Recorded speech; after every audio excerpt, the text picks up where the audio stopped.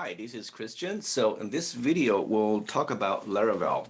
Okay, and not doing any coding here, just going over what Laravel is and how you use it in the program. So Laravel, as you can see, is a backend open source PHP, I should say, full stack web application framework. Okay, that uses PHP as the source language. It embraces or uses the MVC, the model view controller architecture pattern. You'll see that when we start coding.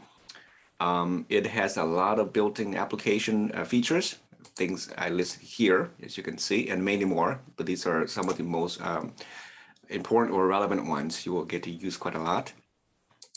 So in this demo, and in the next video, we're going to do the following. Okay, we'll install Laravel, create a application, a really simple hello world application in Laravel. We're going to look at the model view controller and the routes files and folder structures. And we're going to create a simple templated syntax system, actually a template, and then we're going to render the content using the language syntax to the browser, okay? And these are some really nice readings about Laravel, some documentations here. They have an okay documentation. It's still not the best, in my opinion. The best online documentation is still php.net, okay? But indeed, they do some really nice examples as well. So the tools you need are as follows. You will need at least a PHP 8 or higher, highly recommended. You can still go with 7, I'm pretty sure, but it may cause some issues. And the best way to do that is basically install XAMPP on your system, because XAMPP is a program that installs a stack of other applications you need already, right? The X here stands for cross-platform. The A is for Apache, M is for MariaDB or MySQL, and the P's here are for Perl and PHP, okay? And if you are on a Mac, you want to use it, that's only for Mac, you will use the one that says MAMP, and Windows will say WAMP instead. But I use XAMPP because it's cross-platform. Now, we also need a Composer, which is the package installer. This is not only used only for Laravel, it's for the entire PHP framework. So this is synonymous to NPM, when you talk about Node. So you need a Composer to do that, and an IDE of your choice. There are a lot of IDEs. Any IDE will work, whichever you feel most comfortable with. You don't have to change IDE, but I'm using Visual Studio Code, so I will stick with this one here. It's free, open source, you already know that. The other one is PHP Storm, which is really powerful. It's not free, but it's really robust, provided by the JetBrains team. So if you want to get a free version of that, you can follow this link here and sign up as a student or an educator and some other license too to give you a free for 1 year, okay? But in this example, I will be using just Visual Studio Code so that everybody can use it as well. Okay, and then you also need to install the Laravel CLI. It's recommended after you install Composer, right? So once you do that, just install the Laravel CLI globally by running this command right here, okay? So that's that. Right, so Composer is really simple. I'm gonna go right there right now just to show you what it looks like. So I'm using Windows, so if you're on a Windows system, just download the executable files and run the installer that way. It's very easy. You can also run in the command terminal like you see here. Just copy one of these and run it directly, okay? If you're on Mac, they also have different ways to do that as well. Mac or Linux systems, okay? So install that first. And then now down here, just a little bit history of Laravel. As you can see, it's still quite young compared to other frameworks, I guess, especially the .NET. But it's been around for the last decade or so. We are now using version 9, right, at the time of this recording. So version 10 is coming up, in the next couple of months or so. So versions are important to understand because they can break some changes or the folder structures might change a little bit, but the framework will still be the same, okay? So just be aware of that. So down here is how you create a Laravel project. Just follow the same steps. Here again, I'm using the Composer as opposed to the Laravel. You can also create a project using the Laravel command or Laravel CLI itself, But for our example, we'll be using Composer to create that for us, okay? So this is the command here to run your application. Once it's installed, use the PHP artisan command and followed by the serve function. Okay, and then by default, I think it's the localhost port number 8000 is the default port number. You can use localhost or you can use the 127.0.0.1, which is the same thing. Okay, so here is the structure for Laravel 9, the folder structure, I should say. Now, if you're using the older version of Laravel or a new version, these folder directories may change or may not be exactly what you see here. So on the left side here is the root directory. The root directory means it's the root project, right? So for example, up here, if I create a project called my app, inside my app folder, I'm going to see these folders in addition to some other files. Here, we're just looking at the directories. So there's about 11 directories in here for Laravel 9, all right? You will see this by default. The one I put in blue here means that they will be created and scaffolded for you automatically when you install or create your project, okay? So it's important here. On the right side is what's inside this app directory. We only focus on this app directory here. So if you open the app directory, you will see these directories as well. The one I put in blue here, again, are the default ones. The one in black are only as need basis. So if you want to create the black ones here like this, you would use the artisan command make : whatever that is, and it will create these folders for you automatically for in here. Okay, so chances are we're not gonna probably using many of these one here, other than just the default ones. And down here is what each of these directories do, right? What do they provide and what's their purpose? So if you read about it here, you understand maybe better. But most importantly, we're going to focus mainly on the app directory, the public directory here, resources, and the routes, okay? Or mainly just mostly these up here, okay? We're not going to focus too much on the bottom ones down here. So these will be touched quite extensively, especially if you want to config and do some database activities, which we'll probably not do in this class. Okay, so down here are some of the, again, information about the other directory inside the app directory here, what these folders are. The important ones we'll be using are the HTTP, the providers, mainly just those two, okay? The other ones, we're not gonna do them until maybe later, but I think just those two here, right? Okay, so Laravel uses a templating syntax system called Blade. So it's called a Blade syntax, or sometimes you refer to view as a Blade view, then we mean a Blade file. A Blade file must have the extension .blade.php attached to it. Okay, if you don't have that attached to the file name, it's not going to be rendered by the Blade system.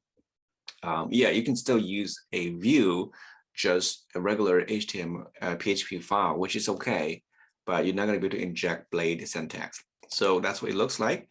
And these are stored inside the resources/views directory, okay, which is the one I mentioned up here, the views directory, not shown here, way up here, inside of resources, okay?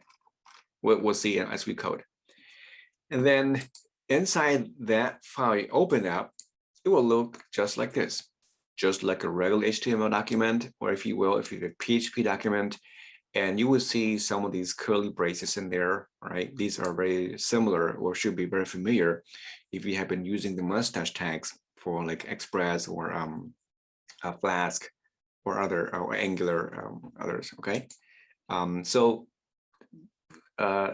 Blade also uses this syntax here. This is for text or string interpolation. This is actually incorrect. The syntax here, I think it's incorrect because the name here should have a $sign. Okay, I could be mistaken, but it's probably incorrect. We'll take a look. Okay, so that means you're going to inject the data into here, and then it will be parsed and we render to the view. You see this is hello, whatever this name is. Okay, this is how a function called get is used. this is part of the HTTP protocols, or I should say HTTP verbs, how you can receive data or requests from the browser. And they're going to use to render data to the view. So the get will be a request type. You have this a post, a put, a delete, and options, and patch, and so forth. Okay.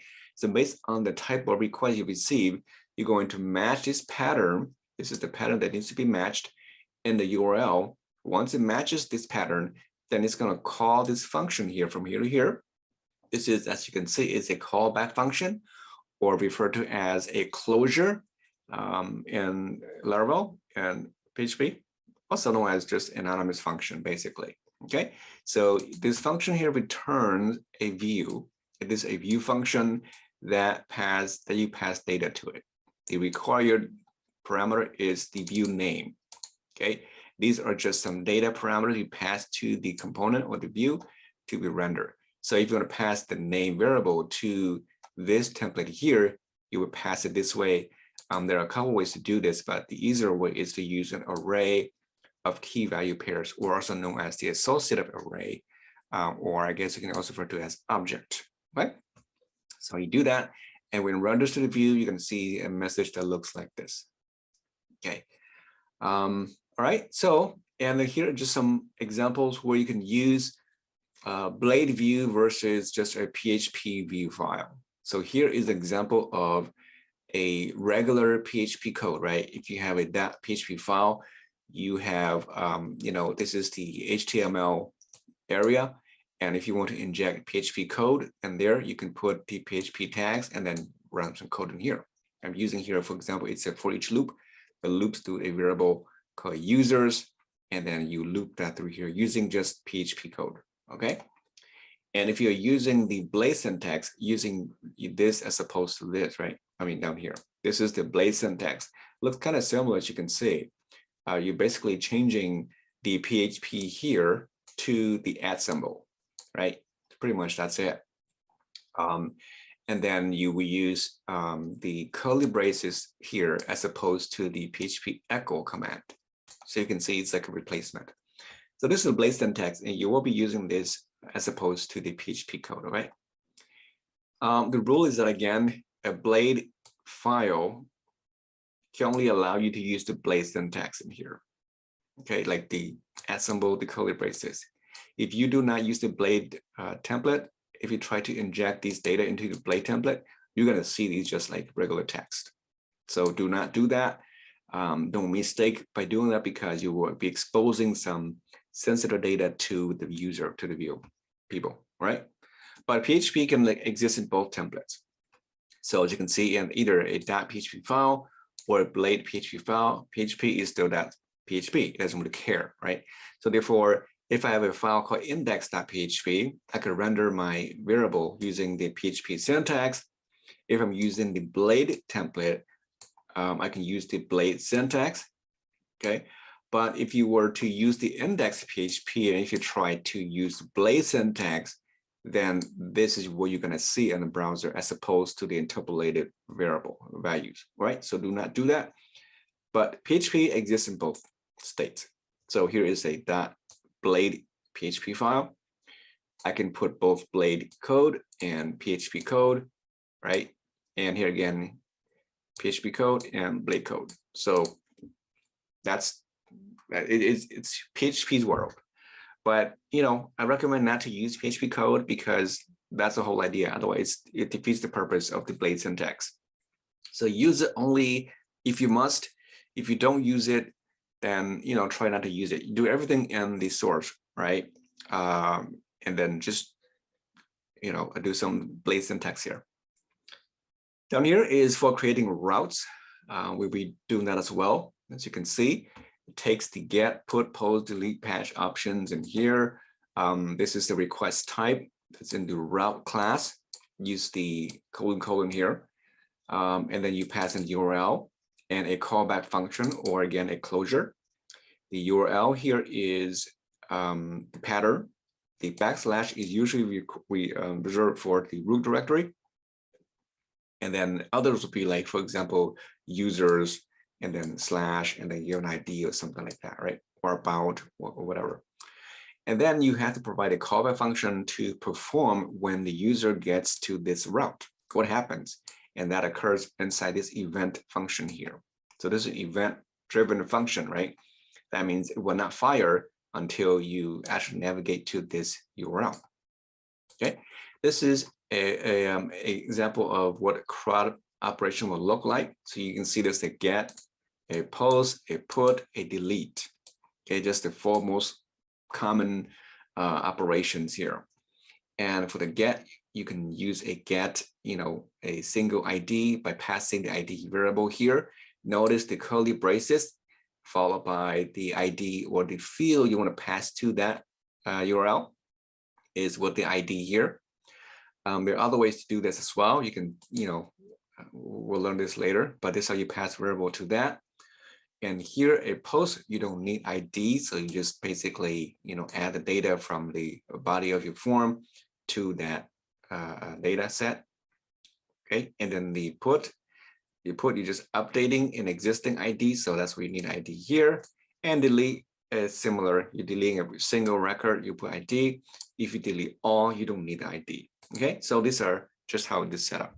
All right. So that is pretty much a very high overview of Laravel. And in the next video, we're going to go ahead and create our project in Laravel. Hello, this is Christian. So this is video 2 or part 2 of the Laravel tutorial. Now we are going to create a Laravel project. I'm going to install the project inside a folder called Laravel. So make sure you go there and just create anywhere in your drive. And I'm going to go to my command terminal and run Visual Studio Code. Okay, so code space dot, hit enter, and that will load the Visual Studio Code. If you're using PHP Storm, you would take PHP Storm and then do the same thing. All right, so here we are. I'm going to go to the terminal and load my terminal here. As you can see, there's nothing here yet. Now, if you do not have Composer installed, if you type Composer and if you don't see anything, then you need to install Composer first. As you can see, I do have Composer already installed. So once you type Composer, hit enter, you can see all these information coming up in here. Okay, so these are just all the functions you can use with Composer.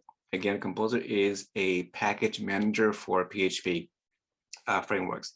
It's not only used for Laravel, of course, other frameworks as well. So synonymous to the NPM or the Yarn, for that matter. Okay, so you can see that I'm using version 2.3.8 as of today. And if you just want to see the version, you just type in -- version or the capital -V here will give you that as well. Okay, so that is the first thing you need to do. Now, the next thing is you're going to create a project, and we use the Composer to do that for us. So you're going to type in Composer, and the command is create -project space followed by the Laravel /Laravel, and the name of the project is going to be whatever it is. I'll use here hello. I'll put hello Laravel. That's the name of the project folder. Okay, so usually follow this convention. All lowercase is highly recommended, and hit enter. And it might take a while depending on the speed of your system because it's actually, installing, downloading files as you go. So it might take about half a minute or so, depends. And I'm going to just let it run here. I'll pause it and I'll come back when it's done. Maybe about, again, it shouldn't be that long. Okay, it'll be like half a minute or about a minute or so. So let me pause it. Okay, here we go. We're done. So again, it's about a minute or a little bit less than that. As you can see, it installed about 72 packages, including any of the dependencies and so forth here. We're now ready to go. And now you have a folder called hello-laravel. And now from here on, we need to navigate inside this folder here. If you expand this folder, you'll see a bunch of files here, okay? If you have been working with other frameworks in the past, like Eclipse, Express or Angular React, you should see something similar. As you will see that a lot more files than other frameworks maybe, besides the .NET. So I'm going to go into that directory. So cd space type hello, or just type he, tab and enter. Okay, I'm now inside here. So you can see all these the files here. Now, once you're inside this project, you can access the artisan library or the function right here, as you can see in this command here. This artisan here, if you type in like maybe artisan list, not that one, just PHP artisan, I guess. It would list a bunch of functions or commands that you can use. You can see to build clear your views here. Up here, you see some more important ones, the queues. We're not going to do that here. A lot of make functions here. Migrate. This is really useful for when you create databases. Maybe we'll do that in a future video. But up here, you have some of the things or components you can create using the make function. Okay, so you can make controller, create component here, create some events, some exceptions handling, some additional middleware, you migrate your database and so forth, you create your model. So a lot of things are pre-built into the framework. So it would do this very quickly for you, as opposed to having you write all these, manually yourself. Okay, so that is what this is for. And one of the key functions you can see here is called the serve function. So these are like a higher level commands that you can access directly through the artisan library here. So we're going to run the application by using the serve function here. And also the up and down, you see one down here, one up here. These are also very useful for putting your application into maintenance mode. So let's say you have a live site that's going on or something, and you don't want to run your site, you put that into maintenance mode by issue this command down, and Laravel will display a message saying that it's currently in maintenance, so that other users don't access it until you're ready to go. Then you can issue the up command to bring it back up again. Okay, there are ways around it to get past this maintenance mode, so you can still work into, but we're not going to do that. Okay, so let's go ahead and run our code. As you can see, it's full-fledged application is running already, ready to go, and you just have to type the command PHP artisan and serve. Oops, I typed incorrectly. No, I'm gonna get out of that. Sorry about that. Let's try again. There we go. Okay, so it's gonna run on this port right here. I'm going to just copy this and run on the browser because it's gonna launch my browser in a different location. I don't want that, so I'm gonna launch in this guest account here. So here we go. If you see this, then congratulations, you have run or created a Laravel project. Now, this is version 9, so the output will be different from the previous version. They have a little bit different in the layout here, but that's not so important. What's important is that this is actually functioning, okay? So right now we are at the root directory. Again, I'm using 127. You can totally change this to just localhost if you prefer that way. Okay, it doesn't matter. Which is fine. So maybe we'll keep it that's okay. And this is the slash, okay, which is already included in the first route. If you try to go somewhere else, like, ABC, okay, you're going to see an error. It is not found because we have not created any routes yet. Right. So let's go back into the program and explore around Laravel. So I'm going to keep this running. Okay. So once you run it, you can keep this running as it is. You don't have to close it, so that you can always just go back to the browser and refresh it. And you can open a new tab over here. Okay. So you can do your code in here. So let me go back into that app again. So if I need to install some of the stuff, I can run separately here. All right. So let me collapse this down here, make it smaller and close it completely. And let's look at what we have here. So this is the folder you have here. These are the actual folders created by default. I showed you in the previous video. As you can see here, the app is really important. And inside the app, you have about 5 folders. 5 folders here are generated by default in here. And let me close this first. So in here as well, at the root level, you have some additional files in there as well. So you see one that here is a composer.json file. This is synonymous to the package.json file and the node environment. It's exactly the same idea. It's just a metadata file that lists some of the really important information about your project. So here you see the name of my project, what type it is, the description. These are provided by default already. If you want to change it, you can change it here, okay? The required here means that these are the dependencies that you need, you must have in order to run Laravel. As you can see, it recommends version 8, right? The required -dev, these are only used for during development. So because we are doing development, you can add more stuff in here if you want. But again, these are the default dependencies. As you add more and more packages, it will be added into this development. And if you do need them to, export out to the final project, then you will add them to the required part here for distribution. Okay, so just some stuff here. Autoload just means that you autoload your data and other libraries in here. And so a lot of stuff in here, okay? So I recommend do not make any changes here unless you know what you're doing. Otherwise, you will crash your program. The other one is a package JSON here, very similar, right? As opposed to the application and the composer itself. Another you see here is the Vite config.js. It's called Vite. I think it's French. It's a what do you call? It's like a Webpack type of program that actually is responsible for scaffolding your application. I believe it's a newer one, but it's quite fast. Okay, so Laravel uses Vite as well as Vue. So these are just things that over here. The environment.env file here is a list of some global environment key value pairs that you can change or override if you want to. These are also being used in the app folder in other places as well. If you want to access them or include them in your code, you can add them directly in here and then access them.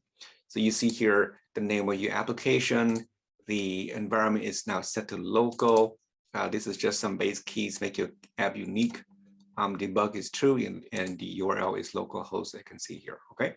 And database is set default to MySQL. If you use a different database system, you want to come here and modify these and change these here. So again, maybe we'll do that in a later system. Okay, so this is just the environment here. It's also being pulled from this environment.example as another one kind of looks similar. But I think it used the example here to generate this actual environment file. So if you want to change this to your code, change inside the environment, not the example here, right? Now, so when you look inside here, the folders that will be focusing most of the time on are the app folder, the public folder, resources, and routes.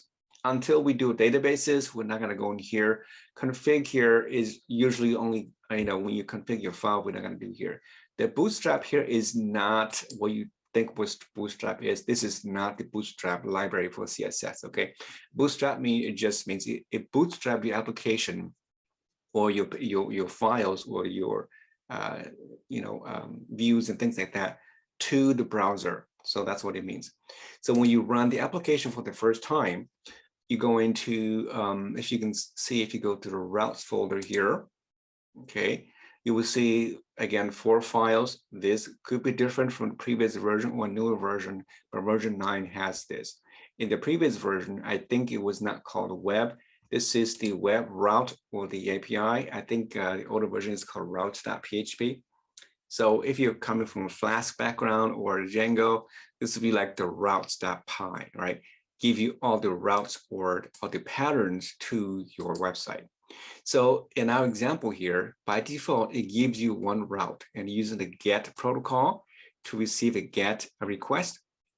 And as you can see, it has the / as a root directory, and it's going to launch a function. This is the callback function, or also known as a closure, and in this context here, that will return a view to the browser. The view function here returns a view name. This view here is a string of a blade syntax or blade view. Now this welcome here is found inside the resources folder, and there is a views folder and there is welcome.blade.php. So notice when we include the view name, we do not include the full name, or not even the .blade.php, just the first name of that file, or I guess all the way to the .blade, okay? And Blade will know it. If you want to run the entire PHP file, you can type it here, but I think that's defeats the purpose. So the view name, and then after that here, if you want to pass in data, you can pass in a parameter using the array key value pair. Okay, we'll do that a little bit later. Other ways to do it too. That's just one way. Okay, so it will load that view, and if you go to the view welcome blade, if you open the file, you're going to see that it looks like this. Okay, so if I collapse all of these, you're going to see it's just a regular HTML, right? From top to bottom, it's a complete HTML5 version. Here, you see some Blade syntax here, the color braces here. This is Blade syntax, also known as mustache tags, right? And what happens inside the braces here is actually an expression. Expression is anything you type, a function that returns some data or some mathematical operations, or a string or variable interpolation or anything like that. Okay. Here you see some just some CSS here, styles. It's just inline style, embedded style here, and then down here in the body of your document, you see again more Blade syntax. The @ symbol here is denote that it's a Blade syntax. It's an if function. If and else, you can see here, right? It will structure very similar to a regular PHP if and else. Okay. The only difference I should say is because it's replacing the @ symbol with the PHP syntax. So you see that here. Go down here. This is the logo. I think that's another one here, and the rest is just some other links you see here. Okay, so up here in the head section, which I don't see a lot thing here going on, but okay, so if you want to load styles or load images or things like that, now this is a view, which is, you can treat this like a front end as well. And it behaves really nicely in PHP and Laravel. You don't have to do any special things like you would probably do with Express, right? So if you want to link to a image, you would load your images from the public directory. Okay, so you see that over here is the public folder. Let me open that. And this public folder here has an index.php as well, and has a favicon and so forth. So if you want to add like your own CSS or your JavaScript on the front end, you must place it inside the public directory. If you want to link to a logo or a file or a CSS image, then whatever you type here will load, or it will look automatically inside the public directory. Okay, so for example, I'm just saying, if I have a folder called CSS, like that, right? Inside my CSS, I have my own main.css. Okay, if you want to link that to your Blade, right? You will go up here and you would do like link, and then href is, you just go directly to the CSS folder and then main.css, like that. Okay, so this is already in the directory of your public folder. So think of this like the public HTML of your server, right? That's what it means, how you access them. So you're not going to go out there to Laravel and back in here or something. Okay, just go to that. We'll take you right there. And maybe again, we'll revisit this later in the future. Now, inside the resources, you see there's another CSS and another JavaScript. So these are not the same as you put in the public. These are only available in the backend to use, right? So there's a distinction between the two. So that is the view you saw on the browser. Now, what happens when you run the application is that it will go into the app folder here. Okay, the app folder is really important. It will intercept inside the HTTP directory. There's an HTTP, there's a console. We're not going to do console here. We do the HTTP, we use everything in the browser. Okay, your HTTP protocol goes here.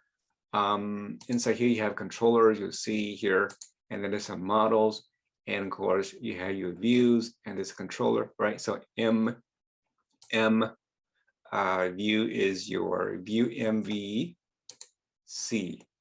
okay? So model view controllers, and that's how you separate your files. And so, so when the app runs, it goes in here to your app folder, it goes into your HTTP. Inside here, and the providers here, you have a route provider here, goes in here, look for your route, right? Inside the web here, and it goes to the web page, right? It finds that, you know, the process is actually pretty straightforward. I don't remember exactly how it goes, but it loads in here, and it will then launch the index inside your public file, this index here. Okay, it will go in here as well, and then, you know, load your files in here, bootstrap the application. It builds the fetch the view, and then returns the view, and then sends it to the browser, and it terminates the view. So it does this every time. When you load a new page, it's going to come in here, right, and look at the pattern, go through a route, find a pattern. Once it finds it, launch the view, whatever the view is, and then returns it, and then sends that view to the browser, and then it terminates that request. Okay, this is the whole cycle here. Okay, so that is, I mean, again, very high level. As you start coding, you get used to it a little bit better. But most of your time will be spent inside this web file, creating, you know, routes, inside the views folder, creating templates, and do other stuff in here as well. Like API, we'll do that later. But yeah, I just want to give you an overview of what it looks like inside here. So we have the controllers in here. We'll do this later. The ring simple controller. We'll look at the route service file here. We're not going to touch this unless you want to create your own groups of routes. We have only two here, the API and the web. And our example will be focusing mainly on the web for now until later. Maybe we'll do the API. Okay, so that is pretty much it. And then in the next video, we're going to go ahead and create more routes and templates and render some data to the view. Hello, this is Christian. This is a video 3 of the Laravel project. And this video will look at just some of the key components of a Laravel project. So it's important to understand where things are, how, you know, all these components are connected together in a Laravel application, so you can, you know, navigate around very easily. Right. So first of all, I want to go back and make sure that my application is running. If it's not, make sure you do that first. So go back to my Hello Laravel project, PHP artisan, and then serve. Okay. And it should be running. So I can close this for now and go to my terminal, my browser, and refresh. It should be running at port 8000. Okay. So here again, this is the index page. Okay. If I go and type in here /, that's the root directory. If I type in index.php, you can see it's the same thing. All right. So where is this file exist? That's one of the questions you should ask yourself, right? How does it know to load this file? So let's take a look at what it looks like behind the scene. So back here, you can see again in the Laravel application, you have about 11 folders here. The way things work is that when you launch the browser, you go to that URL, that port number 8000, it's going to look inside the public folder here, right? So this is public facing, which is just a root directory of your public server, like you launch on a site on a server. I mean, right? To public facing or client facing, the rest are in the backend. So most of your time you will spend using not in the public, but at the backend. So anyway, the public facing here, you can see there's a file called index.php. And I mentioned earlier that if you want to add, images or any media content to your web page on the front end, you need to put inside the public directory here. So the CSS, which we created earlier, and any images and whatnot. All right. So that is what this index.php is. And just to make sure it does work, what if I go and rename it? If I rename it to, I don't know, index 2, right? So Index 2 now has been changed. Now I go back to the browser and refresh the page. Well, guess what happens? It failed, right? And what if I go back and just go to the root directory? Same thing, it fails. It says cannot find this file here, doesn't exist, or because of this. And here is some clue, right? This directory, this is my project here. If you go to the vendor, Laravel frameworks, SRC, Illuminate, Foundation Resources, server.php, that is where you will find that information, okay? So let's see if you go there and see what happens. So back here in the vendor, under the, I think Laravel framework, SRC, Illuminate, it's already in there. So all these are under the Illuminate folder. Under the foundation, which is the foundation of the framework, going to the resources, and there is the server.php. And this is where the file lives. So as you can see, it requires this file called index.php. And that is that file we just mentioned earlier up here. That is this file. Let me open this. This is in the public folder called index here. So since I changed to index 2, if I change this to index 2 in here, normally you don't do this unless you really want to. So just be cautious. If I change to index 2, now it matches my file, which I call it here. To go back to the browser and refresh the server, and there it is, right? So now it's index 2 as opposed to index. If I type in index, it's not going to find it. As you can see, so 404. But if I call it index 2, then that is the file. Okay, so if you want to call it index 2, some people call it index and call it default, some home, whatever. It's up to you. But again, I would not mess with this. I just tell you where things are, okay? So this is where it uses to bootstrap the application to that front end. So usually you don't go in here and change things, okay? So let's go back and rename it back to index 2. I mean, just index. Okay, so it goes in here, loads the autoload here for some the vendor files, and then it bootstraps the application, and then it sends the request to the front end, and then it terminates this process, right? So that is important. Now in here I have a CSS folder I created earlier. I also imported some CSS in here already. I'm going to use that for the next video. We're going to add some HTML. So make sure you put that there. I will also share this with you if you need it. And again, this is the front end. How do I know that? Well, you can test it. Go in here and create a file called about.html. Very simple. And do the emit here. Create a really simple application here. We'll just call it. Let me make it big. About. All right. So here we go. Save this file. Go back to the browser and type in here about.html. And boom, there it is, right? So this is the front end, and the other is the back end. So you can see why that Laravel is a full-fledged, full stack framework, right? You can build all your front end here, and at the same time, do all your back end here at the same directory here, same project really. So really useful, really powerful for doing this stuff, which is also a really good, I guess, source or partnership with Vue, where you can add your Vue code, or it doesn't be Vue, it could be Angular 8, it doesn't matter, right? React doesn't matter. On the front end, interact with the back end. Okay, so very, very powerful. I'll leave this here for now. I want to show something really quick. Okay, so that's the front end. So the back end are, let me close this. Most of the times you will spend your time inside the routes folder. It's called the web.php. That's where you create all your routes. We saw this earlier.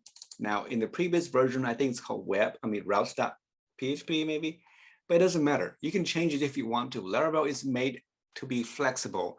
That means if you don't like the way it's structured, you can actually change it if you know how to do that, right? So where is this file being called from? How do we know where this one is?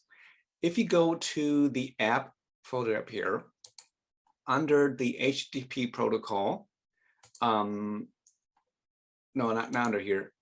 Yeah, under HTTP protocol, because using everything is HTTP. And no, not here. I'm just something different. later. And the providers, I'm sorry, the providers here, there is a route service provider.php. Inside here, you will see that there are two groups of routes, or we call this part of the middleware, right? There is one called the API and one is for the web.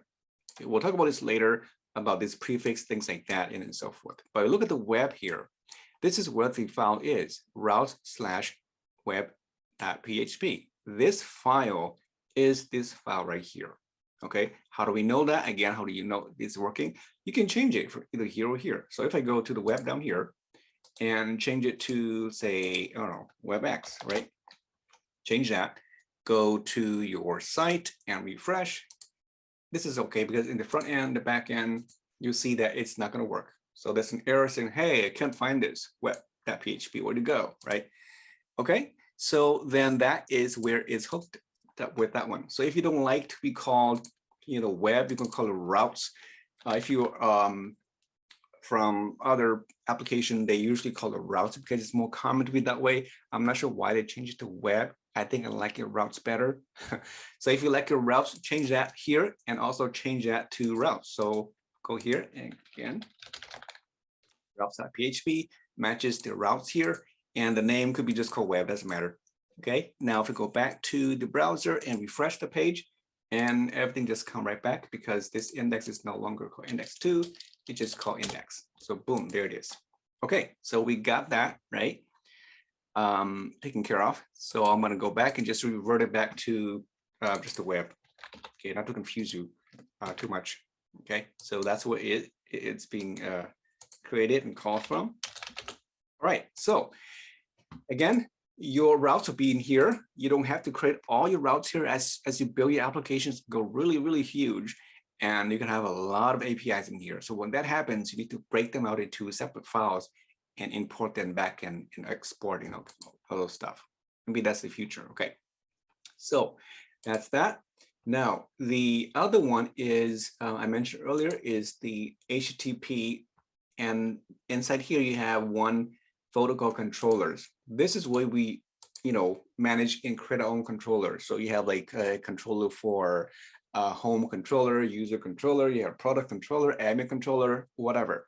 What is a controller? Well, it contains some mainly functions that, process some logic for your application. So instead of doing everything, in the web API here, you can manage that by moving all different features, if you will, to a different controller instead of, filling this out with all the get, put, post, and on the same page here. So we'll do that later. We'll put a class in here. We create your own controller, not inside this file, but you have your own separate file. We call it, home.php or something like that. We'll do that later. Okay. So your controller will be inside this controllers folder. Again, you don't have to put it here. You can put it somewhere else if you want to. But again, why do you want to break that if it's already been built for you? Okay. So just keep it as is. All right. So that's the controller. We're not going to do any of the middleware as far as I am concerned, maybe not yet anyway. And then the models folder. Okay, this is where your models live. So again, the model, the view we looked at already, view and controller. So the models, by default, you have one file called user.php. And this is a file, it's just so common that Laravel creates for you. And you can use this to create a database of users so that you can authenticate them to log onto your site. So you can hide, content, right, based on a user login stuff. So this is a sample one here. Later on, when we work with databases, you can come here and create your own database code here. So in this approach is usually referred to as the code approach or code first approach, as opposed to the data first approach when you create this type of framework. It's also very common in other languages as well, other frameworks like .NET, for example. You have the entity framework in .NET where you can create your databases using just code, right?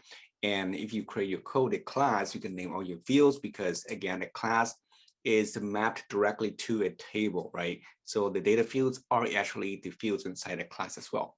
And so when you create your class of tables of data in here, you can then run the migration process to generate your database for you automatically without having you to do anything in the database system.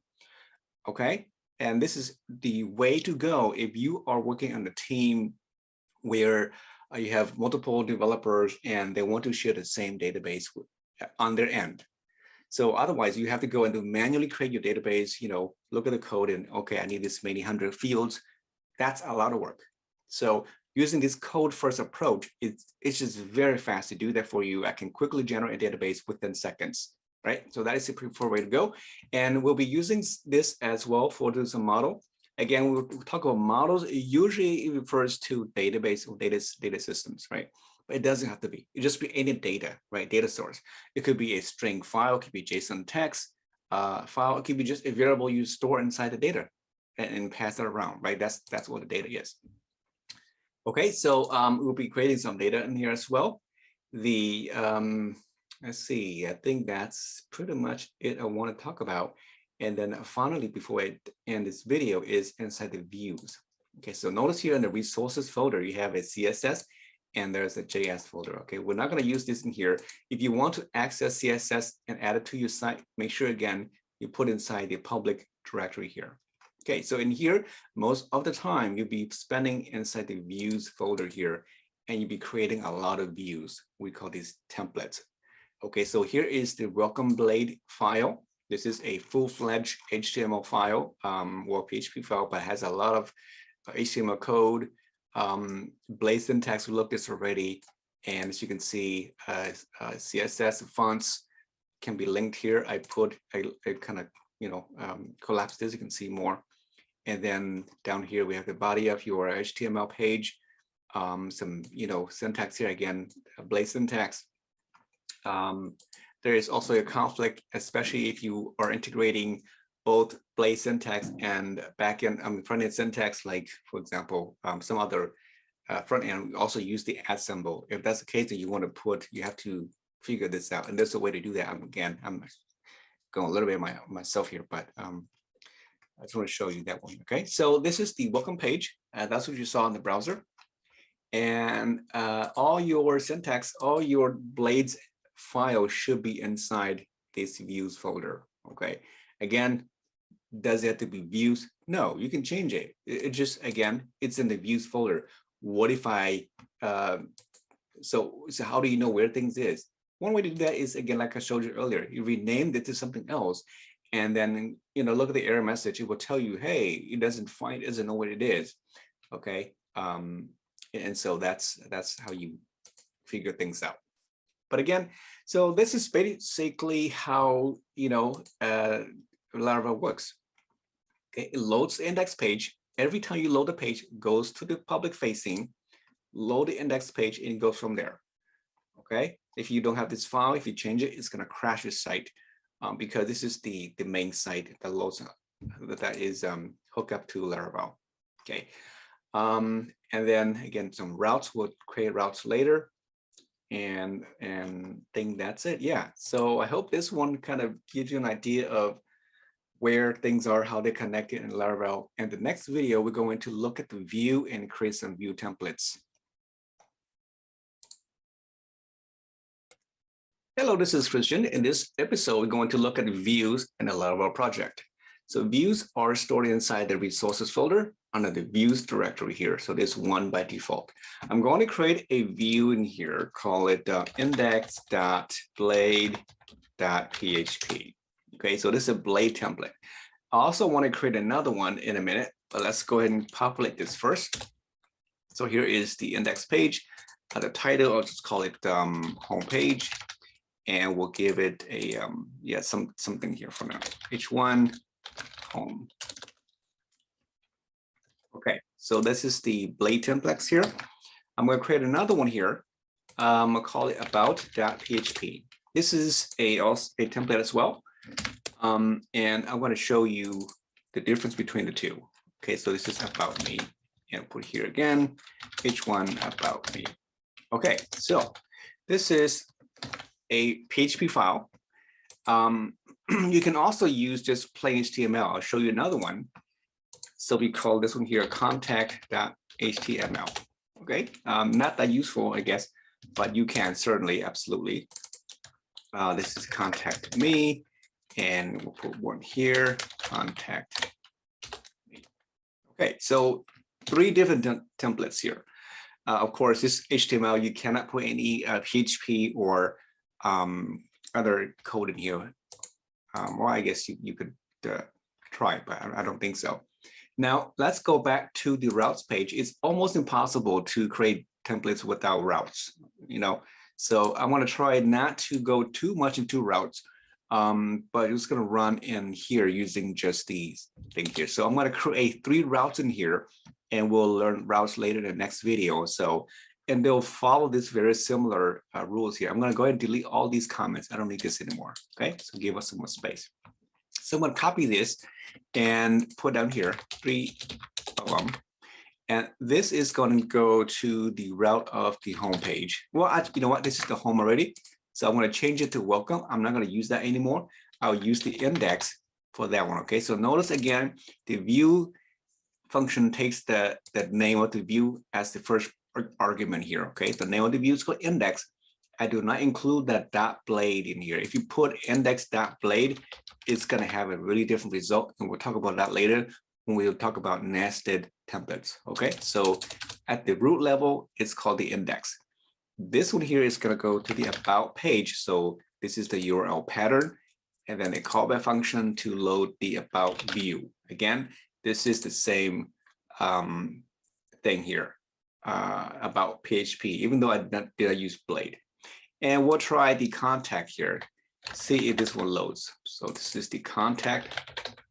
I have an extra one. I'm going to delete this one here for now. Okay, so let's save this and make sure again your application is running. If it's not, make sure you run it. And so let's go to the site, and as you can see, this is the home page, right? Looks good. Make it big. You can see. Go to the about page, and here is the about me, and go to contact. Okay, so you can see I can load 3 different types of templates, just plain HTML, a regular PHP file, and a Blade template. So what's the difference? Okay, why and when should you use it? Well, my recommendation is not to use HTML at all. Okay, totally not cool. The about page here is okay if you use this. You are kind of like getting away from the Blade templates because you are not using Blade syntax. What I mean is in here, you're not allowed to put Blade syntax in here. So let's say I put here a Blade syntax that's like this, 1 + 1 or 2 + 2. I'm expecting to get a 4 here. All right, so I'm going to save this. I'll copy this same thing and put inside the index Blade down here, so you can see the difference. You can see the syntax here is different. I'll show you in a bit how to get the syntax here. So go back to the web page again, and we're not going to do with the contact here. Go to the about page, refresh it. You will see that because this is not a Blade template, the Blade syntax is not rendered, it's not parsed, and you can see the actual code in here. So really not safe, because if you have some sensitive code, you can actually reveal your code to the public, which is not cool. And then the index page, as you can see, you can get the result of that, right? That's what you want, because it's now rendered by Blade. You don't see that is already the interpolated result. So the Blade view can, this Blade here, you can include both PHP and Blade syntax. This is Blade. I can do one here. I can do here, it says equal to, I don't know, it's just something, okay? I'll do the same thing. Equal to the PHP syntax, 2 + 2. Same thing, right? This is the short syntax. So it can take both PHP and Blade syntax. So let's go back to the browser and refresh our page, and you get a 4 = 4. Okay, so that's pretty cool.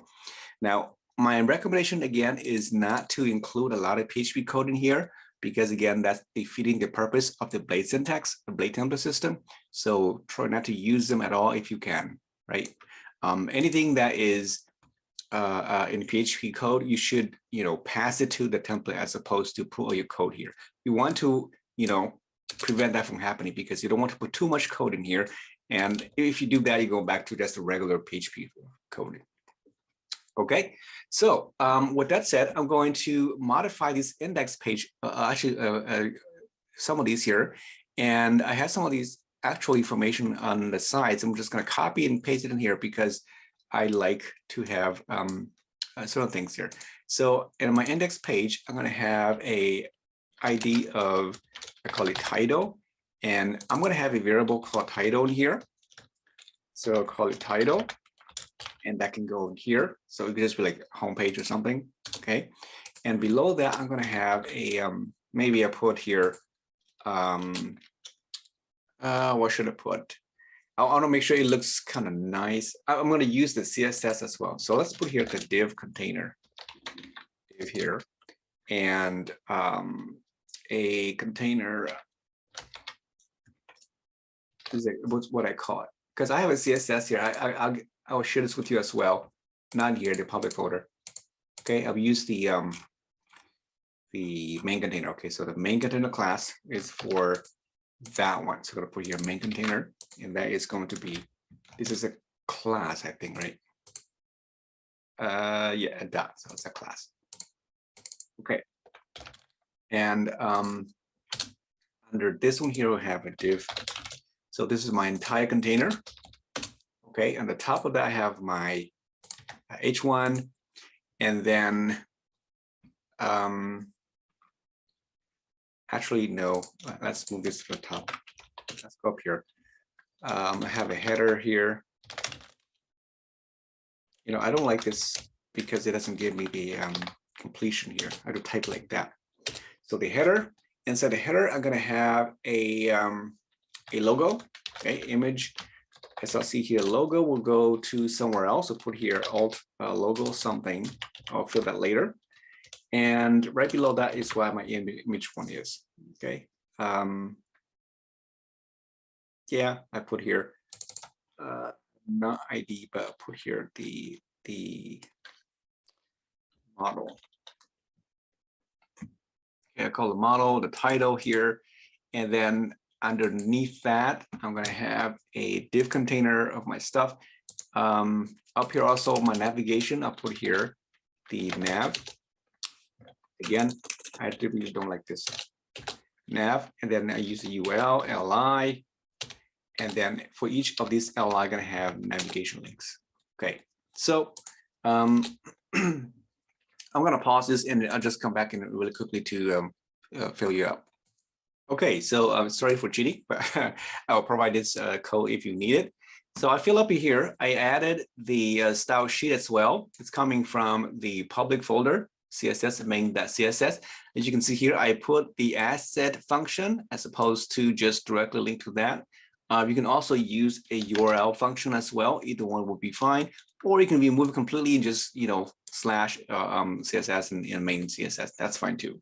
Now, I guess the advantage of using asset here is that maybe later on in the future, they might change some way how you can actually, load this content. So you use the function as opposed to just the regular CSS link, but it doesn't matter. So that one there, I added a logo here. I'm just basically grab this logo from the Laravel website, just a regular plain logo with that image logo. And then also have a model here about Black Ninja, unlike Ninja. So I put that here. And then my navigation will have 4 links to the home page, about page, contact page, and portfolio page. Okay. And I also put a hello, a greeting message that goes to the guest. Welcome to the guest. Down in the main body of the content, I have a div container I created earlier. I have a main section. And the bottom, I have a footer. So I put here just the footer, some information here. As you can see, this one here is not going to work. Actually, yeah, I don't have that one there. I should probably load that from this as well. I think it's called, let me copy this. I think it should match that. And let me just go like that. We'll see if it works, okay? It should be the logo min type, the word Laravel.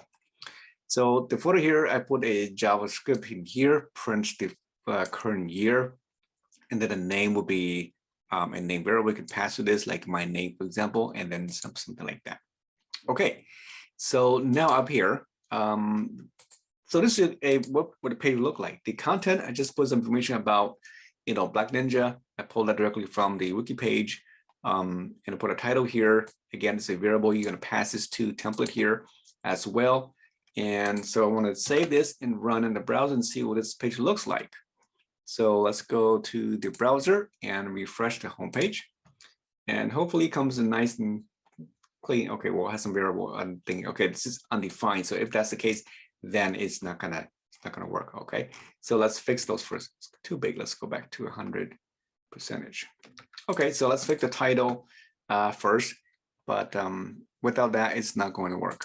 So let's go back here. I need the title and the name down here as well. Okay, the name will be just like my name. You know, you can pass it here. You know what? I'm just going to call it my name. I'm not going to use a variable here. Just put it here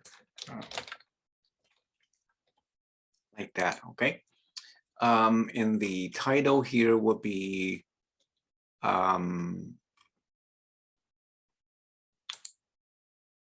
yeah, whatever this title is, we'll give it a name. Okay, so let's go back to the browser. I mean, to the where's about the routes? Okay, this is the index one right here, right?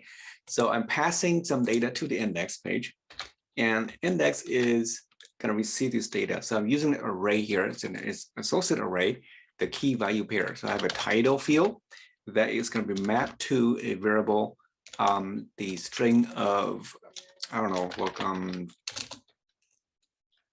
to my home page, just something like that. So the title will go there. About will be the same thing. You give it a title as well later on. For now, I want to make sure that's fixed first. And let me close this and let's go try again. See what happens. All right, so there you go. Looks good. Whew. All right. Okay, so here is the logo I mentioned about, come from Laravel site, and just the word Laravel here is the logo as well. And so this is the home page, and that what it looks like. Okay, I'm going to go to the about. As you can see, we had it earlier, and the contact page, as you can see, it's already working. Okay, because we already put that in the code. I don't have the portfolio yet, but we're going to add that. Okay, so far so good. Now let's go back and finish up the other pages. So the about page, I'm going to change this to the template. Okay, and I don't like this one here. I'll just show you what it looks like, but I'm going to change it back to blade.php, and the same thing with the contact here as well. I'm going to change it to contact.blade. PHP. And we'll do one more for the portfolio. I'm just going to save it, put here portfolio.blade.php. Okay, so let's look at the about page first. So I'm going to change this again. I have some content I want to add to that one there. Well, actually, no, before I do this. Okay, so usually you want everything to look the same, right? You want to have the logo, the navigation, everything on all those pages. And the traditional way is, of course, to copy this as a regular HTML. But Laravel, you know, you don't have to do this. You want to split this up just like a PHP file. You include the header, the navigation, the footer, the main content in their own separate files, and then you merge them together, right? So in Laravel, you can do that using what's called a master page, you know, or a root page or root template. The same thing like in Express or the .NET or whatever, okay? And then using that method, then I can move all of these, you know, to a section. I can move the logo or navigation to a section or a partial, we call it a partial view. I can do the main content in its own template. So this would be the index page has the main content, and I move the navigation, I mean the footer, to its own area as well. Okay, so I'm going to do that, and you do that by creating subdirectories to hold your views. If you are from Express background, this will look very familiar when you use the handlebars template, right? There's a layout, and then there's a partial view, and so forth. So I'm going to create two folders in the views folder, okay? One is called layouts, and have another one, make sure it's in the views folder, call it partials. So one for partial views, one for layouts, which is the root template. So inside here, I'm going to create a file called master.blade.php. And this will be my master layout. And I put some stuff inside this page. So what do I need? Well, if you look at this index page, what should go in there? That will be repeating across all your views. So I'm thinking about, here's what I'm doing. I'm gonna copy everything here, okay? Copy everything here, put it in the master blade file. Now, what things I don't need to be in here? So let me collapse this section and this footer area and so on. So what you can do is with this master page, you want to retain what's same, what's not. So the header should be the same. The only thing that should be different is the main content here. Okay, so what you can do is that you can then move all these out. Okay, move all these out, and in its place, you're going to include them in to this area. And you do that by using a directive called yield. The yield function, and then you can pass in here an ID. ID really just a unique keyword. So I'm going to inject all the content, or the unique, or I guess different content to this area. So that means in the index page, I'm going to inject the content I just deleted back in here. Okay, and then this is the footer. So I can do the same thing. I can move this out to another view, and I'll call it, I include it back in. Okay, so this is to be unique. The title page also should be unique. So here I would do another yield right in here. So yield. This function takes two parameters. The first is the name of that variable. So we call it title. And the second parameter is the default value. So I call it home page. I can just do that as fine. The default is home page. And if I don't include anything to this variable, then it's going to be called home page. If I change it like about or portfolio or contact, then the title will be changed to that particular value. Okay, so the yield here means I can inject data dynamically to this area, and same thing here as well. Okay, so now the header and the footer area, you can leave it as is, it's okay, but I want to use partials. All right, so inside the partials folder, right in here, we're going to create two blades files. This is the nav.blade.php for my navigation. And I'm going to create another one here for the footer.blade.php. Okay, so back into the master blade here, I'm going to copy, or actually move the footer area. All this footer content can exit out, cut it, and paste it into the blade file in here for the footer. Okay, so this is now done. And then in its place, I'm not going to go yield. Okay, yield is only used when you navigate to that particular view. What I want to do is like the include, like the regular include in PHP. So I'm going to use the directive called include, which is very similar to PHP. Inside here is the name of that content or partial view. It's called footer. So again, you want to make sure you navigate to the right place. If you just put footer here, I'm looking at the root directory of the views folder. So I'm not going to find the attempt called footer. Where is it at? It's inside the partials folder. So therefore, you have to say, I have to write partials.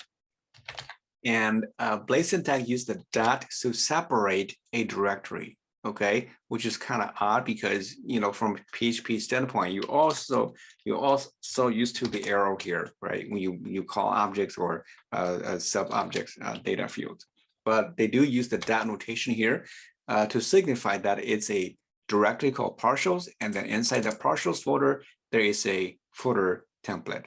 Okay, so that's why I mentioned earlier that if you put like welcome.blade, you got to get something really different because you're referring to a subdirectory. Okay, so the same thing with the header area. So this is the entire footer header. So I'm going to move all these out, cut it, put inside the navigation up here, and just save this file.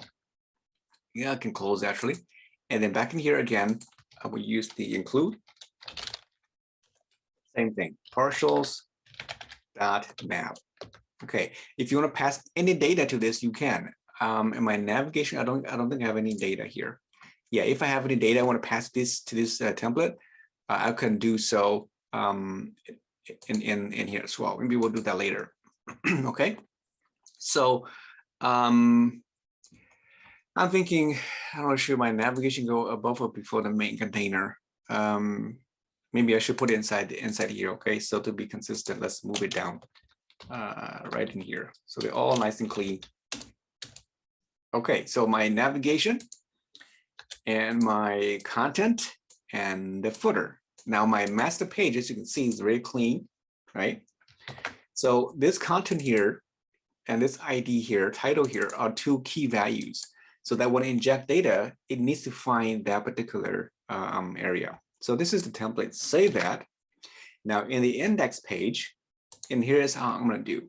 So all of these are already taken, right? From here all the way to the container here. The only thing that's unique is really just what's inside the main tag inside here. So let me, yeah, it's inside here. Okay, so this is unique for every template. So what you can do is you can do what's called a template inheritance. So that I'm going to use the extends like, you know, like a class. When it extends the main layout called the master's layout, it's inside the layouts folder. It's called master, right? Okay, that means use the master layout and then inject this content in the main area. Okay, where does it go? It's going to go into a section. So you put this section here. The section is called content. And I close down here the section. So I think you just call it the end of the section. Okay, so that's what it means. Inject these content inside this section here and use the layouts called master, and this should go inside a ID called content. In this case, that's what we call it. We call it content. Okay, and if you call it something else, then you want to make sure that matches that as well. So let me save this file, and in the routes, it would still be just called index.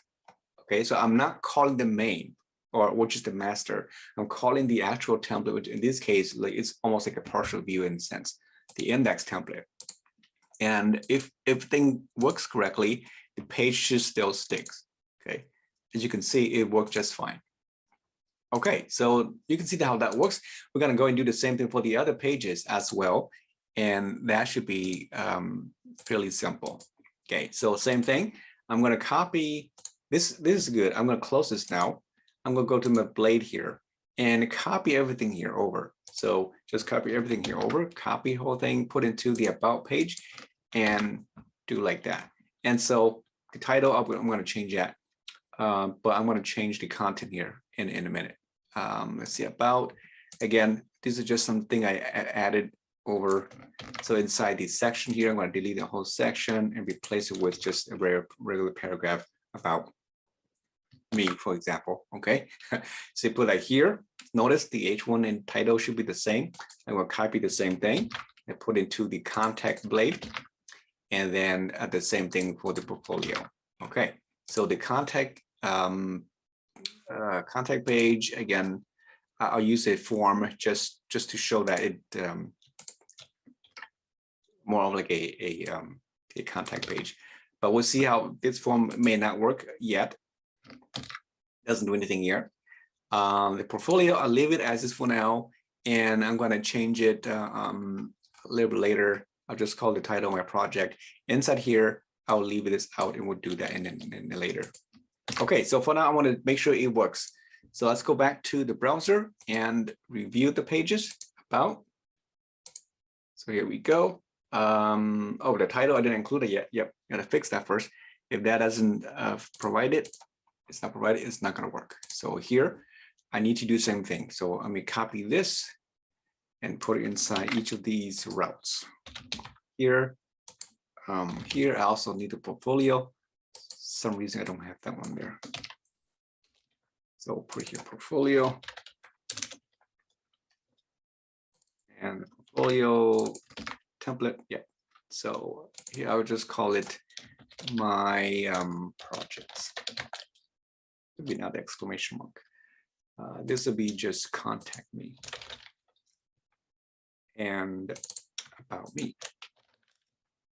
Okay, so I think those are the fields that I needed. Save that again. Go back to the browser and refresh. So here's the About Me page. The contact page is a form. And nothing works here, as you can see. And then there's portfolio. We're going to add some data to as when we do the data model. All right, so that is how you use Vue. So one last thing before we go. Now notice that when I navigate to these different tabs, the title reflects here, but it does not reflect in the tab, right? It still says homepage.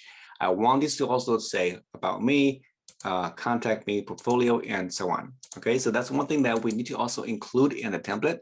So if you go back to the code again, right inside the blade, each of these blade, not the navigation here, the blade here. So notice again, the master file, we have a yield title here because we did not include that particular data. So it's going to be called homepage every time.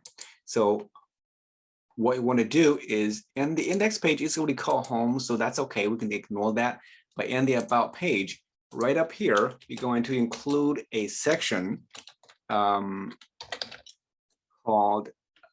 title, right?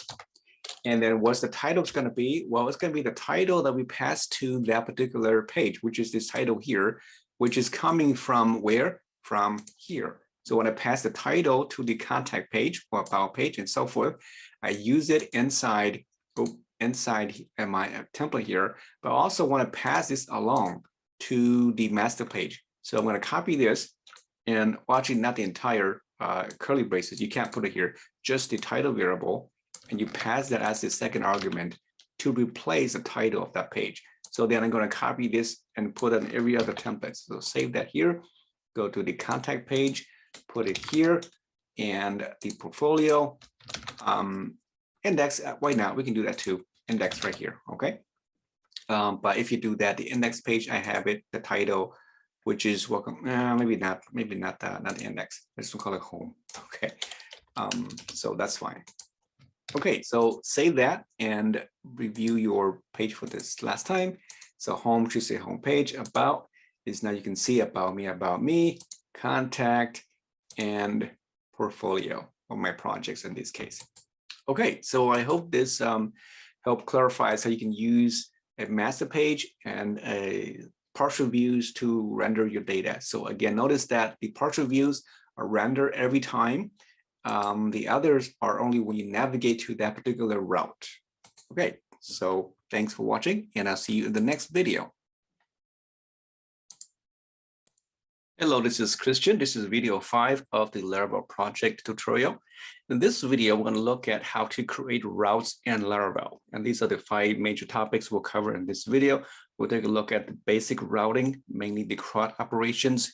We will not be creating or performing any operations in here. I'm just going to show you how to use them, or how to create them basically. And we'll look at the view routes, how to use the view function to generate a route, basically for a GET request.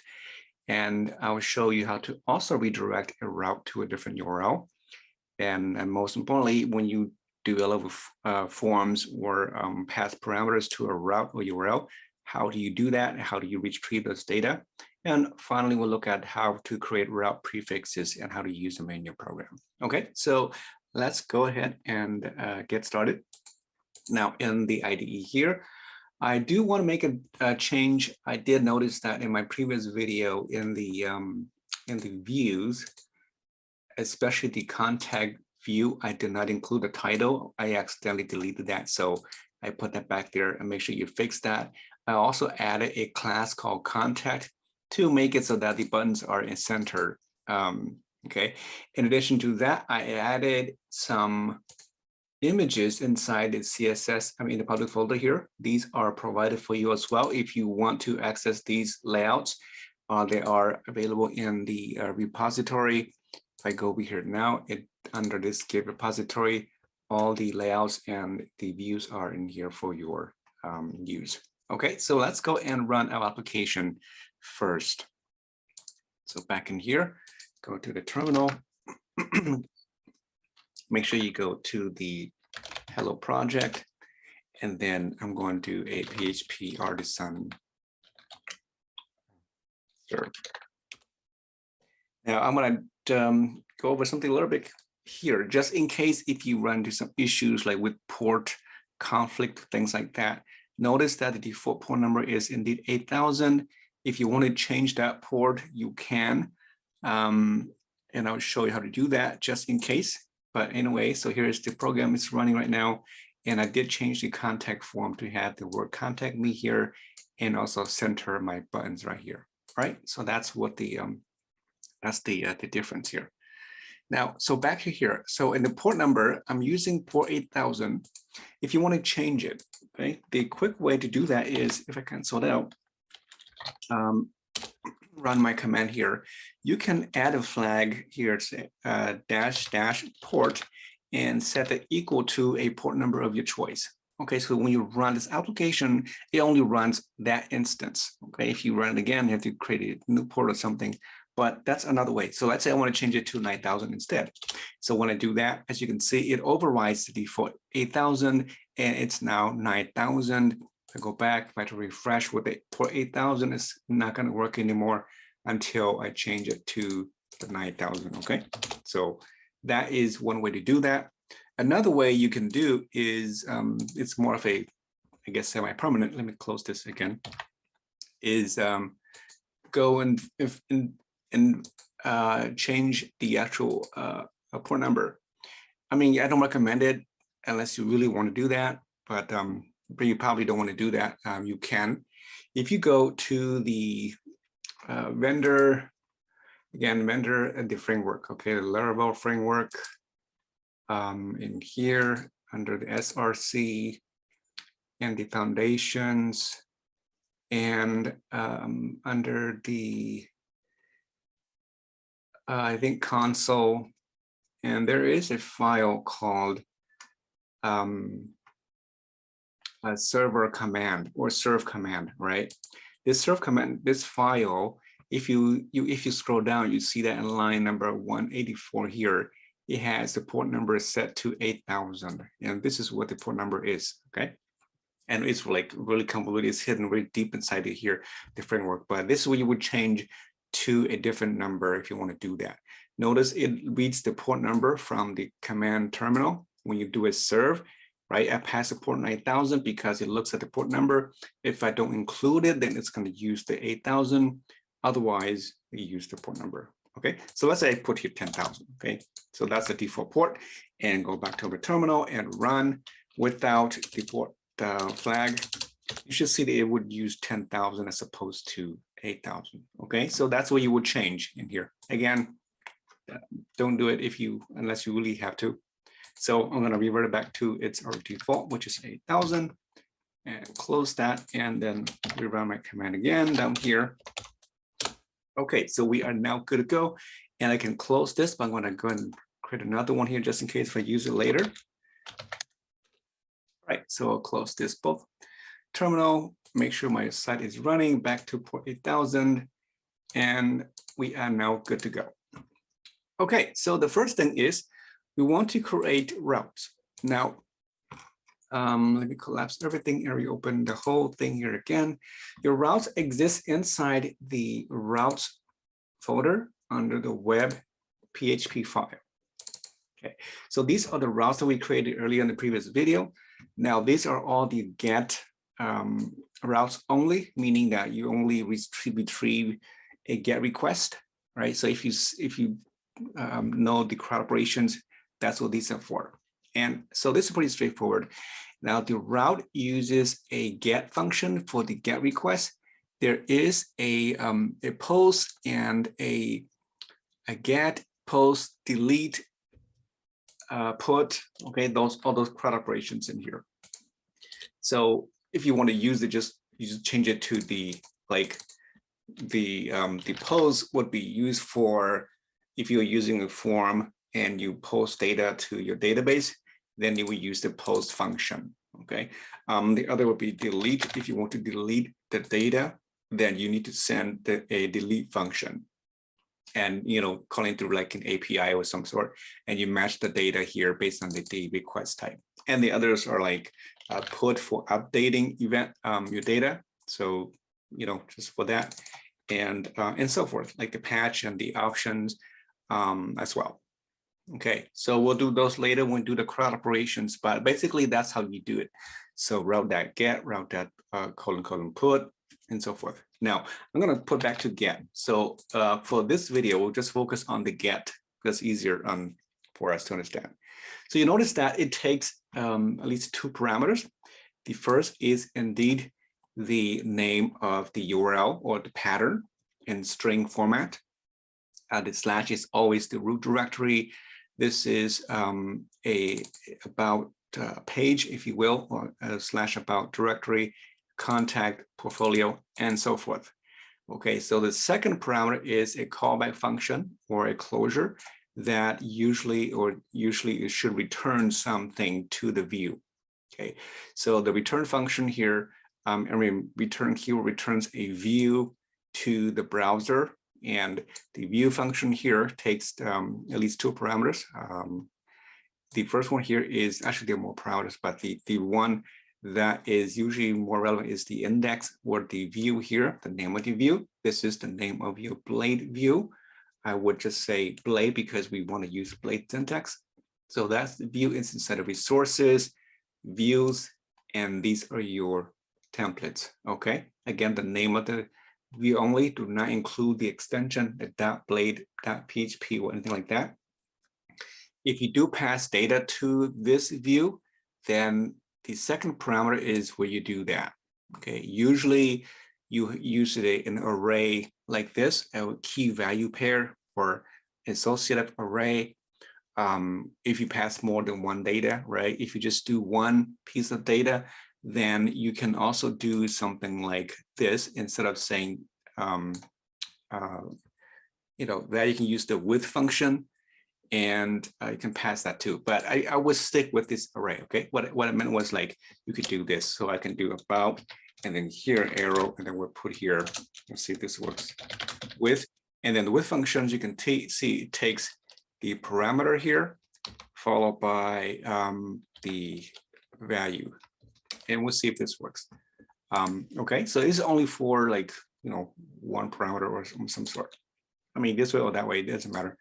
And if I say that, let me just do something here about me with exclamation mark, just to make sure that it does work. Okay, so go back to the browser and go to the about me, and you see that it does work. All right, so you can use the with function, or again, my recommendation is just to use the array here. Okay. All right. So now one thing you want to do also is if you want to see all your routes, whether they are, created in this web file, because later on when you create a lot of routes, you tend to break them out, put into separate files and all over the place, right? And so how do you track all these routes? Now in the command terminal, if you go back in here using the other PowerShell command here, you can actually see a list of all your routes by typing the word PHP artisan and route : list. Okay, this will tell you here all the routes that this application is using. So you can see that there are some routes that are generated by the framework or some third party. Like it tells you what type of route it is. As you can see, both of these, this is a get, this is a post, get, post, and you can see these are the ones that I create, right? Except, the last one here. So if you want to see what type it is, so for example, let's just say that I'm going to change the about to a post, and I'll change the contact to delete, just so you can see. I'm not going to do it in the operations here. Save the file, go back in here and run the command again. And now you see that the about has been changed to a post, right? And then the delete, the contact has been changed to a delete. Okay, if you do want to see just the one that you create, just your own, then you can also do that by following the same command, except over here, you want to list a flag to say dash dash accept and then dash vendor. That will remove all the other routes that not created by you. Okay, so now you can see these are all the routes that you create, your own custom routes. And there should be about, 5 of them, including, this get, this, so there are 5. Yeah. All right, so that's kind of useful. I want to go back and change back to about. All right, so now let's see how another way you can generate routes, views. So notice that when this is the typical way how to generate a route, a view, okay? Using the return function and the callback function, return that to the thing, to the view. You do this way because it's a function, and maybe inside the function you want to perform some operations, right? So this is not a big a deal. Maybe like in your portfolio, when you do a get a certain user ID or something to search your database, return some data back. So you do some operations in here, okay? And then you would then include that in your view and so forth. If you don't do any operations, any special operations in here at all, then you can actually just render this view to the browser using a different method, using what's called the view function here. Okay, so let me go back and maybe we'll change this about here for now. Okay, so let's rewrite that one using a different method here. So this is called the view routes. So : view function as opposed to the get. Okay, so the view here is usually always the get. It's a default to the get. That means you're going to render some view to the browser only. So it's going to take the URL of about. And then over here, you just have to basically give the name of the view, which is in this case will be about. Okay, if you pass any data, then that's the third parameter over here. Let me put a semicolon just to terminate that thing. And then the data will be the title here, right? So again, I'm going to let me copy this, put it in here. And the title is about me. Remove that exclamation mark again. And then let me turn this off.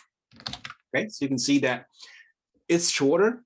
Okay, I don't have to use the function. I don't use the return statement and things like that. It's just the URL, the name of your view, and any parameter you need to pass to that view. This again, this is optional. All right. So now if I save this and go back to the browser and go to the about page, you can see it still works just fine. Right. So that's a shortcut if you want to just render a view, okay, without doing any other operations. If you want to do operations, then you want to use the callback function. Okay, so that's it for that one. The next one is, let's do a redirect. Let's say that, when I navigate to the contact page, or I don't know, maybe home page here. Okay, let's go to the home page, and then I would then redirect to the about page. Okay, so in here, you can call the redirect function as opposed to the view. So instead of saying return view, I would do a return and then redirect. So again, here it is simple. As you can see, it takes a string. The string is the view, which is the URL we're going to pass to. In this case, it's going to be the about page. Okay. And basically, that's the minimum you will need. Now, because I have two return statements, this is not going to run. Okay, I will leave it here, but I'm just not going to run. It's the first one. It will redirect. So that means when I go to the home page, it's going to redirect this to the about page. So this is useful for redirecting to a different page. Let's say you have a new web page, a new content page of some sort, and the URL has been changed. And if people are still accessing your old URL, right, because they save that or favorite the URL, then you can redirect it to the new page, and that's how you do it. Okay, so let's save that and go back to the browser And if I go to the home page, you will see that it should take me right back to the about page. So now I lost access to the home page, basically. Okay, so you can see, and it takes me right to the about page. So that's for redirecting. And you can do more than that, just redirecting. I'm just giving you a very simple one where you just put the URL into the redirect. You can also use a named route. Maybe we'll do that later, but that's enough for this one. Now, the next one I'm going to look at is, let me turn this off. I don't want to go back to that route, is parameters. Okay, so let's say that I'm going to maybe the portfolio here. I like to, yeah, just for testing purposes. Okay, so let's say I want to include a an ID or some sort. Okay, so maybe the ID of my project, right? Because if you look at and we'll do later when we do the model, you can actually search for a particular project. So the way that parameter works is that right at the slash here, you can put in a variable wrap inside a pair of curly braces like this, and then the name of the variable, whatever you want to call it. It's a valid variable name, like basically ID. Okay, so notice I do not put the $sign like this. Okay, so just the regular ID here. And then how you access this is you must pass this ID to the function here. Okay, so you pass it as a ID. The name has to match with the $sign in this case now. And the way I have here, because ID is required, okay, as is this URL is required. So they're both required. That means if I don't include the ID, or if I include data here, it's gonna fail. Okay. And let's say I'm going to pass this ID to the project as well. So you put here the ID that maps to the ID field. Okay, whatever I pass to is going to pass here. And then I'm going to update my portfolio blade page template right here. And let's just put here a regular paragraph followed by the ID. So it's very simple. Save that. Now go back to the browser and refresh my portfolio. And you will see that now it fails because I did not include the ID. So again, the URL doesn't match anymore, so it fails. So in this case, I must include an ID. Okay, as you can see that ID 3 has been, oops, let's see, ID, oh, I mistyped D in my code. So let's see, call it ID, where did I put that ID in here? Okay, so you can see that now it's required to include the ID. And it's printed here. Now ID can be anything. It could be anything like that. ABC 1 2 3. Anything you put here will be accepted. All right. Now, what if you don't want to include ID, but you still want to get there, right? So by doing that, you can do something what's called an optional parameter. And you can easily do that by prepending the ID here with the question mark. Okay, the question mark here has been used sometimes as a safe operator, meaning that if it's not included, then it's optional.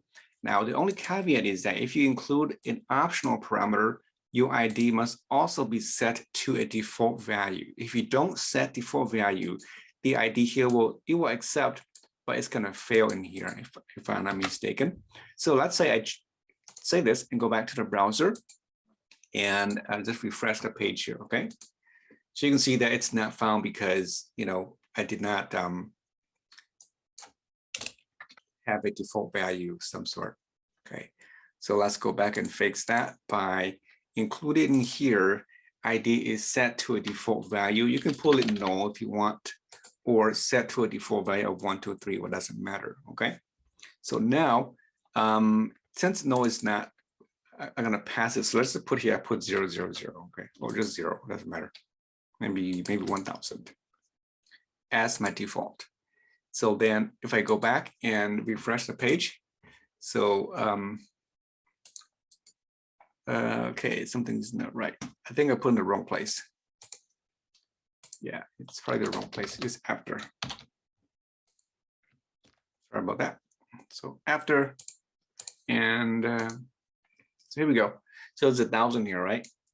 And that's the optional parameter. So I don't have to include it. If I do include it, it's going to override my 1,000 and so forth. You can do a lot more. I'm not going to go into detail, but you can restrict so that your URL, this ID only accepts numbers, right? Or only characters or punctuation marks or the number of numbers you can have, right? Using regular expression. Again, refer to the documentation. You look at regex, and they will help you to do all this stuff. Okay. Okay, so that is pretty much it for this one here. You can have multiple parameters. I just put one here. I could do another one, let's say ID and then slash, maybe, I don't know, project P, and then here, let's just say that it's going to take another ID here called year, okay, like that, right? So I have two parameters, so therefore then I have to include two parameters here as well. Again, I'll put default to 2022. That's the default year, and I'll pass that as well, so we can see that it's actually working. And we'll put here. Okay, so I follow this pattern. Okay, so the portfolio /ID /P and then /year. P, I guess, project. I don't know. And then in my program here, I'm going to put another one here. Duplicate this, and this will be the year. Perfect. Okay, so let's go to the browser. And again, make sure I match the pattern. If I don't do that, it's going to fail, right? So it's that now. That one, followed by the P, followed by the year 2023, and boom, there it is. Okay, so you can have multiple parameters. You can do a lot more. I can make this as a random variable. I can only accept like certain categories like P, Q, T, whatever, right? You can do that as well. Very flexible in Laravel, and also quite powerful as well. Okay, so that's that. Now, the last one I'll look at is the prefix. Now, what does it mean, prefix? Okay, so, for example, let's say all your routes here, maybe the contact and the homepage is okay, but let's say these three routes here belong to admins or users, right? So I can prefix this with another URL called maybe, I don't know, call it users, okay? And then we'll put that here as well. Users here, users contact, user portfolio. So now my URL has been changed, okay? And because they have been changed, my navigation no longer works, but I just want to show you anyway. So we'll go over here. Homepage works fine. If I go to the about page, you will see I did not match the URL. It has to go to the user and then about, right? And then user contact. Okay, so you can see that I grouped this into a users group. So this is how you can generate unique URLs for any group you want, right? I did not create any directories in the code at all. I just basically name it what I want. So instead of doing this way, like in your code, I can group this together and under this users group.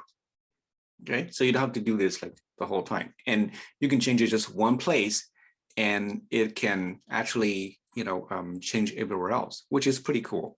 Okay, so how to do that is you can write a function, group these three together. So right out here, you're going to nest these groups inside another route called prefix. You give it a name. In this case, it's called users. Okay, and this users then is going to point to a group function, and this group function here takes a callback function. like that. And then inside this callback function is where all these routes will live. So you move all these into the group function here, tab it over, it looks nice. So you can see that now they are grouped inside this group. So I don't need to use the users here anymore. I'm gonna go back to just the about, contact, and portfolio.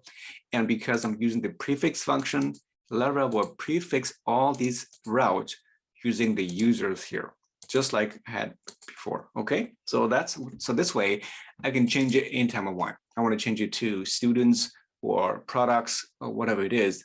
I'm just doing one place, and everywhere else is changed automatically.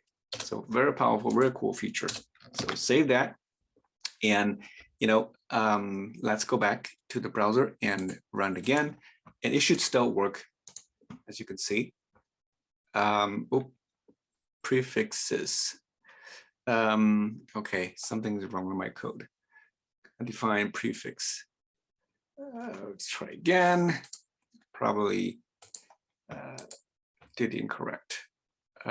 Prefix group function.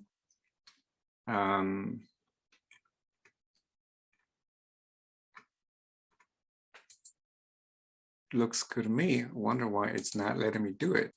Oh, I don't know. Looks okay to me though. Let's see. Oh, maybe I typed. Oh yeah, right here. I'm missing the double colons. Okay, so that should resolve it. Let's go back and try again. And then you will see that now it uses the user's prefix as opposed to just the about. If I click it again, just the about, it's not going to work. Okay, so that's another way to quickly create any prefixes. Now, I promise this is the last one. I forgot to mention is that I want to create a fallback route. A fallback route is a route where, like, if you go here, you have it not found, right? It's just gonna ugly, give this message to the user. So instead of doing this way, you can create a route that will capture or catch all the other routes not in here, right? So I'm gonna go back and turn off this route feature here. Now your fallback route must be at the very bottom of the page down here, okay? If you put on the top, it's gonna capture everything and all the other routes will not get it. So you will use a route called fallback, just the name fallback, which is kind of nice. And you don't put any parameters in here other than just a callback function. And this function here, basically, you return a view. Okay, so return a view. What's the view called? I'll call it 404 because it is a 404, and I'll create a blade for that, and we'll put here the title as well. And we'll call it not found. Kind of the same thing, but then we'll create a view to make it a little bit nicer. So I'm going to copy one of these, maybe the about one. Yeah, copy that one, Control paste, and replace it with a 404.blade. Now, in the content here, I'm going to include a, the title will be the same. This is the same here. The message will be something like, sorry, I failed to find what you are looking for. Please try again. Okay. Again, I already included an image I want to use in here in the public folder, the crying emoji. So if you want to, add that in here, maybe right above here, I use a figure. I keep forgetting.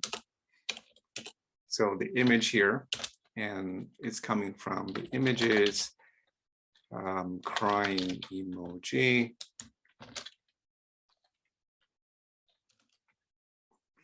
Okay, so, and that would put a kind of, I guess, a nice emoji on the side. So let's save this and go back to the browser and see what we have. So again, refresh, and there it is. Well, this is okay. If we go to like in ABC, right? So you can see my emoji is not coming through. I probably mistyped this somewhere. But you can see that that's the message is coming in, and images. Yeah, it's right. I'm not sure why it's not loading up. but crying emoji.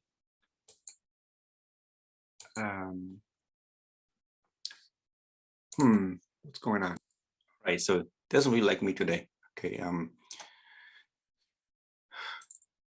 PNG. Okay, PNG. Wait, let's see. Let's try again. And there you go. Okay, so I did not center. You can make a nice, make a center and so forth. So that's what the fallback is for. Just make sure you put at the very bottom of your page. Otherwise, it's going to capture that and it's not going to work for you. Okay, well, thanks for watching. In the next video, we'll look at the controller or the model. Thanks, and I'll see you in the next video. Hello, this is Christian. This is part 6 of the Laravel project tutorial. In this video, we're going to look at some of the blade directives. I'm not going to be able to cover all of them, but I think these are the ones that you might run into quite a lot as you start coding. So the first row, you might already seen most of them. Maybe the one that you haven't seen is the PHP directive. We'll take a look at that. The if statements, switch, the for loops, a couple of them, and a loop variable, which is part of the for each loop and for else loop as well. And finally, we'll take a look at the blade comments. Okay, so let's go back to our IDE and start coding. Now, first and foremost, I want you to install 2 very nice extensions if you don't have them already. So if you click on extension and just search for Laravel Blade Formatter and a Laravel Blade snippets. The snippets here does really nice syntax highlighting, and then the formatter here allows you to format your code, okay? Which I find it sometimes really useful. So again, thanks, big props to these people who provide these free open source extensions. Pretty awesome. All right, so with that said, let's go ahead and go into our Laravel project. I want to go to the command terminal. Control J takes you there. Make sure you navigate to your project in here, and let's run the app. Artisan serve. Again, port number default is 8000. If you want to change it to a different port, just type the after the word serve, type the flag -- port equals, and then give it a port number, and you run a different port number. So that's that one there, and I'm gonna go and run my app. I put it in the corner here so we can see as we go, and there it is. All right, so we're good to go. And I'm gonna go back here and close my terminal here for now. Now, before I do anything else, I want to go into the routes and make a copy of my web PHP here just in case. Okay, so Control C, Control V. I'm not going to use this copy. I use it as a backup. But in here, I'm going to clean this up a little bit because I have a lot of, well, maybe in a bit. Okay, so first, let's go into the view called the layouts here. Okay, we've seen it before. You see where you can use the yield to allow another template to inject data into this state template. Okay, that's what it's used for. The yield is for injecting data into. Including is also injecting data, but you inject data instantly, right? Okay, automatically. As far as a yield, that means that you only load the content when you visit that view, okay? So you've seen this before. And then, so let's now go to I'm gonna create a demo template for now so we can play with this. So I'm gonna go to the views folder here, or click anywhere in here and just type in here and type in a new blade called demo.php. Okay, I'll leave it blank for now. At the same time, I'm going to go to the web page and create a new route. I will use this one, and I'll just turn this off. So Control question to get that off. And I'm going to go to the demo and load the demo route. And title would be just demo. It's okay. Okay, so that's ready to go, and we're good. And then go to the browser and navigate to that demo page. Okay, so you should see a blank site here. As you can see, it's empty. All right, I'm going to close over here now and just focus on this blade demo page here. So remember, the first one is the extends. directive. Notice that if it's a blade file, you don't have to put the PHP, code up here. Usually you would do that to run PHP code. So if it's a blade file, do not put PHP syntax up there and do it this way. If you do that, you get an error, right? It doesn't mean that you can't put PHP code. Of course you can. If you do that, just make sure that you close that tag, and whatever goes inside here is PHP syntax. Okay, so this is a blade syntax. At the very top, we want to extend the layout dot master blade. Okay, so now that includes that. If you just run that right now and go back to the browser, not that one, we already seen that. So if you refresh it, you're going to see that one here. Okay, let me close this one here. I'm gonna go back in here, and let me also do a resize of my screen. I want to make sure we have, where is it at? Like that. Okay, here we go. Right, so now here is the output of that. This is overlapping because, we have this screen size shrink, but don't pay attention to this one. Just what is in the white box here. So this is the master page. We include that already. And then the content goes in here, right? So that is where we include the section.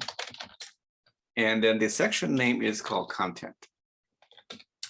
Now, the section here, if you include content, is basically a lot of content to be injected into the master template, then you want to put your code inside here and between the end section like that. Okay, so whatever you put in here will be injected into that the content, right? So you put it high. If you go over there and refresh it, you can see high right there on the screen right here, very tiny. All right. So that's that. And of course, the title, as you can see, is the home page. If you remember, we did that in the previous videos. You can put a section here, and then the title is like that. Remember, we pass a title variable to this template as well. It's called title. Now, notice I did not include the end section for this one here because the second parameter is the actual value for this. So it's like a key value pair, right? So if we refresh it, it's going to change that to the demo link. If you don't do it this way, you can absolutely do like this too, if you want, but it's kind of redundant. So you can do something like that. Close that one there, and then down here, in your section, right? Oh, it has to be end. If you don't end it, it's gonna your section is gonna bleed over to the next section, and then here you will echo this out by interpolating that title to the page. So as you can see, if I do that, it should still work just fine. Okay, just to make sure it does work, I can put here title plus something. So the concatenator, the dot is still like PHP, title plus string. Put some kind of like hello again, just so you can see on the tab. Okay, that's how you do it.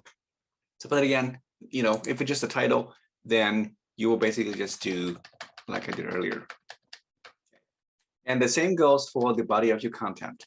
If you put like your content right in here like this, the only thing is that if I do something like that, then I'm going to see only just text. It's not going to be interpolated as, HTML or things like that. You see right here, it's really tiny. If I try to put like an H1, okay, it's not going to behave that way because this is just plain text. And you may be thinking, well, because I'm putting the single quote as opposed to double quotes, it doesn't matter. It's still going to be string. I'm sure there are ways around it, but I mean, why would you want to do this? If you want to put a template, just don't do it here. Okay, so therefore, you put it inside the section of the body down here and end the section. You can do that. You can also put like stop if that's, I think that you can do that too, probably the older version. Okay, so that is where our content is going to be. We're going to put a main tag just so that it looks nice. If you notice that when I type the main, it doesn't really close it for me, and I find this to be very annoying. So usually to make it faster, you just type main and then hit enter, okay? And then the HTML will kick in and will auto close that for you. And then inside here, I'm going to put like a hello here just to make sure that it loads nicely over here. I'm going to refresh it. And okay, a little bit better, right? Okay, so now let's get to this stuff in here. So inside here, I'm going to do all the code inside here. I'm going to create a, I want to use the, oh, one more thing, right? So extends here, this is the layout. If you happen to do this twice like that, or even like down here at the bottom, it doesn't matter. What you're gonna get is really 3 copies of that layout. You can see here is one here, one here, one here, right? So it's not gonna crash or break your page.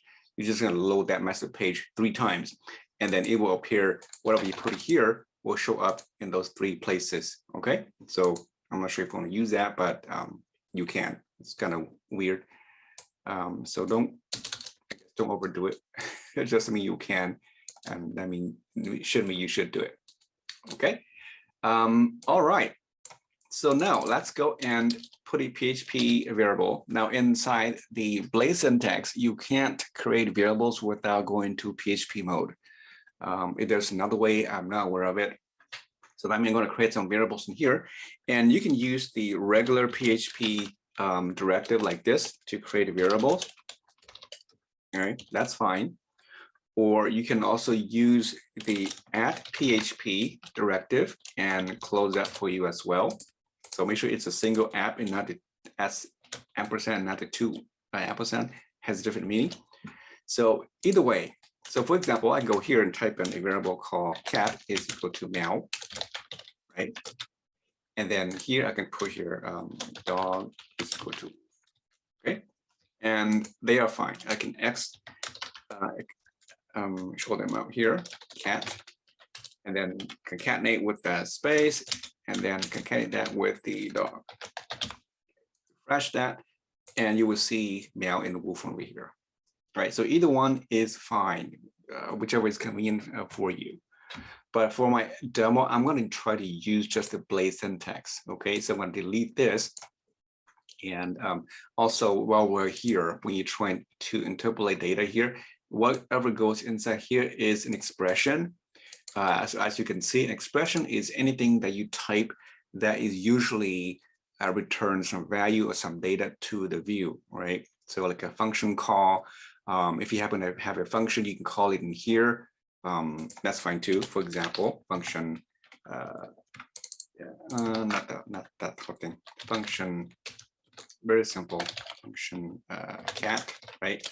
And then the cat will actually mail. So let's go here like that, and I'll put here return cat, return mail, right? So I call the cat function here, cat function, and I put exclamation mark here, and you will see that that's how it works too.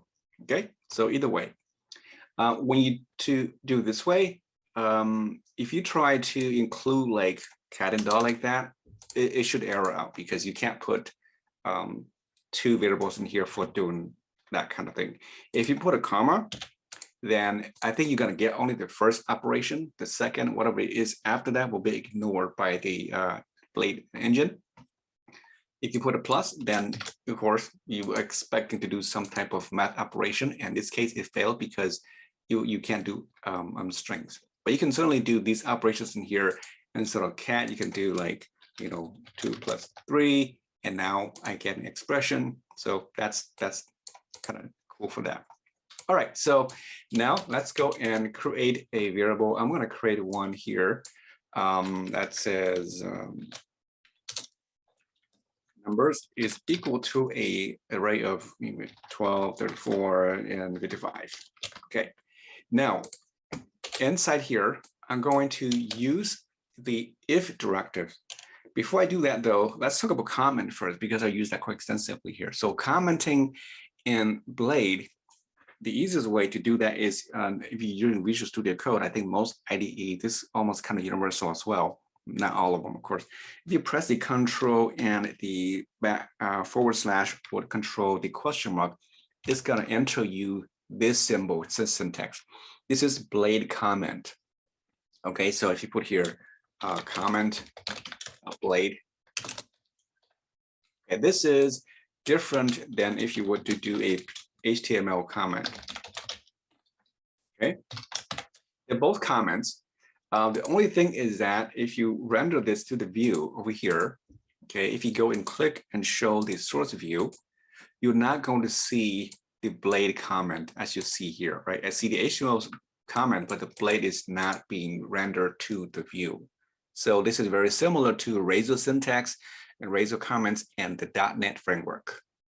Cool, huh? Right. I just want to show you that one there, but either one of those will be fine. There is a difference between the two. If you put like blade content inside your HTML comment, I believe it will be ignored. So usually if you do this, right, and if I echo out, you know, numbers of 1, okay, you notice that if it's an HTML, it will be ignored. If we hit span 5, okay, and refresh in the browser, you will see that I did it wrong. Oh, let's see. I thought it would not be. As you can see, yeah, it will render the content anyways, but of course it will comment it out, but it will render a result here. You will see the result if it's commented out, as opposed to if I put this inside the blade comment like this, then that is completely not visible. You can see here, okay? So that's, again, something you want to watch out for. It doesn't mean it doesn't show up. Your code is not hidden. I mean, the result is. Okay, so that's the comment. Right, so now let's do some, you know, control flows. The first one is the if statement. So it looks very similar to the regular PHP if statements, almost exactly the same, except you're replacing the curly braces with the word end if and else and things like that. Okay, so start with if something is true, and the condition here, I'm going to say if the numbers of, let's say, 0 is you know, less than the numbers of 1. If that is true, then I'm going to print something else, say true, okay? And then end if. You have to end if here, right? And in this case, I'm expected to be true. So you see the word true printed on the view over here, okay? So nothing fancy here. If you don't do this, if you happen to put like do that, then you're going to get a 1 instead of the word true because it's now interpolated, being evaluated, right? If you put false, then you're not going to get anything because false in PHP is really, it's like a null value, so you can't see it. Okay, so if you just print the actual content, put true here or false, whatever it is. So that's the basic, very simple if and else, if block. Let's do what the if and else. So let's put an H bar here. It didn't work for me this time. What's going on? Okay, so notice I did not, it's not, you know, nicely formatted. If you do something like that, it's very ugly. And if you don't have the extension I mentioned earlier, the formatting install, then you're not going to see this format document here. Okay, if you right click on it, you click format document, then it will format that for you beautifully. So that's what I want to show you earlier. Okay, so the next one here is the if and else. So let's copy this and I'll put it right down here to save us time. I would say something like if the first number is, you know, let's change this. If it's greater than the second number, then we will, I guess we'll print the second number, right? Maybe numbers of, the first number. We print the first number if it's larger. Else, then you put here again the @ symbol followed by else, and then whatever goes in here. Come on, I don't want you if. I already got if. Okay, too many. Okay, so else goes in here, and then whatever it is, you put right in here. Maybe I just put here. I don't know, none or something. Okay, so run, and you should get a none because indeed it is not true. If you change it the way around, yeah, I'm going to get a true because the second number is indeed larger. All right, so that's the if and else block. The next one is the if and else and else if. So let's put something here. Okay, now my everything is gone. Come on. one thing is sacrificed for another thing. Okay. All right. So now let's say I want to find the largest number in here, right? Remember, you can do that using just if else. So how do you do that? And you can say if the first number, usually this way, the first number is greater than the second number, right? If that is true, and then I'll put the outer if here, okay? So else, and then in here you put the end if, just so I don't lose track. So if that is true, then I can check this next number. This is a nested if else here. If the numbers of the first number is also larger than numbers of the second or last, right? If that is true, then indeed the largest number, we're going to print it out, is the numbers of the zero. If that is not true, then it must be the last one, right?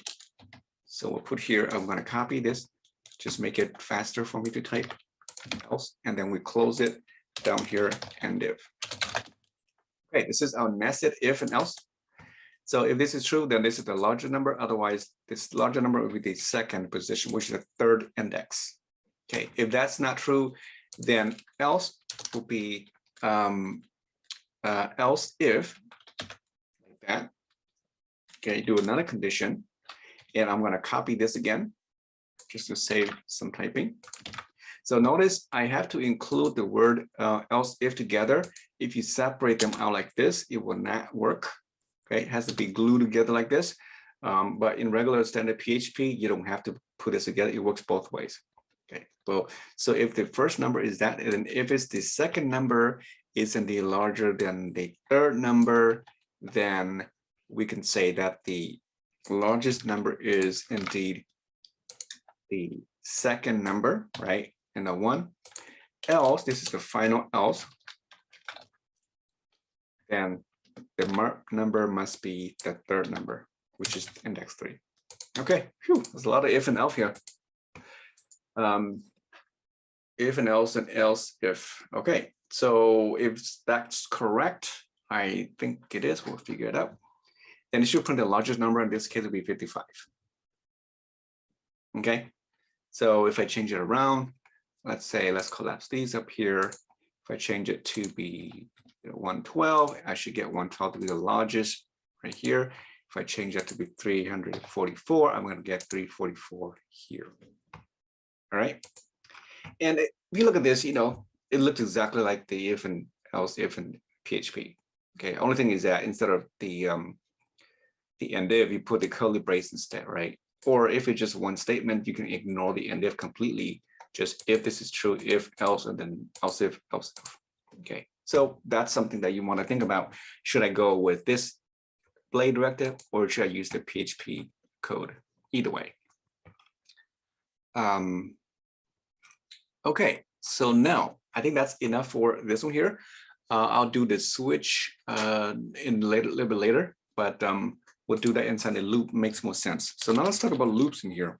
So put a comment here, say loops. Okay, so the loops, I'll put an HR here as well. Now I lost that HTML thing. Okay, so for the loop, we'll look at the first one first, which is the for loop. This one here is just like your regular for loop, followed by something like this. So you I is equal to 0.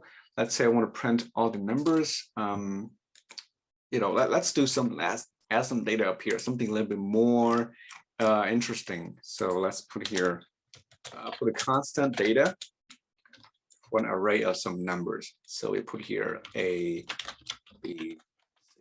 Okay, very simple. It's an array of data. Now down here, then I'm going to loop until the I is exceeds the size count of the data, right? And then I plus plus. So notice here I'm using the regular count function in PHP. You can use that. We can use the size of, is fine too. Either way, I'll use the count for now. But it only works if you put inside a conditional. Okay? If you try to use that outside here, if you print it out, it's not going to work as far as I know. Okay, so what I'm saying is if you go out here, if you try to do like that, right, it's not going to work. And there's an error. Okay, so it has to be inside only the condition as far as I know. Okay, so now we have that one there, and then we're going to go ahead and run something here. Make sure you do the end for. Come on. Okay, so I'm going to do that, and maybe just print out some numbers. Data of I, right? Very simple, and it should print that out for you on the screen right here. ABC, that's what we have. Okay, so that's that. Now, what if we modify the data a little bit and include something like, I don't know, let's do something a little bit better. And let's see, let's call it, I'll make a new one. Const data 2 is equal to, you know, a, use the same thing, but a map to, you know, Apple, and B maps to, I don't know, bake, just some C maps to, okay, okay, so have the key value pair, which is an associated array, same thing as these are index of 0, right? You remember, same idea, but data 2 has that. And then now when I access my for loop down here, I'm going to use a different for loop. This is going to be the for each loop is quite useful in this case. So here you can use this for each loop too, but I'm going to use something a little bit more meaningful here. So for each here takes the same format as in PHP. For each data, we call data 2 as, and you can take the key value pair. I'm going to do both. So it takes as the key, if you remember the syntax, key and value. And again, make sure you end for each. So if you want to print the key, you print the K, the value is the V, right? And then we can do something like, you can print the key here, and then followed by maybe the value. Okay, just to show that it works. Go refresh it here, so you can see. Oops, I did a mistake somewhere here. I got to close something up here. Unexpected equal. Okay, so right here, forgot my arrow. All right, so here you go again. You can see the key value pair, right? So the key is A and a B and C and so forth here, right? I could do this totally, right, using separate like that, or I remember I showed you, you could also do this, concatenate that with the concatenator like that. It's the same thing. I get the same result as you can see over here, right? All right, so that is how you get a key value pair.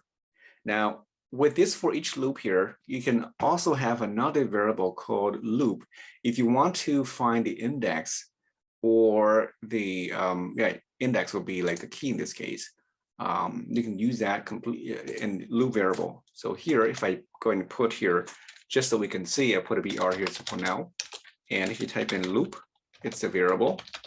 And the loop here is an object that takes some of the properties. And one of its property is like the count, for example. If you do a count, then it will tell you, you know, how many items in your list. As you can see, I print it every time, so you loops that 3 times, but total count is 3, right?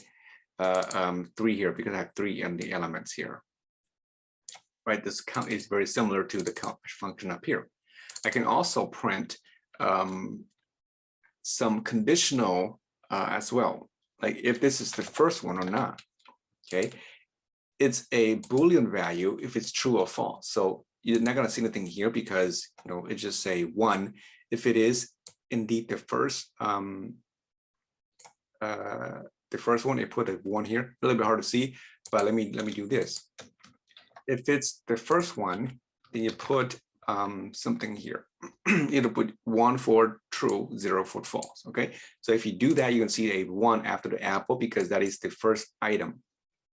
Okay, and if you do the same thing, even though I put a separate line, you can still see it should still print on the same line because only one or the other will be true.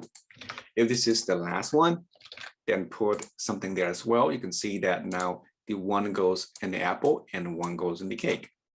Okay, and you know this is not really so useful, but you can do something like, well, if, right, if the loop loop is first, if that is true, then put a star 1, and then we'll close the if. Right. So the same idea. If the loop is last, then you put you know, last here. I don't know, first, last. And then, so this way, it makes a bit more sense because you see some things in here. You can also check for even, odd, or things like that. Okay, so those are useful variables you can use to check in here. It only applies to the for each and for else loop. Okay, so let's look at the for else. The for else is kind of similar to handlebars. If you never used handlebars before, or I think, is it Express, Jinja template? I don't remember. So let's take a look at what the for else is. So for else, the syntax is the same as you can see here. Okay, the collection here would be the data 2, and item is just again key value. If you don't care about the key, I'm just going to print the item itself, which is the value. Then I will print the value out, item out. Okay, if it's empty, then you put here no content, something like that, right? So this only runs if the data is empty. So in this case, it's not. I'm going to see the same content being printed down here. Oops, data 2 as, oh, too many at symbols, right? Get that every time. So what else? Oh, data is a constant, sorry. Right, so you can see the apple, bacon, cake, right? It prints those out because it's not empty. If I go up here and let's say I'm going to change that to another constant called data 3, it's a blank array, right? So it's empty. Now in my code down here, I'm going to change that to say data 3. And because it's empty, you're going to see the message no content. So that's what this is for. It's like the else clause if there's no content in the loop. So kind of handy sometimes. But again, in here, you can also get the for as well. So again, if I can go here, I put just this code in here and write in here. If it's the last one, then put the last over here next to the word. And maybe we'll put here a little br just so we can see. Okay, so you will only put the thing next to the last one, put here back to the data 2, and here we go. So as you can see, here it is. So it applies to both the for else and for each loop. All right, so what the last loop we'll talk about here is the while loop. This one here is a little bit tricky. Remember the while loop, in order for this to work, right, to loop to the item, you will have to find the index. That means you have to declare the index outside of the while loop. So you have to do that by using either the PHP syntax, like the PHP raw, like that, which is okay. And I'll use a variable called j, starting at 0, okay? And it will close the end PHP. You have to define that first before you can use it. And then in the while loop, you put here while the j is less than the count of the data.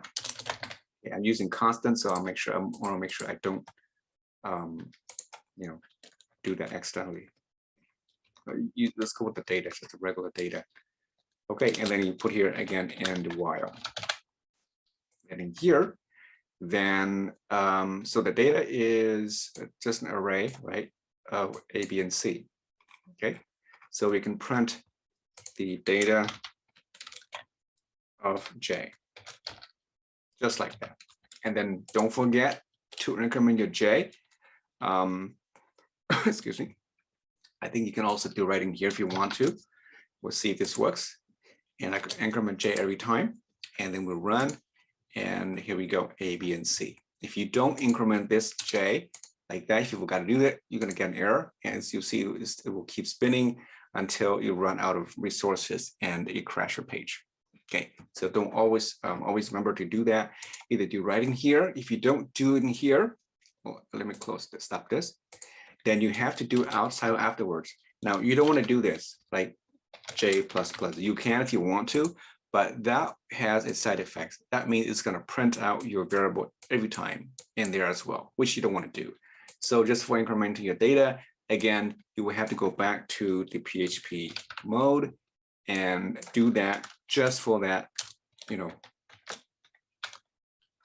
right? Just for that. And you can see how tedious this can actually get. So instead of doing this, I would just put right in here and it will still work. So save you a line of code and make your code a little bit sweet. Okay, so this variable here, j, you have to declare in here. Of course, you don't have to do this if you pass it through your view function. So out here in the view function, when I create the demo here, I can pass in here, the other variable. So view, let me go back and use the array method here. Okay, so I can pass a second parameter called j, and that j points to 0. Right? Start at 0. So because this variable exists here, I can then go ahead and just access the j right away. I don't need this. So again, comment it out. So that should not be included in there. And my code should still work because the j has been passed to the variable here.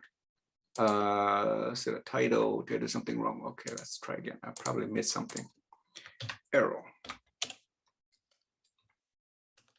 Yeah, just make sure you do all this correctly. And then, as you can see, it prints out just fine. If you want to start from a different number, then you put here, start at 1. Now I'm going to skip the first one. I'm going to get B and C.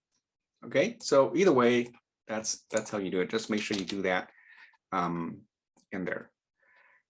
I think that pretty much covers everything here. The only thing I haven't done is the switch case. Now the switch, you can do right in here.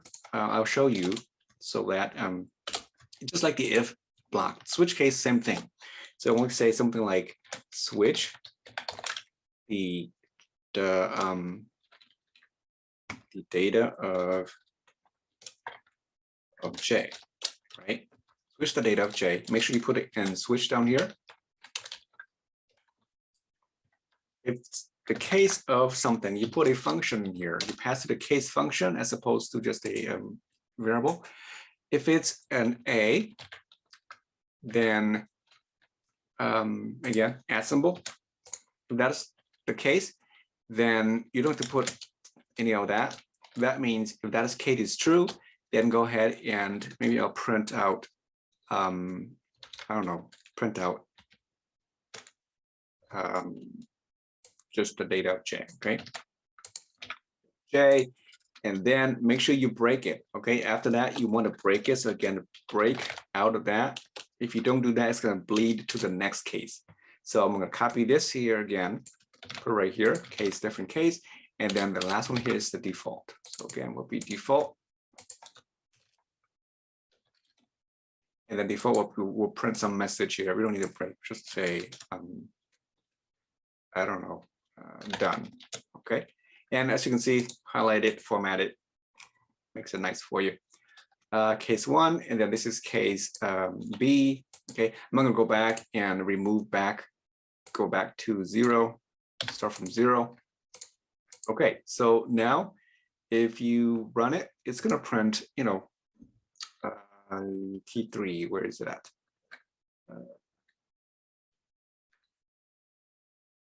Did I do something incorrectly in here? Okay. Oh, because I commented out. I mean, I incremented first. So let's remove that.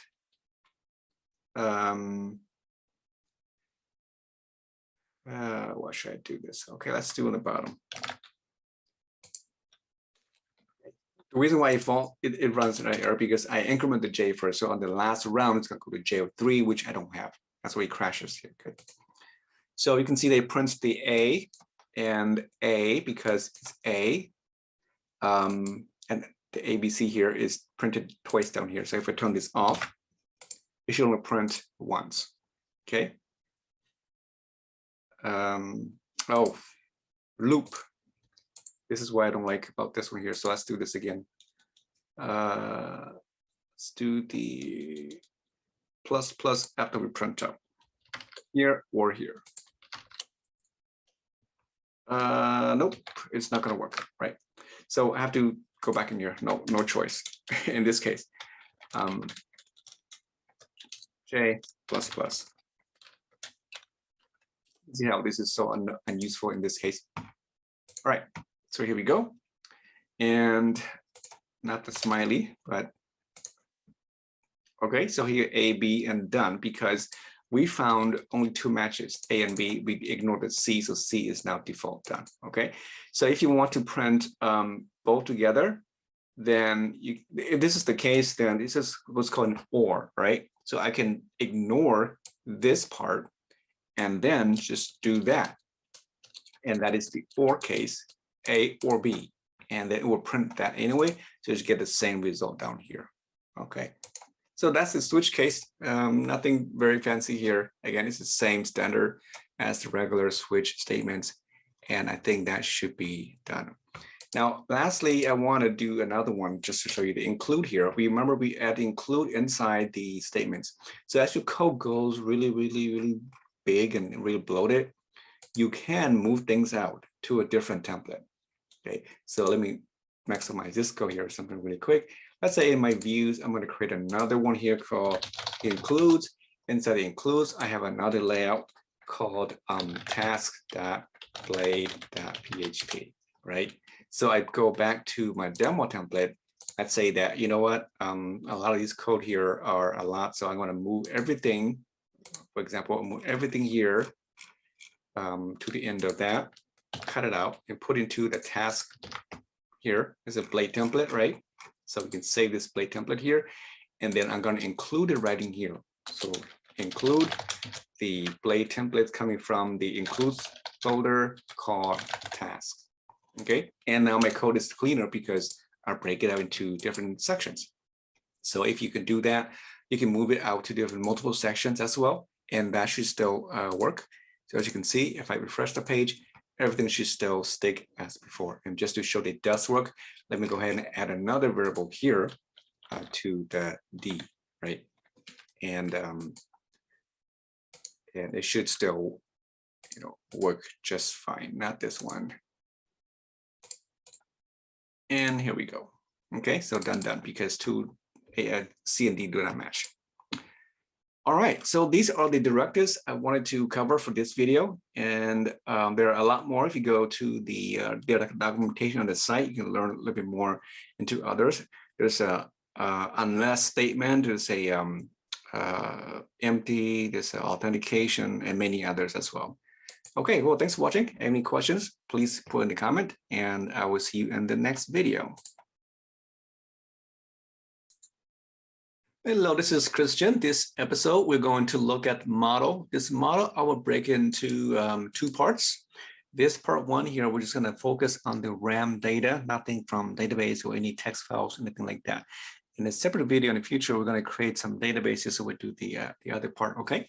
So models are really just data. It can be anything, right? Any from a text file, RAM, and so forth. Now, data are stored usually stored in the models folder. So here, if you expand the app folder, and there should be a models directory. And in here, you see there's a user.php file. This is, again, provided by Laravel by default. So we're going to create something similar to this. We're going to create a class called maybe like project, and then we'll add some data to that, okay? So before we begin, I want to also navigate to my Git repository. Over here, I have a data files directory. Inside here, I have a data.php, and it has some really simple just simple data in here. Okay, so I'm going to copy this data store here, just about for project data, and we're going to add it to our project. So in here, I'm going to close this now, and I'm going to create inside the routes folder here. I'll create another directory here. We call it data file, just like there. And inside here, I'm going to create a new file called data.php. And then I'm going to dump right in here. Okay, so this is our data store for now. And I'm going to make sure it's PHP. So I'm not going to load this, object or this array to the view. I'm going to create a class for it. And then we're going to create an instance of each of these objects as a class object. Okay, so before we do that though, notice that in the models class folder, you can create a model in here yourself manually if you want to. You can just copy this and make some changes.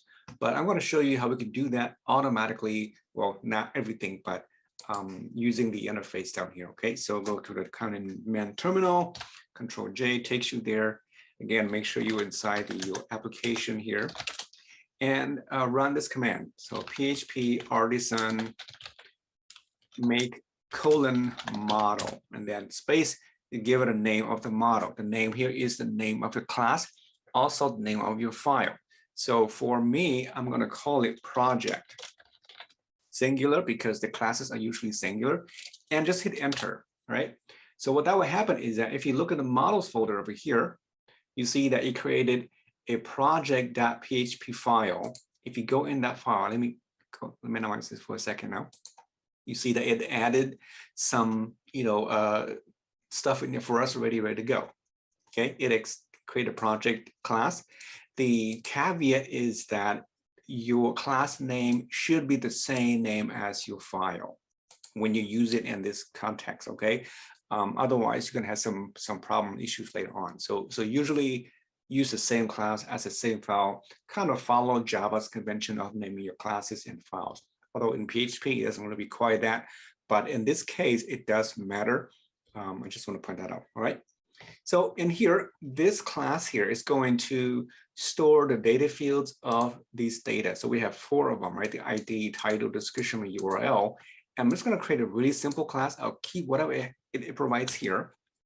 And then we'll just add to that, the data fields and things like that. Okay. So I'm going to add I'll make everything public for now, just make it simple. The ID field, public, title, description, and then the URL. Okay, so that's good. And I'll create another constructor here just so that I can use it. And it's called under construct. This is the constructor. The data fields will be the same as those: title, description, and URL. Okay, so in here, I'm going to just update them. This title equal to title, and actually ID. I'll switch those. Kind of make it look nice. Description is equal to description, and then this URL is equal to URL.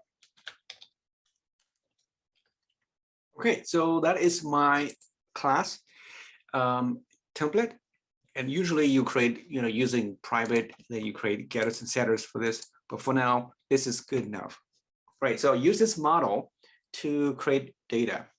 Notice that it uses a namespace called app/models. Now this namespace is important because we're going to use this namespace so we can access this class called project in our code. So now I'm going to go over to the data file, and over here is where we're going to use that namespace. So on the very top here, I'm going to use app/model. And once you use the namespace, then I have access to that. But then what is the exact class called? It's called project, which is again the same name as my project file. So app models, and then here project. Okay. And again, the same thing, right? So use that rule. And then down here at the bottom, I'm going to create a for loop to create an object of these 4 records, right? It takes the ID and title and so forth. Over here I use the for each just to make it really quicker. Each of the data is a constant in this case, as we'll call it D, just to make it short. Let's see. Well, project data, I'm sorry, project data as, maybe as data is fine. Okay, and then I'm going to create a variable called project, plural. It's an array that's going to be assigned with a new project. And I'm going to pass in here the ID, which is going to be coming from the data of ID. The second is the data title. And then data description. Good, and one more, data of URL. Okay, so and the rule of PHP, when you create an object, you pass it to an array. You don't really have to push it to that. You could use the push function if you want to do that, but this is a quick way to do that, and it will automatically append to the end of that array. Right, very nice, very beautifully in PHP. Now, so I should have now created a project called projects has a for content. Now, the next thing is I'm going to import this in, or include it into the web routes over here. And I'll do that at the very top here. You can do the inside here if you want to, wherever you want to do it, but I'll make it in the space up here so it's available everywhere in this file. I use include, and it's coming from the data files, and it's called data.php. And because my variable is really just a regular variable, not a constant, I don't have to import it. I don't have to create use and things like that, right? Otherwise, you can use it, but that is enough. So I'm basically exposing everything there to this place and makes some code a little bit nice. Now I'm going to pass this data over to the portfolio over here. As you can see, we created a very simple portfolio here. And if you go to the view, let's open that portfolio view right in here. This is the one that we created earlier. Okay, so it has nothing here yet. Before we do that, let's go and run the application first. I forgot about that. Let's do a PHP artisan serve, again, port number 8000. As you can see, there are no errors. If there are any errors, it will throw an error right here.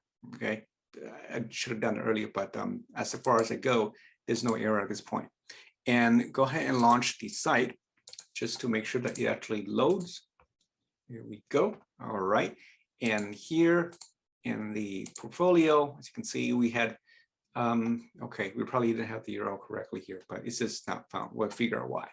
But it should load this URL here, okay? All right, so let's go back into the code again, and I'm going to close this for now.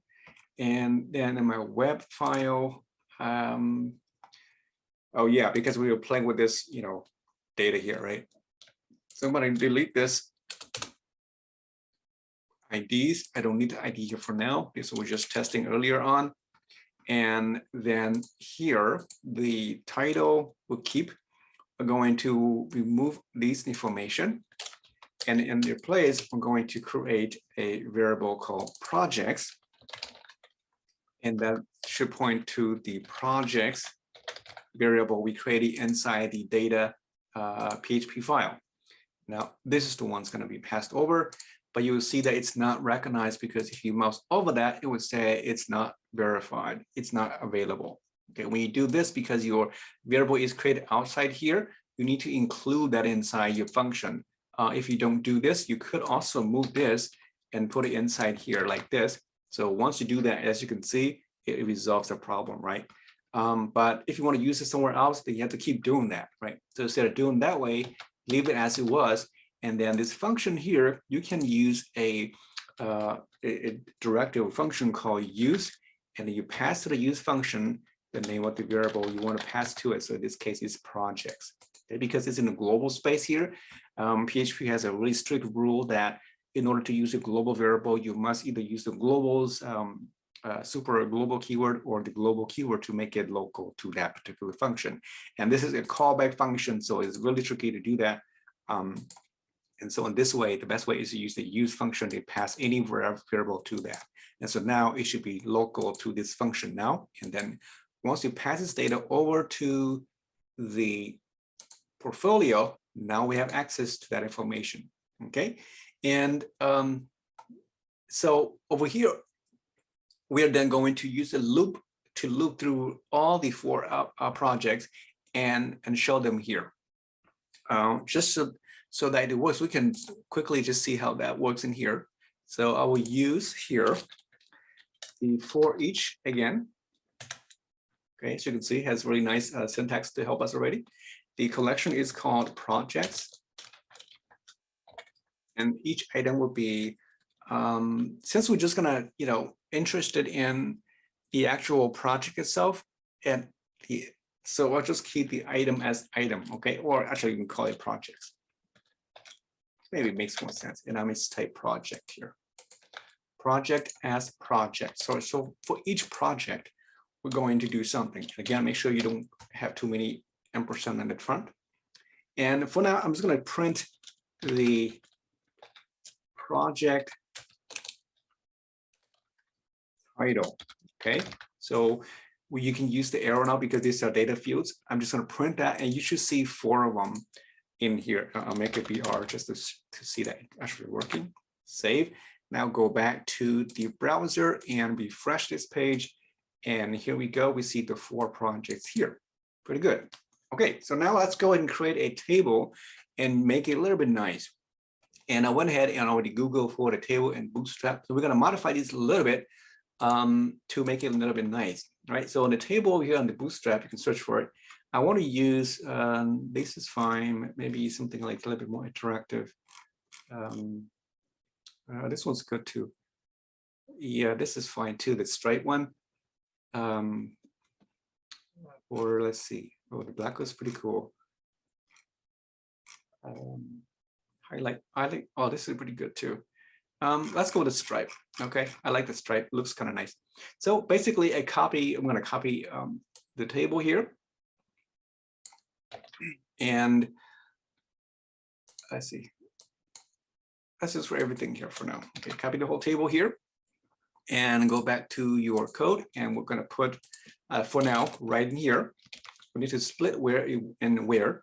So this is the repeating part. That means that the T body and it goes in there, right? So this part here will go to the top. I'm going to move that to the top right before the loop. And then the loop takes place. Actually, the T body also needs to go above here. And then this is the repeating part from here to here. I don't need these guys. I'm just going to close it right here at T body. All right, so this part will go inside the loop right in here. Okay, and again, just right click and format, make it a little bit nice. Perfect. Now it has exactly 4 fields. Perfect. Here I will put the ID for the project ID. This is the project title. Let's see, description. And then this is the link of the URL. Okay. And here, this is going to be the project ID. And I'll copy this and I'll paste it right down here. We'll replace with the other ones. This is the title, description. Then this is the URL. Well, here I want to have a link. I want to go to a link. So A, which ref is going to go to that URL.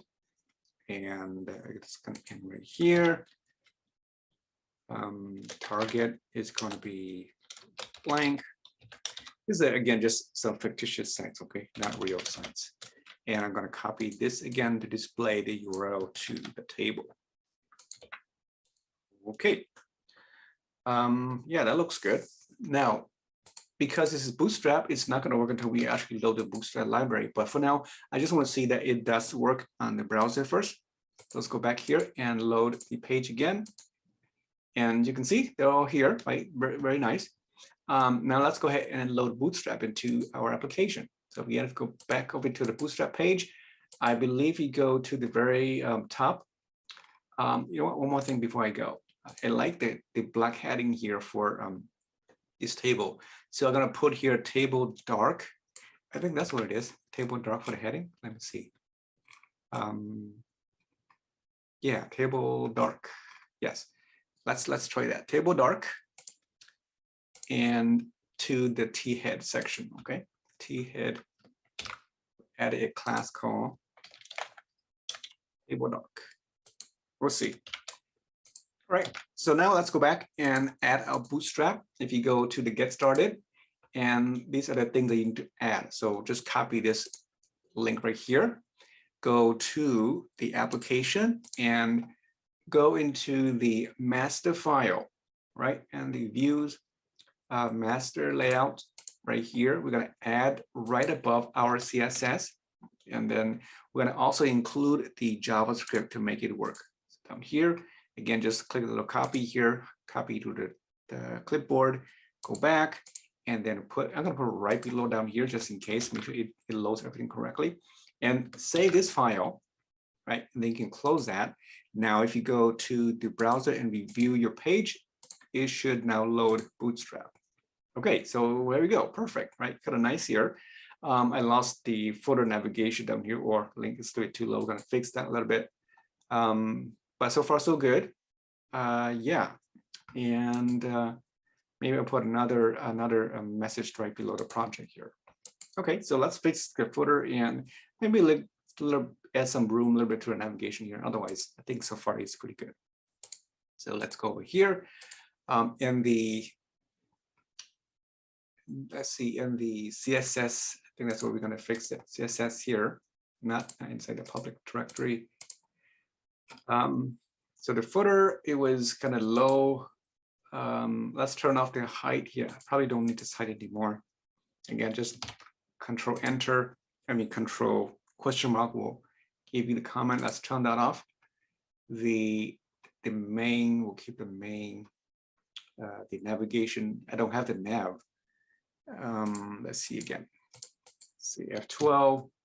This is what it looks like. The navigation. Yeah, that's fine. Yeah, I don't have a nav tab.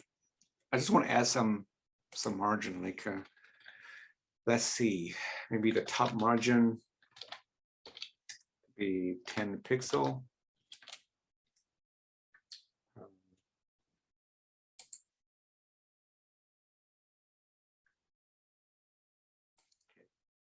Didn't make it somehow. Yeah, I'm gonna do that. The footer area, we're gonna also move that.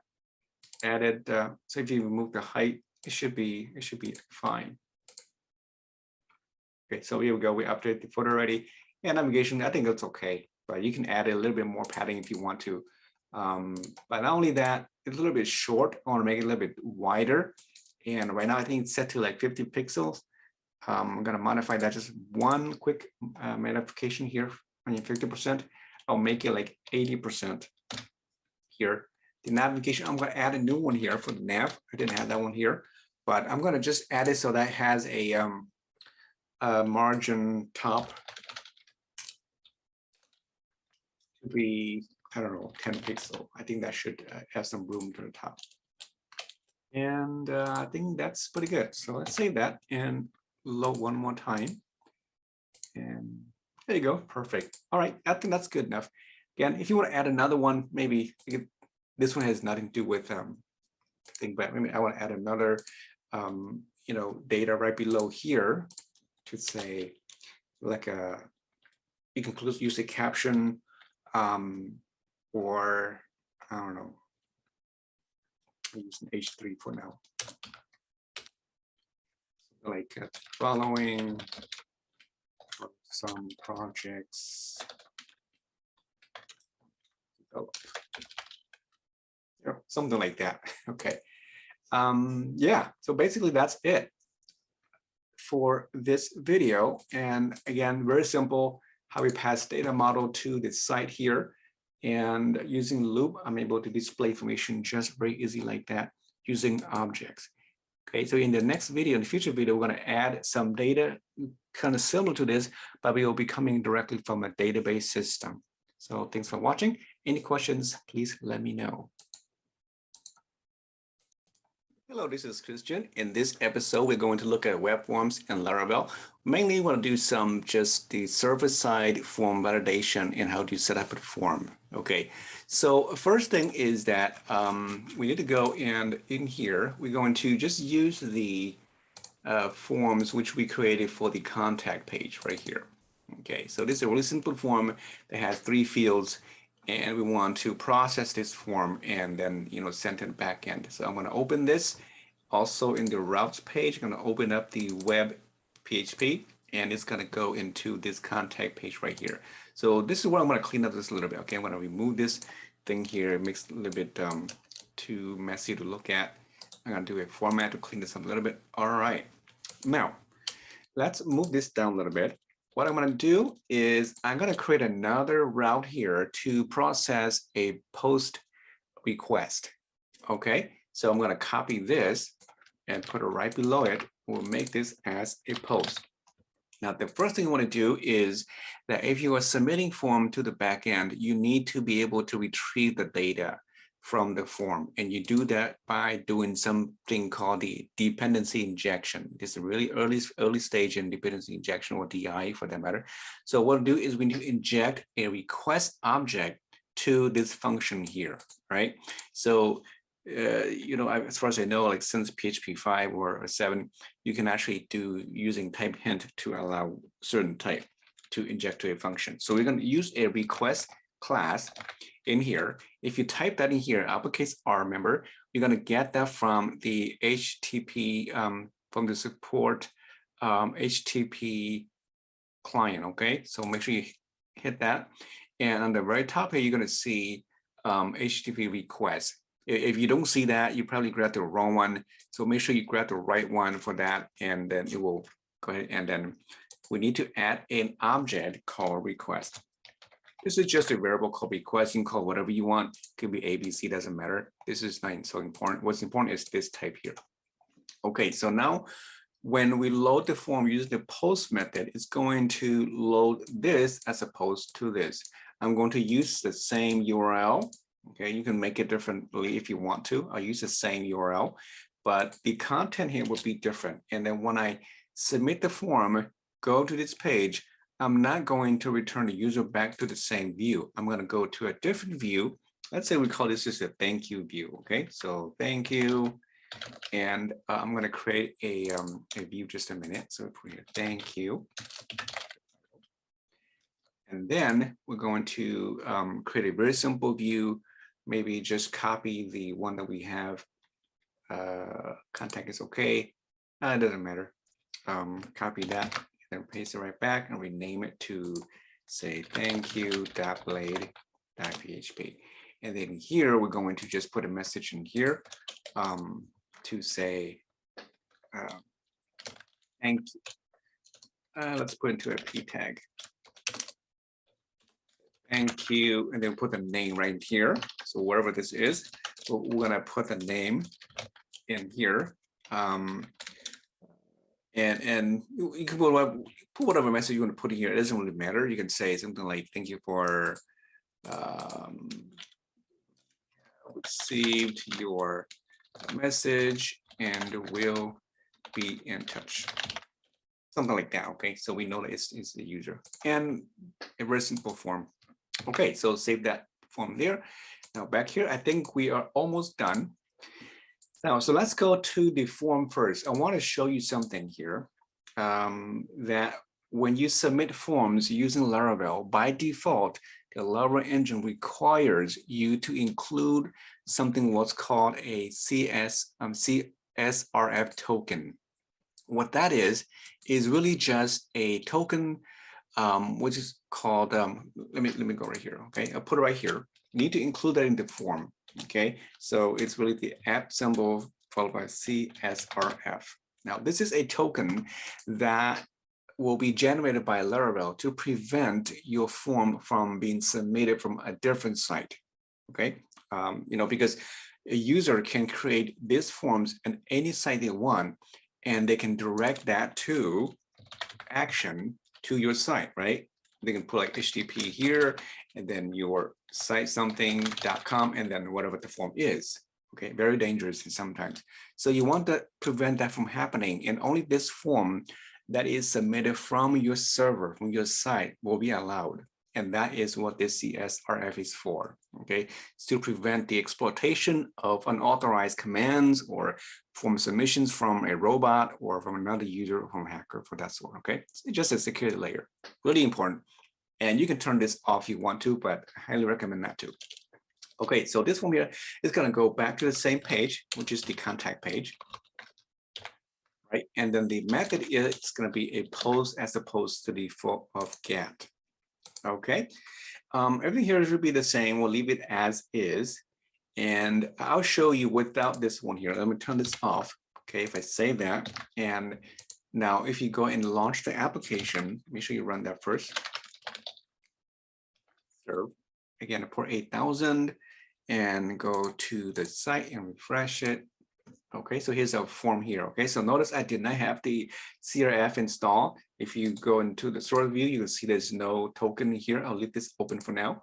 And if you try to submit your form without nothing, I didn't require anything here, so I submit, you're gonna get an error, something like this. It says page expired. Why? Because of the token, right? So that token actually generates a session that is managed by Laravel. So if the session or token is not matched, it expired that form data, and so therefore it does not accept any form coming into your site.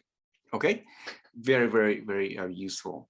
An example to do that is you can send any form to Google, and Google will take it, right? That's something that you want to think about. So now if I turn this on like that, okay, and save it, and go back and try to resubmit it again, and just click OK, and you'll see that see, it probably didn't do something correctly. Let's try again and submit. Okay, so you can see that it did work, except I didn't include the name here because of the form I submitted to the thank you right here. I didn't include it, right? So it does work now, which is good. So let's go and fill up our form for the, I'm gonna close this down here, go to the thank you. This is good. In the URL here, we go to the thank you here. We need to include the variable for the name as well. So the name here is going to be mapped to a variable called name. And we will get that name from the request. Okay, so the form data comes in, it's going to be attached to the request object. This is an object, by the way, and so it has all the fields attached to it. I have 3 fields. So you can just grab the name, it will create a variable called name, and it's going to be assigned with the value coming from the request. And request here is an object, so you can use the arrow function method to get the name of your field. Okay, the name here is the field of your form. I have the name field, email, and message, right? Either one of those should be here. So I just want to get the name, then I'll do that. And then pass that to the form, and that should be okay. So let's go back to the browser and refresh. You just refresh it, should still take it, but there's no name attached, so it's empty really. Okay, so now if I go back again, now I put my name here, and I'll leave the rest blank. I didn't require that. So you can see that I pass the name over, and it goes to the thank you page. Again, the URL is still the same, right? Even though the same URL, I can load a different view if I want to, which is pretty nice, right? Okay, so you can see how that works. Now, the next thing I want to do is I want to validate these fields here. Just really simple validation. You can do front-end validation using HTML, like the require and all this stuff. You can also use JavaScript. Both of those are front-end validation, which are usually really good to do. And then you have another layer on the back end, which is the server-side validation. So I'm going to do just the server side. The front end, I'll leave that to you. You already know how. But let's say we're going to require all 3 fields, and then email should be an email of that email type. Okay. Now, I do want to point out here on their documentation on the Laravel site, if you go to this link here under validation, and they right towards like the middle of the way here, you have a rules of validation for all your different types of fields. So there's a lot of them here for date, whatever it is. We're going to do one for the email. So if you click email, you're going to do something like this. Maybe just the email, and then very simple here. I'm not going to do too much about it. Okay, so all the rules are here if you want to look into that further. So let's go back to our code and validate this form. Again, I'm not going to touch anything in the front end. Okay, I manage everything in the back end. So back here, when the data comes in, okay, before I submit, assign this data, I want to make sure they're required. Now to do that, you can call the request, and then request has a function called validate. Okay, this function will run if you run this first. If this validation fails, then all of these here will not, this data will not be set. It will, by default, it will redirect the user back to the same view where they came from, wherever that site is. Not only that, it will also let you display some error messages. Okay, so what do you validate here? Inside here is an array or a list of all the fields you want to validate. I have only 3 fields. The first field is called the name. So I want that name to be validated using some key terms in here. One of these is called the required, okay? Just like that in like HTML. I want that to be required. I want to do a Alt Shift down just to copy that down. Email is also required, and the message is also required. But the email also want to include the type of email. So you put the type symbol like that. You make it so that it's email. Okay, it will validate that. Make sure it's an email format. There are other rules, number of characters, the minimum, maximum, lowercase, uppercase, all the stuff again is in the URL I mentioned earlier. Okay, so what this one does is it will run this function and validate that for you. If it passes all the validation are required, then it's good to go, and then we'll proceed down here and then go back to the thank you page. All right. Now, this function here returns an object. Well, I'm not object, actually an array of this, whatever you included here, okay, in 3 fields. So you can do that by setting to another, call it data. What do you call it? Validate data, doesn't matter what you call it, form data. Okay, and then now once it's been validated, the data here contains all these data you set from the form field, which is the same as the request. So it's kind of duplicated.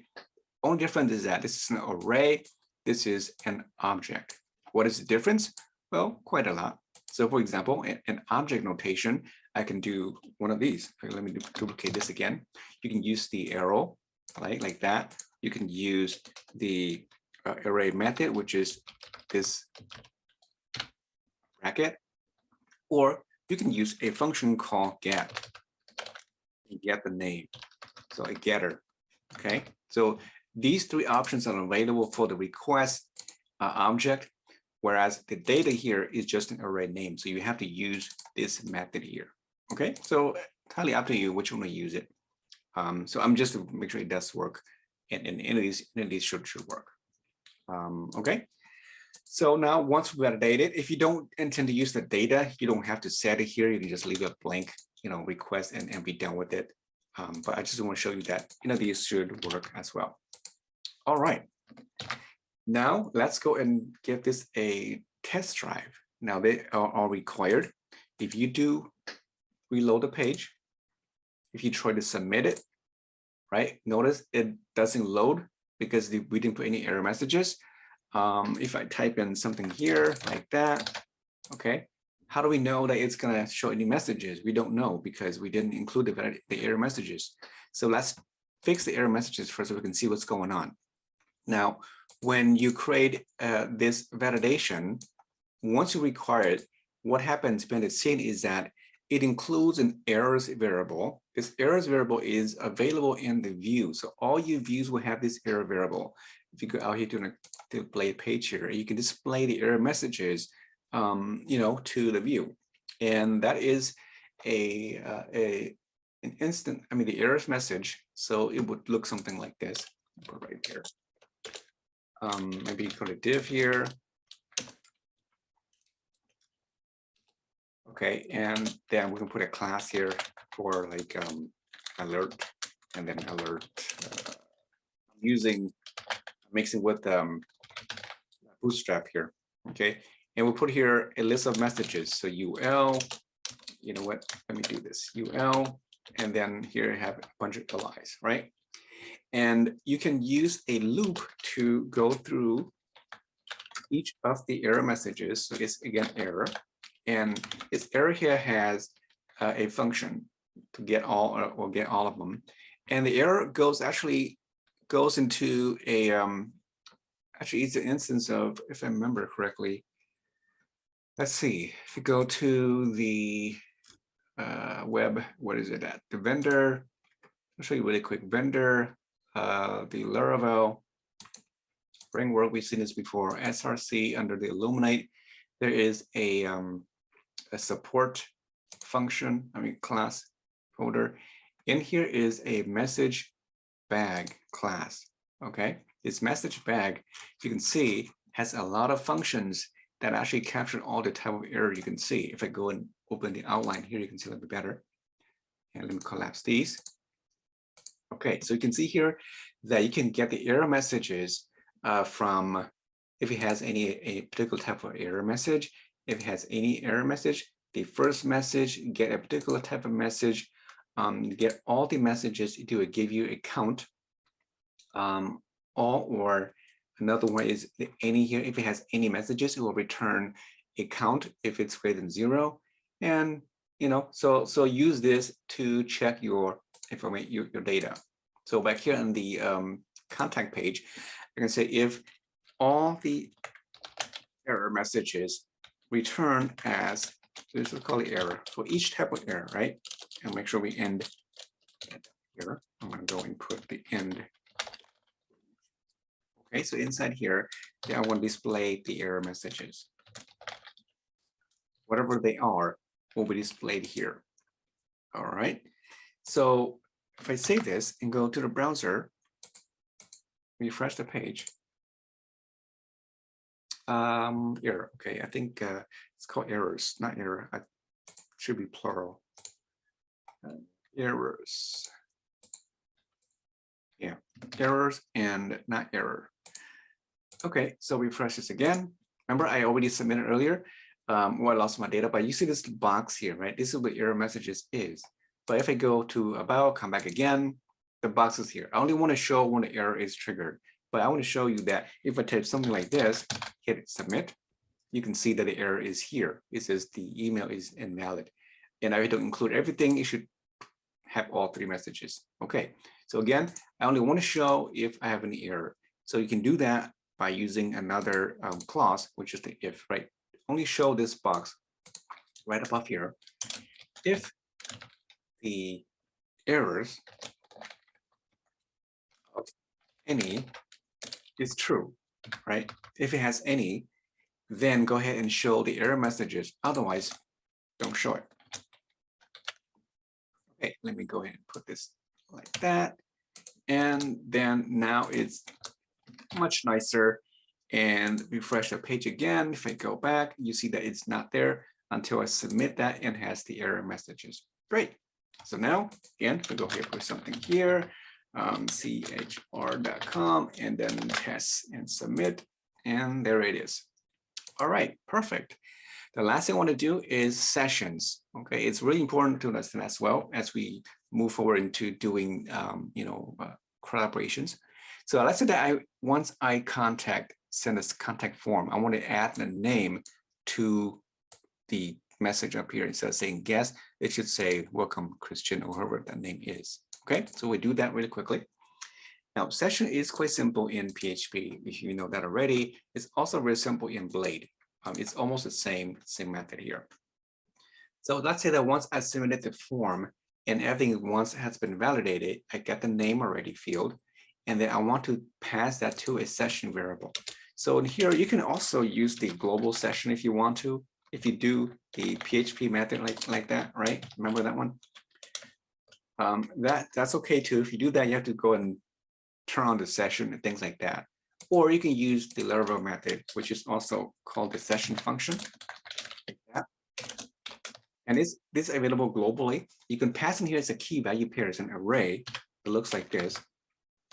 And the key is going to be, I call it name, user or username, doesn't matter. There's a map to the name here. Okay, so I set the session from here on. So after this, the session is active. And how do we treat the name back? You just call the session function followed by the key. So let's say I set a session, and then now I'm going to go to the partial view of navigation here and write in here, instead of saying guess, I want to load my name or whatever name is. So you can do an if and else block above you or anywhere else, but you can use a shortcut as well, just by going here and do the the add symbol. So in here, like that, I'll do something like if the session of the name, oh, it's called user name, or user, right? I call it user. Yeah, user. So if the user exists, if that is true, then go ahead and load the session of the user, right? Otherwise, load the word guest. Okay. Yeah, that should do it, right? Now let's go back to the browser and refresh our page. And if I reload it, it should change to say Christian, because I already set the form to, well, yeah, to that already. All right. So here we go. And if I go and do something like Jake something, j@j.com, test, and now it changes to Jake. Okay, very cool. Now the last thing I want to do is, how do you get rid of these sessions here, right? A couple of ways to do it, but the easier way to do in Laravel is you can go into the storage here, the storage under the I think the app framework, under the sessions. You can see these sessions here. Every time you load your page, it keeps a track of your session. So you can see here is a session user here has a name Jake here. And this is for the other one as well. If you want to delete your session and install all over again, you can just basically delete these. Just, delete them and just say yes to remove all the sessions. Yeah, so let's do that too. Okay, so now if we go back, and that should have been removed from the sessions, right? That's one way. Another way is you can create another route. Let's say that I want to go to a route called C, and I want to clear the session for whatever that reason is. Okay, so very simple to do in here.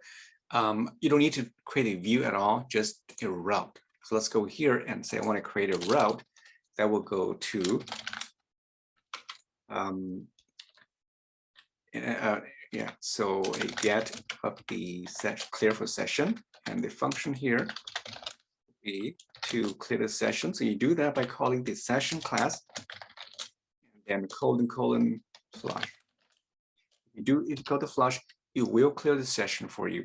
Now the session here, as you can see, is not available because you need to import that in, and you can import that by going to, again, if you mouse over this, click on it, Control Spacebar, and you want to get from the facade, I think, okay, from the support facades here. Click that and make sure it's a session and not session on. And it should be imported on the very top here. You can see right here. Okay, so that is another way to clear your cache as well. Flush all of them. If you want to flush a certain type, you can use a different method, but this is what do all of them. Okay, so let's say if I go back again and create my form, right? No flush, no session here. Go and type it again.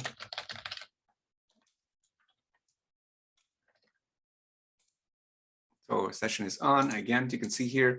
Once it's on, even though the only way is you can actually close the browser, come back, it will still be there.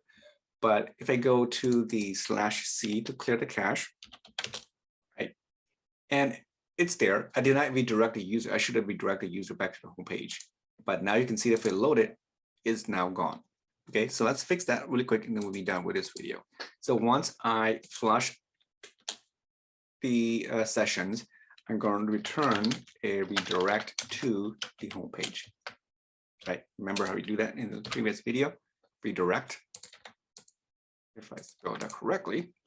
Okay, so save that, and then just do one more. If I go and do a C and then redirect to the home page. Okay, so that is it for this one. Again, when in the future video, when we do CRUD operations, we're going to create a little bit more complex form, not that complex, but maybe to perform some of these portfolio objects, need to add, delete, and things like that. All right, any questions, please let me know, and see you guys in the next video. Hello, this is Christian. Welcome back. In this episode, we're going to do some really simple CRUD operations on our data set here. So this is the site we've been building. I want to make a few changes in here. I don't like the name title. I'm going to change that to say just name, because it's a little bit confusing with the title of the page in here. And also I had a typo here. I want to change it to the description. All right. I'm going to also add a button somewhere here to say add a new project. And we're going to add another column over here, say something like actions, and we're going to perform the edit and the delete links as well. Okay, so again, refer to this site here to use any of these validation rules if you want to do a little bit deeper into the validation. I'm not going to do much other than just requiring the fields and maybe adding the URL to the URL link tab just to make sure it's a valid URL. That is all I'm going to do. Okay. So let's go back to our Visual Studio Code IDE and make some changes. So again, make sure your app is running. So first thing, let's go to the view first, and let's change the portfolio. The title should be name. And then I'm also going to change the project title to not say title, but project name. Okay, we'll make the changes so we'll leave this open for now. Now go to the routes under the data files and the data file here. So we're going to change all the title here to name. So the easier way to do that is basically you select that, press Ctrl D a few times. As you can see, it moves down until you find all the fields you want to change, and then just type in the name and all of it will be changed instantly for you. Very cool. All right, and then last but not least, I also want to pass this data to a session. So the projects need to be in a session, because when we navigate away from the project site, from page to page, we want to retain the state, right? So if you don't do that, you're not going to be able to do retain the state. Later on, when we deal with databases, which is the permanent data store, then we don't have to worry about this session. But for now, we do want to do that. So here, I'm just going to put here session, pass into this session array, projects, the same name, and assign with the projects variable as well. Okay, so that's good, and we can close this now. Then over here, this is good. We can close that, and then in the web page, we're going to go and change one thing here. We need to load into the page every time when we load data. So in the portfolio here, we notice we use the projects here. It's coming from that projects page. But this time, we're going to use a session as opposed to this. You want to retain the session. So in here, I want to do something like this. So project is equal to the session, and the session key is really just called projects.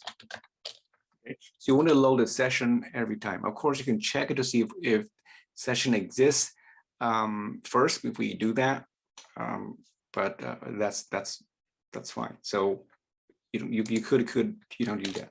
I mean, let's do that. Okay, just to be safe, we want to make sure it's actually there. So I want to check it so that project is indeed exists. I'll keep the project as is.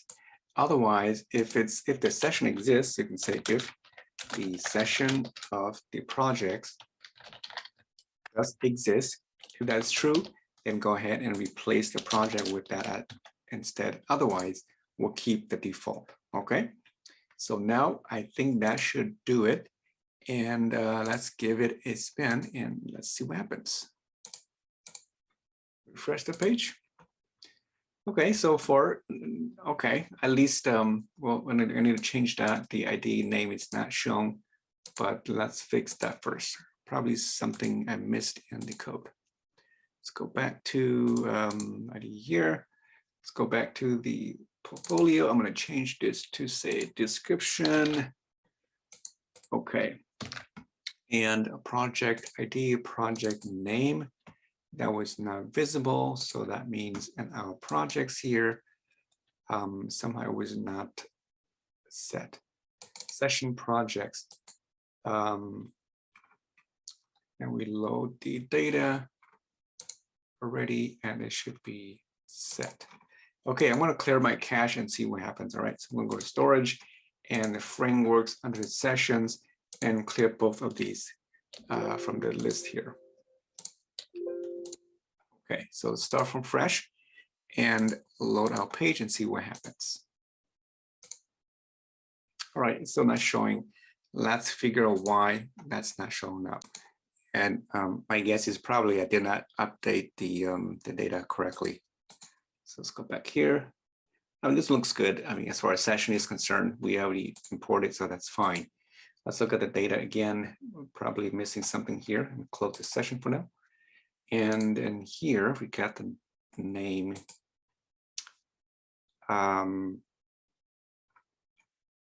Okay, so maybe the project we haven't changed it. Let's go to the app folder and go to the models and the project. Yeah, in here we need to change this as well, right? We don't call it title anymore, call it name. So again, just make sure you change that.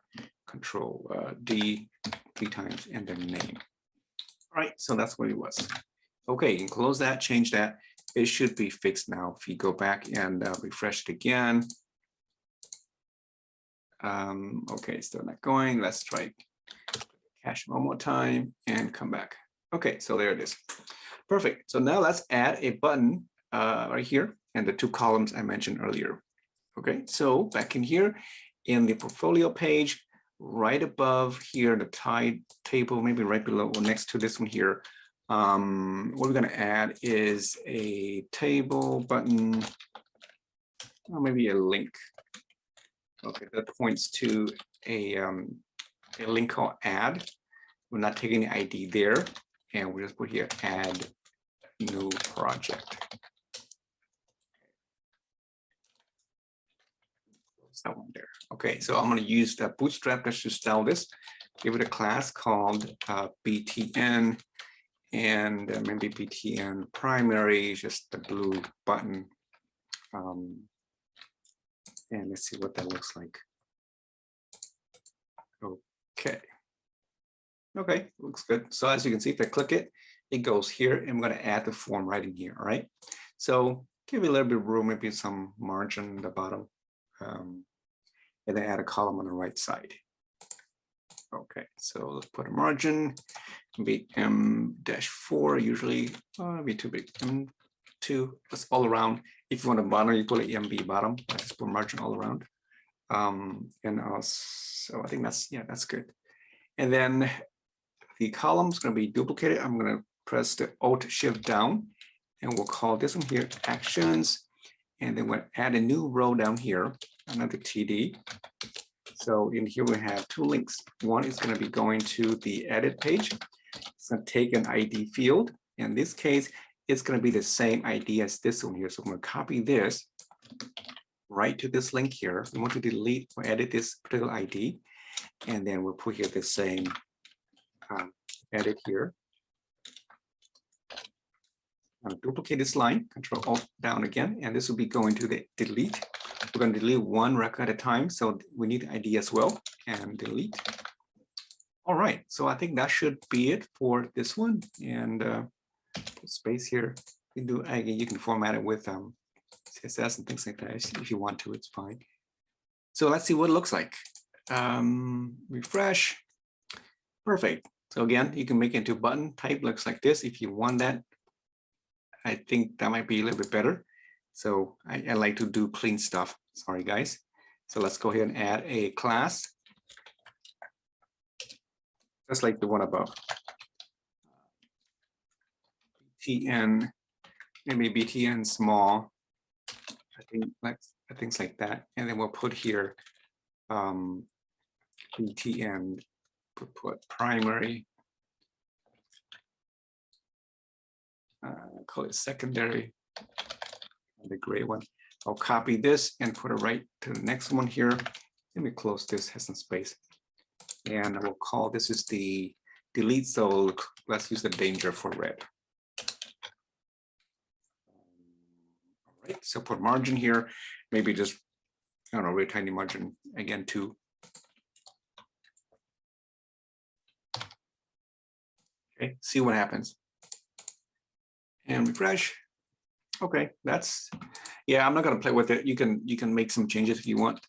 But it's good enough for now. I'll fix it later, but I just want to make sure it's functional. So again, when we do a delete, it's gonna go to the delete tab and get the ID here. And then the same thing for the edit as well. Okay. Right, and now let's go and do the add here. It's quite simple. And we use the same form as the contact. And we're gonna just make some changes in here, right? So let's go to the code again. And now I'm gonna duplicate the contact form right here. Copy and paste, and we'll rename it to add.blade.php. In here, I'll keep this as is. The title will be that one there. This is the name. It would not be full name, but we'll just say project name, or just name should be understood because we're dealing with project. Here will be the description.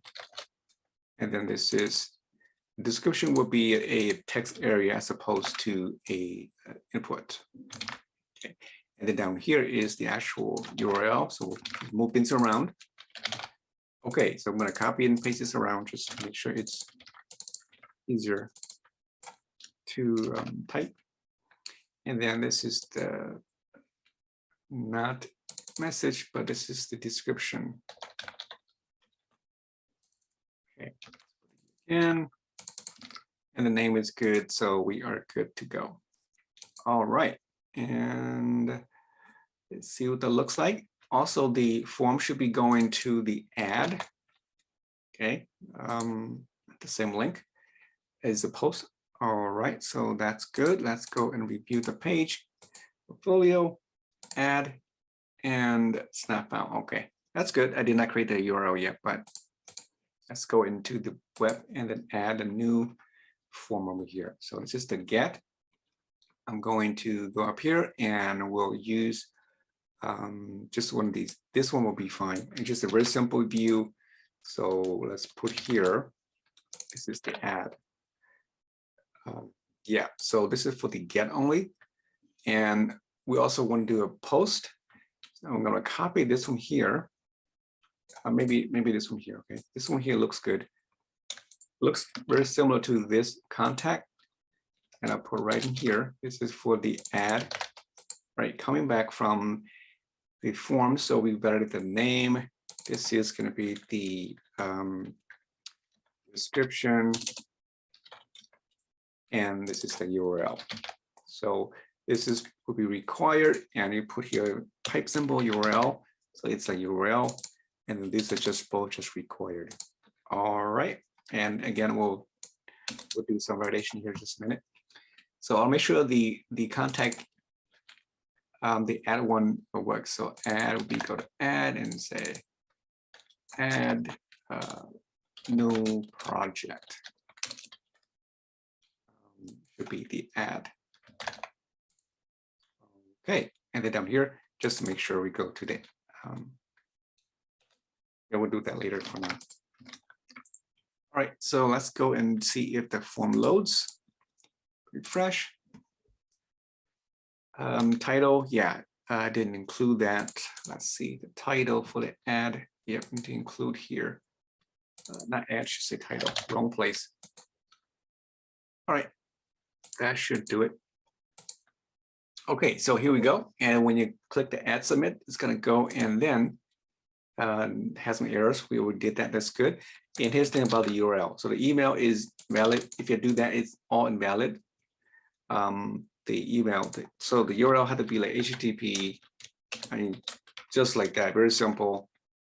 It will take it if you just include that. Okay. So let's go back and process some data. Now, when the data comes back, as opposed to the add route, we're going to validate the data just like we did here. And then with this all passive validation, we're going to create a new object and then pass it to the new or the current object, right? And then we're going to send the data, the user back to the view, which is the portfolio. So I'm going to do a redirect to the portfolio. That is the return statement. Okay, so when we add, we just need to do a new object, and then we'll create a new object and we'll pass that to the URL. Okay, so I'll do something very simple. You can create name fields if you want to, I guess. Let's do it, it's easier. Name is equal to, you know what, actually it's already inside the data object here. I'll just do really simple here. I'm going to push it to the project, but first you want to get it from the session just to make sure that you are using the correct project object. So you load it from the session first, get the current state, and then we're going to update this project. Right, array. You're going to push it our array a new project. Okay, the project here is the project class that comes from the project class we didn't include here. It will look very similar to the data file, exactly this. So I'm going to copy this, make sure we import that in here to the very top. Anywhere here is fine. And then if you look at the bottom, how we do this, exactly same as this. So basically, exactly this one. I'm going to copy this and put it right in here where we create a new project. Okay, and here's, I use the data because it's the same variable name, right? So as you can see, this is the name, description, and so forth. Only thing is that we do not have the ID. So when we create a project, you can include the ID field. But for my example, I'm just going to randomize the ID. So before I do this, I'm going to add an ID variable here. You can do that here, or just add right in here is fine. Okay, I'll use the random function, rand, and any ID between, let's say, I don't know, 1,000 up to 9999. Okay, so in a random variable for the ID, and that should be good. So once you push that to the new project, we then also need to set the session again, right? So we need to update the session of the project to this new updated project. Okay, and then we redirect to the portfolio page. And okay, so that should do it. Let's save and see if this works. All right, so I'm going to go and just start fresh, add new project, give here website 1. It shouldn't say email, it should say a description. I'll fix that. Just say simple website. Link is http site1.com. Okay, submit. All is good. Now you can see that it's been added to the list here. If I navigate out of that and come back, it is now retained because again, the session is extremely important. All right, so let's change this to it's a description as opposed to email, and we're done with this add. So it would say description. Okay, perfect. So that wasn't too bad. Now the next one is can be the edit. This is a little bit challenging, but it was very similar to the add form here, all right? Because when you do an edit, you want to pre-fill the form. So I'll use the same form as an add, copy that and duplicate it, and then rename it to say edit blade.php. Now it's the same, exactly same form. What we will need to do is we need to populate these with the information, right? So in here, I'm going to include the value equal to, and then I'm going to pass in a variable called project, just a single project, and we pass it the ID, the name into this particular field. Okay, so the same for the other ones. The text area, it needs to go right in between the text here and not in the value. This would be the description. And then we'll do one more for the URL down here. And that should be it. Of course, what if you don't have the correct information, right? So you want to show only this if it's valid, right? If there's no data in this particular project, then you shouldn't be showing anything at all. So in the very top here, you can put another if directive, say something like, if there is a project, if the project does exist, just like that. If so, then go ahead and run this form. Let me collapse this, show the form. Otherwise, down here, right? Otherwise, and then maybe put a message here, P, just say invalid ID or something, okay? And we'll put a CSS here, text danger, or you can put alert. I think alert danger is fine. Alert danger. So it has a button type.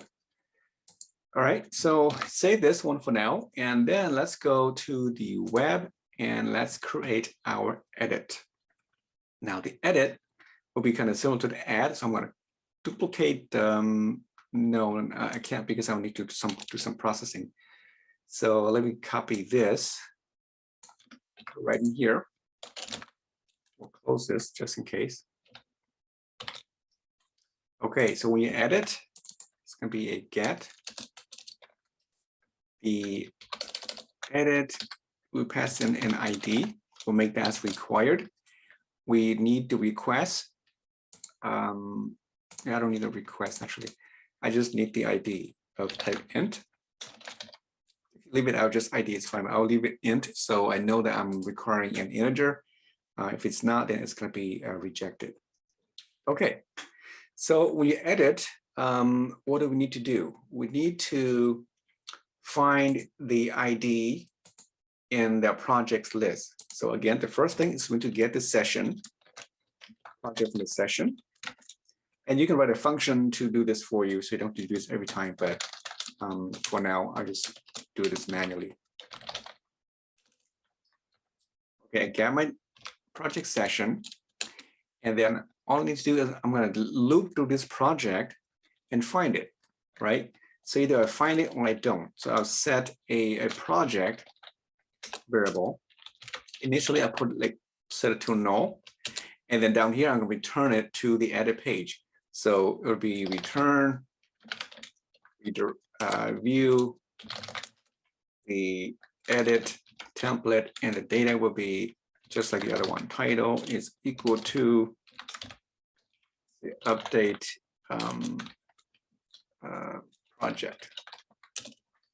I'm also going to pass in the project object.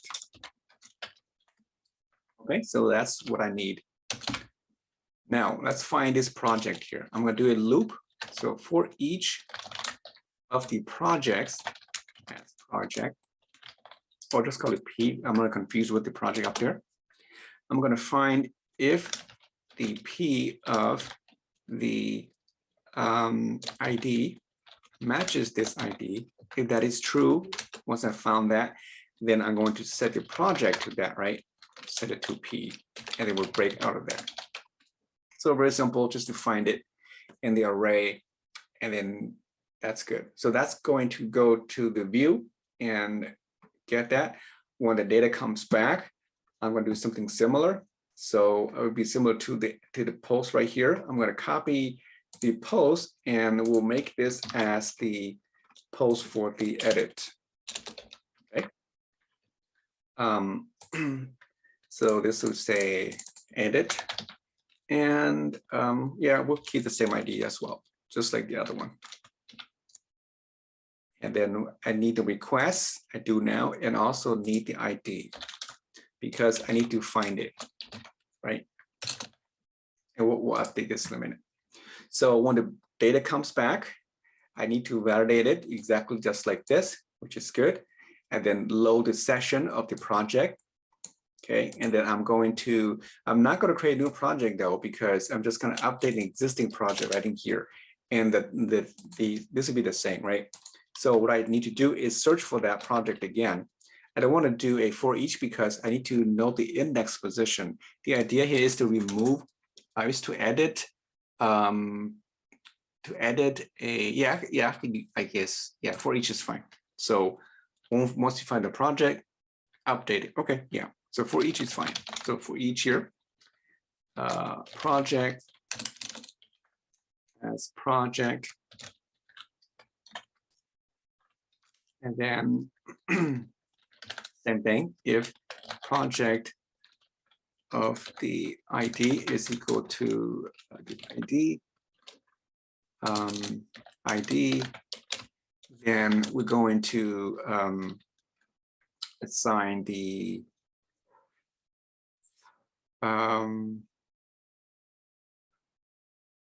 yeah, so the current project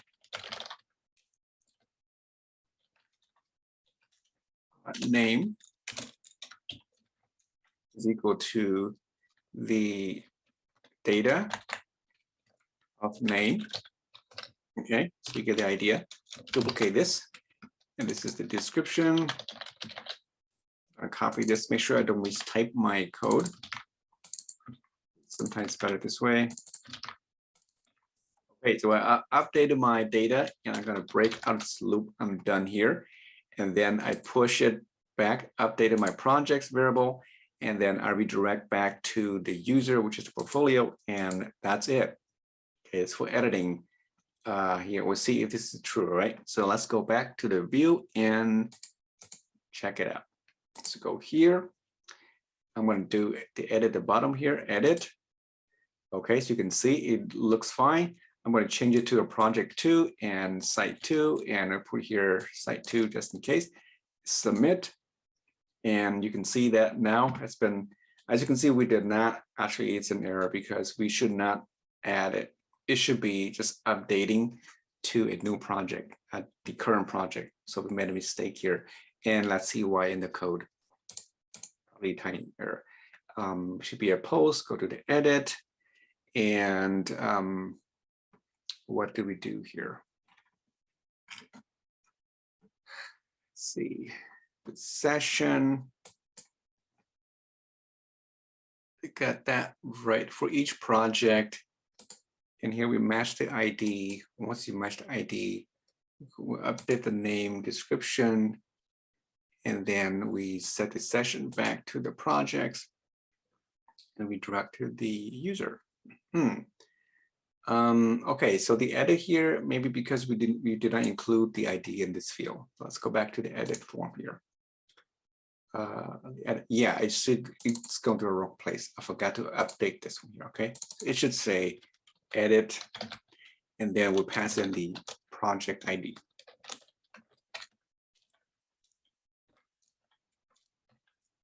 All right, it was going to the wrong place.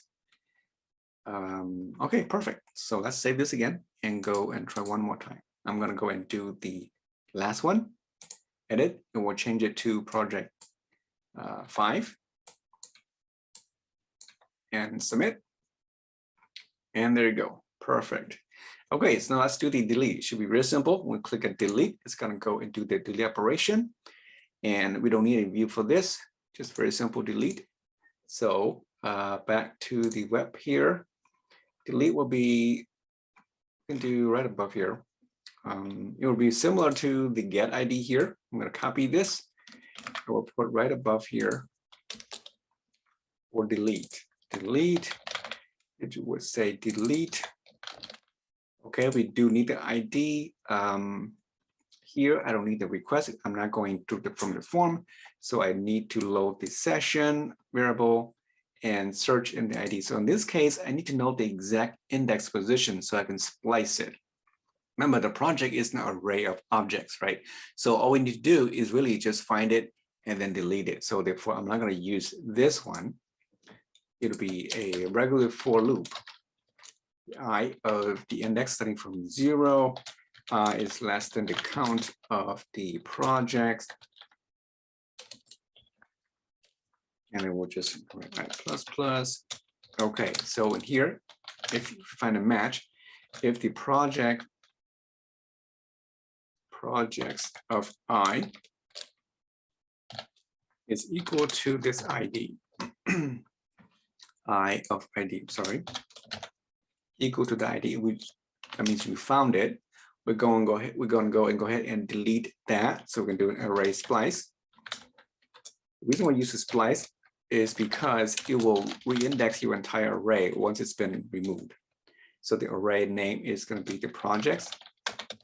Position is at the ith position, and we just need to delete one record. And then we break out of that. And then once that's done, then again, I'm going to copy this again. Okay, so same thing. We need to copy the session, update the session, and then redirect back to the user, which is in this case, back to the portfolio page. So that is our simple delete. So I actually don't need this project here. We're just basically updating the current project. Okay, so let's go and take a look and see if this works. Go back to portfolio, go delete the last one.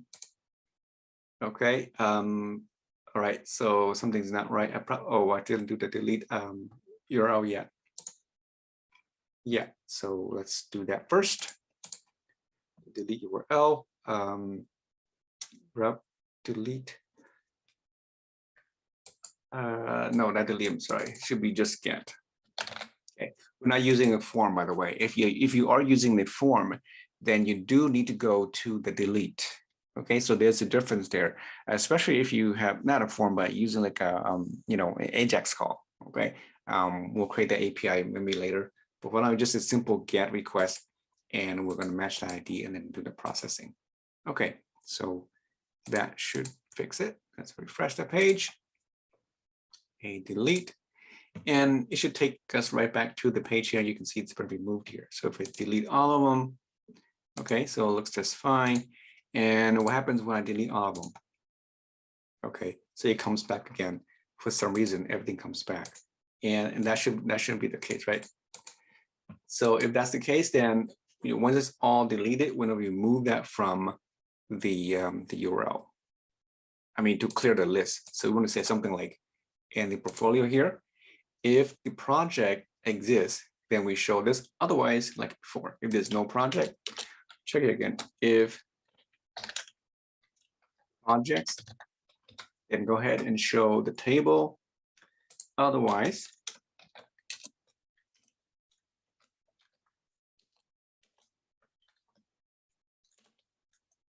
here another P message again in class of alert. Just call it maybe primary, just blue, and then we'll put it. You know what? Maybe not the alert anymore. Just plain text. Just text primary, and then we'll put here no data, no projects to show. Okay, so save this now, and let's try one more time. So portfolio, and let's see, home, contact, project. Okay, let's do delete. And somehow that's not working, so something is not right there. Let's check it out and see why. So back in our code, I'm thinking maybe because we just didn't include a cache or something. Yeah, let's clear our cache and just make sure it's working. I couldn't figure out anything in my code that's not correct. So let's again clear the cache, and let's do it again. So let's start from fresh, portfolio, delete. Okay, so there we go. And once we delete all of them, we get the message. Yeah, somehow it's still loading because once we load the message, if we go back to the portfolio page, it actually re-updated the actual data. So that's why it's not being deleted, which I think is fine. But let's see. Okay, let's look at one last time and then we will close this video. So when we load the portfolio down here, and this is what happens because we used the project here, right? So the session actually destroyed, but then we already use this default project. That's why it's always loaded in this case. So now I'm going to just remove this. Okay, so the project would be empty and in here. And instead of doing this way, I'm going to go up here and put project as null. It's either null or has something, right? And that should fix the error. if I'm not mistaken. Let's give it a try. So again, refresh, remove all the projects. And now we should say the message is now gone. Okay, so perfect. And that's all for this video. And the next video, we're going to go look at the controller and maybe do some database design as well. Thanks for watching. I'll see you in the next video. Hello, this is Christian. Welcome. In this episode, we're going to focus on the controller. Before we go there, though, I just want to spend maybe a minute or two just to go over this MVC model. If you are already familiar with this, you can skip ahead. But here is the model that you might see in hundreds or thousands of times already about the MVC. I put here a diagram to show you also the relationship between the client and the server. So this gray bar line here represents the boundary between the client side and the server side. Now the client side in this case is just basically the web browser, and then the server side is what it is inside this blue box here. Okay, and then behind that you have another server, which is a data source, because this data source could be another database, which is in itself an own separate server, or it could be from another data source outside of this server. Okay, of course the MVC model here is what I have here is I put it on the server side, but it doesn't have to be. Because I'm representing the Laravel model, so it's a server-side framework as I put it here. But really, this could also be on the front end as well. Like Angular, for example, it's an MVC model on the client side only. So just focus on the model here as opposed to what is server and client side. Okay, so here are the three major components of the MVC model. We looked at the model already. We created a very simple model called projects. Even though the projects data is not actually a database system source, it's still a model because we create a class called project that actually stores or represents the shape of our data, right? So that's pretty typical for that to be developed that way. And then we have the view. We created lots of views already, and the job of the view is really to render content to the browser. That's mainly its job. But you will see that there is like a push and pull system going on between the model and the view here, where sometimes the model can actually push some data if there's a state change of some sort to the view to render, and the view can also do a pull of the model and use that as well. Okay, but usually its job is mainly just to render data. Okay, so over here the controller. The controller is where all the logic happens, all the we call the actions, right? All the processing going on inside the controller. And then it will then either make some state change to your data source if it requires it, or it may not require it. It doesn't really matter. And its job is also to select a view to render to the browser. Okay, so that's basically what a controller does. And so right now we haven't created a controller yet. It's there. We haven't used it yet. All the code that we've been created so far are actually inside the router file called web.php. So now we're going to move those out to the controller area so that our code are more siloed into their own specific area. Okay, so we can maintain them easily, we can debug them easily, and also the file is not very bloated. So the router should be responsible for just routing information, routing process or request in this matter to the controller. Controller is responsible for doing anything what's to do in the process here, and then it needs to select the correct view, and then the view is going to render that to the browser. Okay, so here we go again. We have the request coming in, and then the response going out. Okay, so let's go and see what we can do with our program. So yeah, again, make sure your app is running.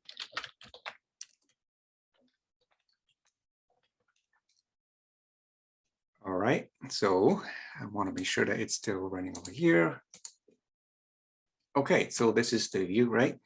And we're going to move these actions to a controller. So this one here is the portfolio page. I'll leave this as is, but when we add a new project, right, I want to move that to the controller. And when we also do the edit, I also want to move that to the controller, and send with the delete as well. So all these CRUD operations is going to be moved out to its own place. And we have a really simple projects here only. So usually when you have a feature or a group of features on your website, you move those out into the own area, and we call those controllers, right? So if you are familiar with the .NET, ASP.NET framework, you will see that this is very, very similar to that. Okay, so let's go and I'll leave this running. I'm going to open another terminal here. I'm going to use it. Okay, now if you go in here, so notice in the routes, a web file. Let me close it for now. As you can see, that has a lot of actions here. It's called actions, by the way.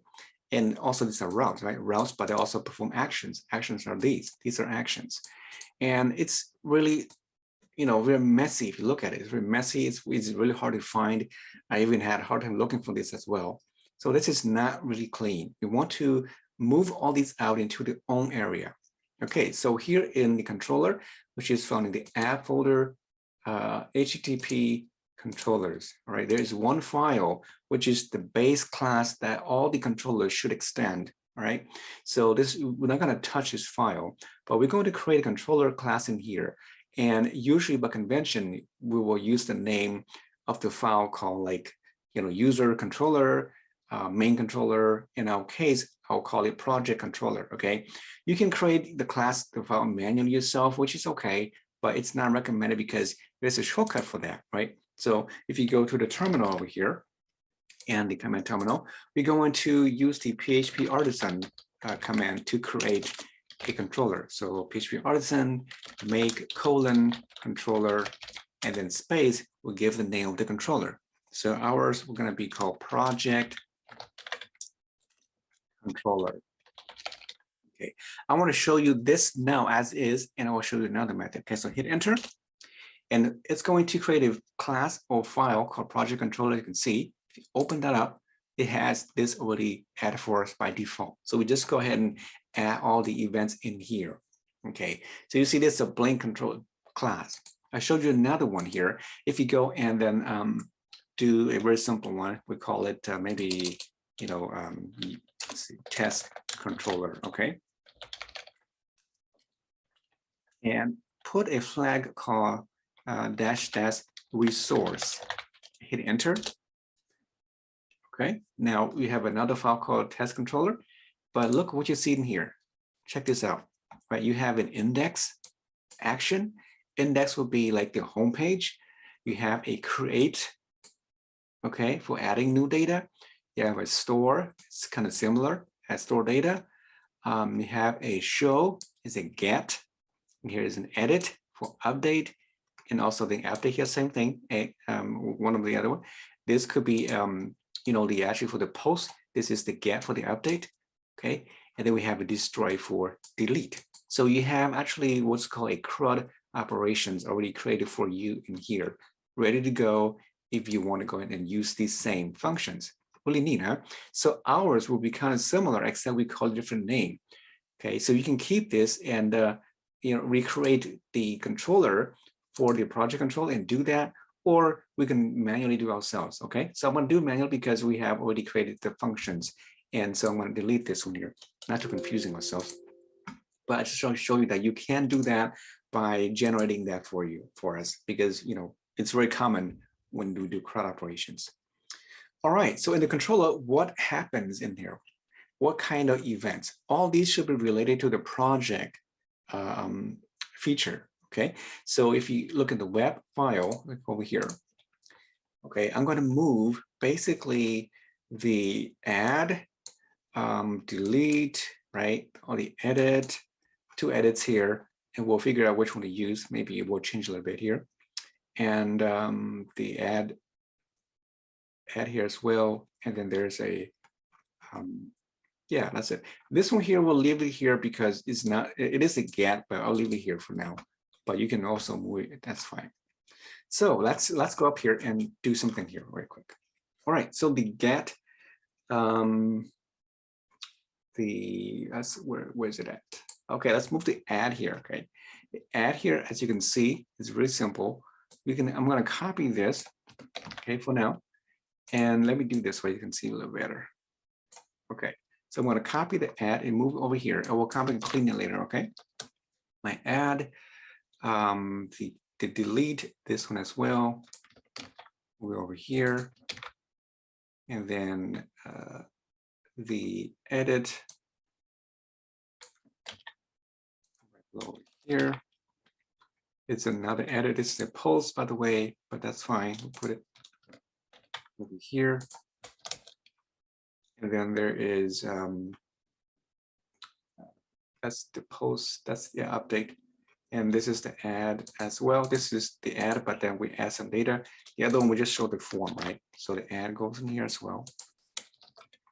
And then I think that's, yeah, that's it. There's a delete somewhere. We already got it. Yeah, we're missing the delete. I probably missed it somewhere. Where is the delete? Okay, right here. So I need the delete as well. Oh, I actually got it. Yeah, I missed. I just right here. Duh. Okay. All right. So over here, now let's go and handle this first, right? And let me close this for now. Okay, so we're going to create a function here called add. Okay, and what you can do is you can do this. Just to actually, yeah, a little bit different because the way I have it here, it would be a function. So I'll just put here a shortcut fun, okay, and hit tab, and then just put here tab over. This is going to be called an add, and we don't need anything to go with the add, so no parameters. And then whatever goes in here actually goes in between here. So this is a little different here. So I'm going to basically return, not this one, a user return here. Okay, so return statement here for the function here, and it's going to return to the add, and then the title will be just replace that with this right here, and then I can remove this add. Okay, so that is our add feature, right? Now this is the get. So the get here, as you can see, it's already a function. So basically, we're going to remove this. Okay, replace that with the word public, and then the name of the function is called. What do we call? Okay, delete. Okay, so this is the delete one. So we put here function delete. We need the ID, and then we just remove the two text over here, and we're done. This is the delete function, as you can see. And then this one here is the edit. Okay, so the same thing. Remove that, replace with public, and this function called edit. And this edit function returns the view only. So notice we did not use a request. There are two edits here, right? This is coming from the form. This is just a get feature, right? A get request will just basically render to the view. So we can change this to a different function. Maybe instead of edit, we'll say, we'll put like a show edit form. I use a different function for that, all right? And then, so that, yeah, that's all it does. Okay, so the next one here is the edit. So this is the actual edit. So you can use like edit, and then maybe this is called update, right? Like the one example we saw earlier, but it's not entirely up to you. I'll keep it just like that. And this one here will be, this is the edit. And it does take the request and ID. Everything here stays the same. We just basically remove the last two characters here. Okay, so you can see, let me make this a little bit cleaner. And then here, this is the add. So again, this one here takes a request. It's coming from the data source as opposed to the first one, right? The first one here, we just basically show the add form. So I'm going to change this to say show add form instead, because we're not, processing the form yet. And so down the bottom, then this is the actual add function. So I'm going to change this to say, and then we just remove the last two characters, and now we're done. So one problem here is the project, right? Remember, this project is coming from a model, so we need to import that in. And all you have to do is put mouse over that, control spacebar, and select from the add models. Once you do that, though, it does make some change in your variable to make sure you change it back to, say, project. And if you do that correctly at the very top, you're going to see that it's imported the app models project class for us to use it. Okay, perfect. So everything looks good here. No error, no marks here. Looks good. So save this file. Now we need to go and then over here handle the routes. Okay, so now we're not going to use this anymore. All we have to do is that when we come to this link add, we're going to render that using the controller to handle it. And the syntax to do that is this. So this part stays the same. We're going to use instead of a view, I'm going to change this to a get, okay? A get, the add function. And this part here is now the controller part. Controller, you put into an array like this, and the name of the controller is called project controller, colon class. Okay, so the first parameter is the class. The second is a string of the name of that action. We call it show add form. So really, this is the name of the function that will run when we navigate to this add URL. Okay, the controller should have been imported automatically. If it did not, make sure you import that up here as well. All right, so that is going to be what our routes will look like. Now I'm going to go ahead and duplicate this a few times. Just hold down here and copy Alt Shift and then down arrow a couple of times. Edit, delete, maybe a couple of those. Okay, so the delete is this guy right here. I'm going to copy this URL, make it and put it right here. Okay. Yeah, and then that is going to go to a function called delete. Right? So we got that, and I can close this. I comment this up for now so I can see what's going on. All right. So we got that one there. The other one is the edit right here. This is the get. So it's going to be right here, and it's going to go to the show edit form. Okay, we're not processing. It's a get request. So then we can turn this off. And then this is the post for the edit. This one here is the actual data, right? So we need to go and then put here the same thing. This is going to go to the edit function. But then we want to change this to a post and not a get. Okay. And then finally, this is the post for the add. And then the add is going to go to just say add function, right? So these are the CRUD operations for that. And so now,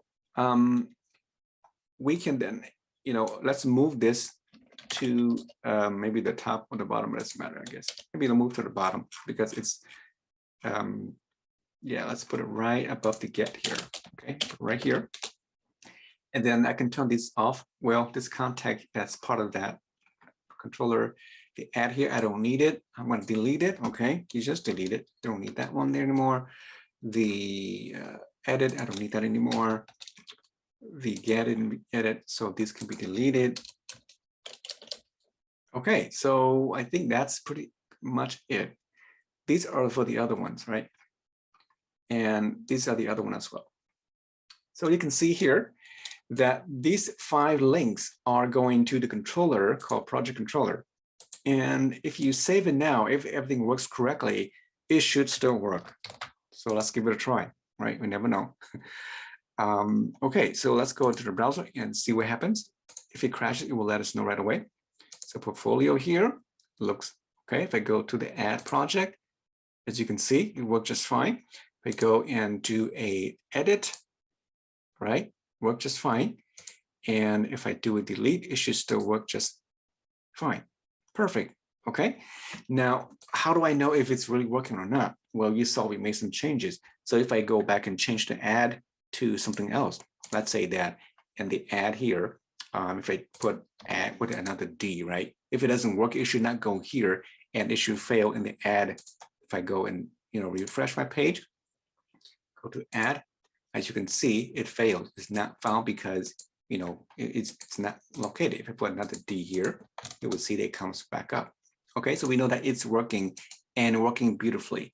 Now, so this is okay. As you can see, we moved everything out already, and it's good as is.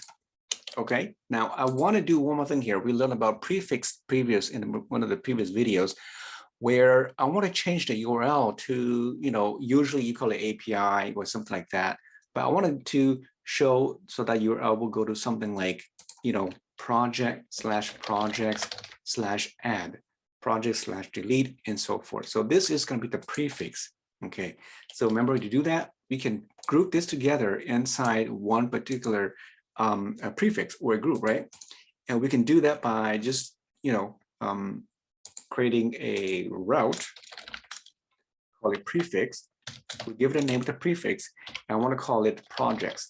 Don't put any like any other character, just like that. It will add the backslash automatically for us. And it's going to be called another function called group. And this group here takes a callback function. And then inside this callback function is where we're going to move all of these in there. So just drag all these inside the group function, and then make sure you terminate that statements and fix that a little bit. And now they are now prefixed with the projects for all these links here. Once we do this, though, we have to make some changes to our code. But I do want to show you that it should work like this. Okay, and it's pretty cool because, I'll show you in a minute. So now if I go to portfolio here, if I try to go to the add new project, you will see that now it's no longer works because the URL, it says add. But if you type in the projects/add, right, comes right back. So you can see I can group these actions under the projects prefix. Okay, so that means that link needs to be modified. If you hover over that, down the bottom, you see it just says /add. I want to say /project adds, and same thing with an edit. So you can see that if I do edit, it's not going to find it because we changed the URL. And not only that, the logo here, it doesn't work anymore, right? If you saw earlier that this is not working because of the URL here, and when you display images, I'll show you why. You should use the URL or the asset function to prevent this from happening. Okay, so let's go back and do some fixes. The first thing I want to do is I'm going to create a variable, okay, right here. I'll call it prefix. Set it to projects. And then I'm going to replace this with the variable prefix. Okay. And then I also need this. And when I create a portfolio, I need to add that down here. So I'm going to add it as a third parameter here called prefix. Point to that variable. I need to use it. So in the function here, you have to put here use prefix. Okay, so now I can then use this prefix in the portfolio template. If you go to the resources and the portfolio right here, open that. Now the add function, add link right here, it needs to say, right, project. I don't want to come here and do, project like this. What if I change it in the future, right? I don't want that. So that's why I use the prefix. So therefore, I put here the prefix. If I change the prefix to something else, it automatically updates these. If I remove the prefix, change it to an empty statement or empty string, then I'll go back to what it was before. So really, really useful. I'm going to copy this and do the same thing down here for the other two links, which is the edit and then the delete as well. Okay, so that's good here. Perfect. So save that. And then now I also want to do one thing for the edit as well. The edit here, even the add also. I want to add, remember we take the action goes to the /add, it's not going to find that, right? So you can also do this with the prefix, but then you have to add the prefix to this page, right? So instead of doing this way, I'm going to the same add link anyway. So instead of doing this way, I'm going to do just really simple using the PHP super global called server, and then call the PHP self. I mean, it loads itself. Okay, so basically that's what it does. I'll do the same thing with the edit as well. So go here. I think here it looks good. The edit form, same thing right here. Okay, so instead of edit here, I'm going to the same place. So let's put that inside here. And I'm including the ID also. So that means I can merge these together and just use the dot, right? And join them together. And it's going to say the current file, whatever that is, /ID. Okay, really simple fix. Okay, it looks good here. Let's see what that looks like. And let's go to the browser and make sure it still works. So let's refresh the page here. If I go to the add, and there it is. Now, as you can see, the URL changes. If I look at the source view as well, you will see that the action is also changed to the correct place, right? Index/projects /add. Perfect. Okay. So if I add a new project here, call it Fab 2, and my interactive page, and then http web2.com. Click submit, and boom, there it is right there. Okay. Now, if I do the edit, if you notice on the bottom left, URL also changes to the edit. If I edit that, as you can see, it loads correctly. And if you look at the source view for the action, you will see that it changes to that, right? It's project/edit, and here's the ID for that. Okay. So let's see if this is correct. I'm going to go ahead and make it to project 24, and then hit submit, and there it is. No, we did not change yet, so somehow we didn't process that correctly yet. Didn't update that. Okay, let's see if the delete works though. Let's delete, and there it is. And let's delete them all. Let's make sure that it still does work, and boom. All right. So now if I go and clear, remember if we do the clear, I have to go to /C. Oh, let's see here. Okay, everything comes back here. Okay, now one more thing I want to show you. If you do the edit, right? Now that works fine because we find it. What if I change it to 1, 2, 3, 4, 5? Not found, right? So everything is still good, just as is. Okay, so now let's see why the add was not working. And I think we're pretty much done with this one here. So in the add form, when we load the add, it goes to the controller, and the add comes in here. So the edit here, the add, okay. I think that looks okay. So I mean, not the add, I think it was the edit, right? The edit, yeah, I think it looks fine. We didn't make any changes, so it should not be here. But I want to show, maybe it's in here somewhere. We'll see. Hey, I noticed something that when we look at the view, the source view over here, right, on the edit, right, and the edit here, you see right here, it's kind of small. The URL has, we duplicated the ID here twice, so it's not going to find that ID when we process it. It should just be the 644 here. And I know why that happens because I wasn't aware of it, but if you remember, like in the code here, when we do this, the PHP itself here, that includes the part of the URL already, right? So I don't need to include the ID again. If I do that, I'm adding it twice. That's what happens. So I don't really need that. Just get the self, and whatever that URL is, it's going to take that same URL.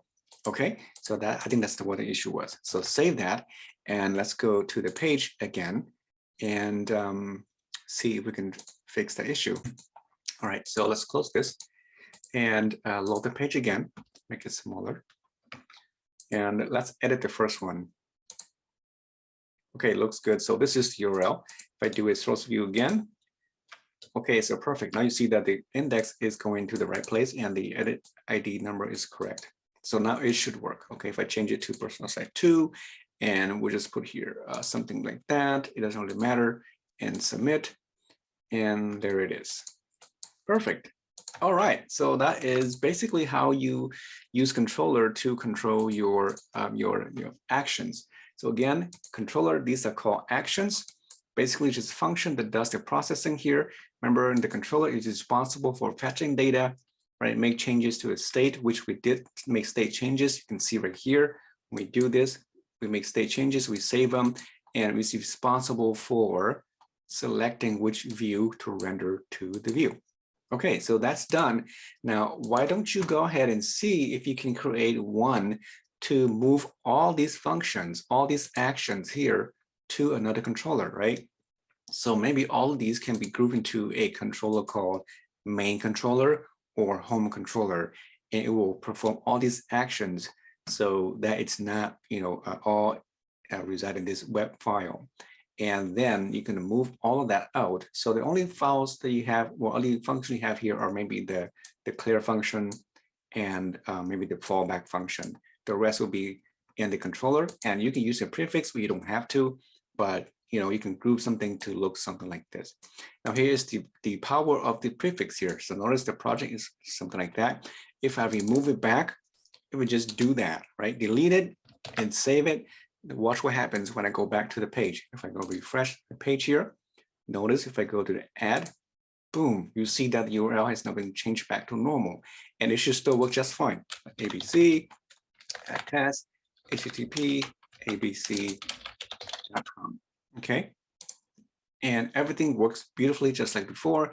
I can edit it, I can, as you can see, delete it and so forth. So very powerful feature, and that is what the prefix is used for. Okay, well, any questions, please put in a comment or let me know. Otherwise, I will see you in the next video. Hello, this is Christian. In this video, we're going to create some databases for our program.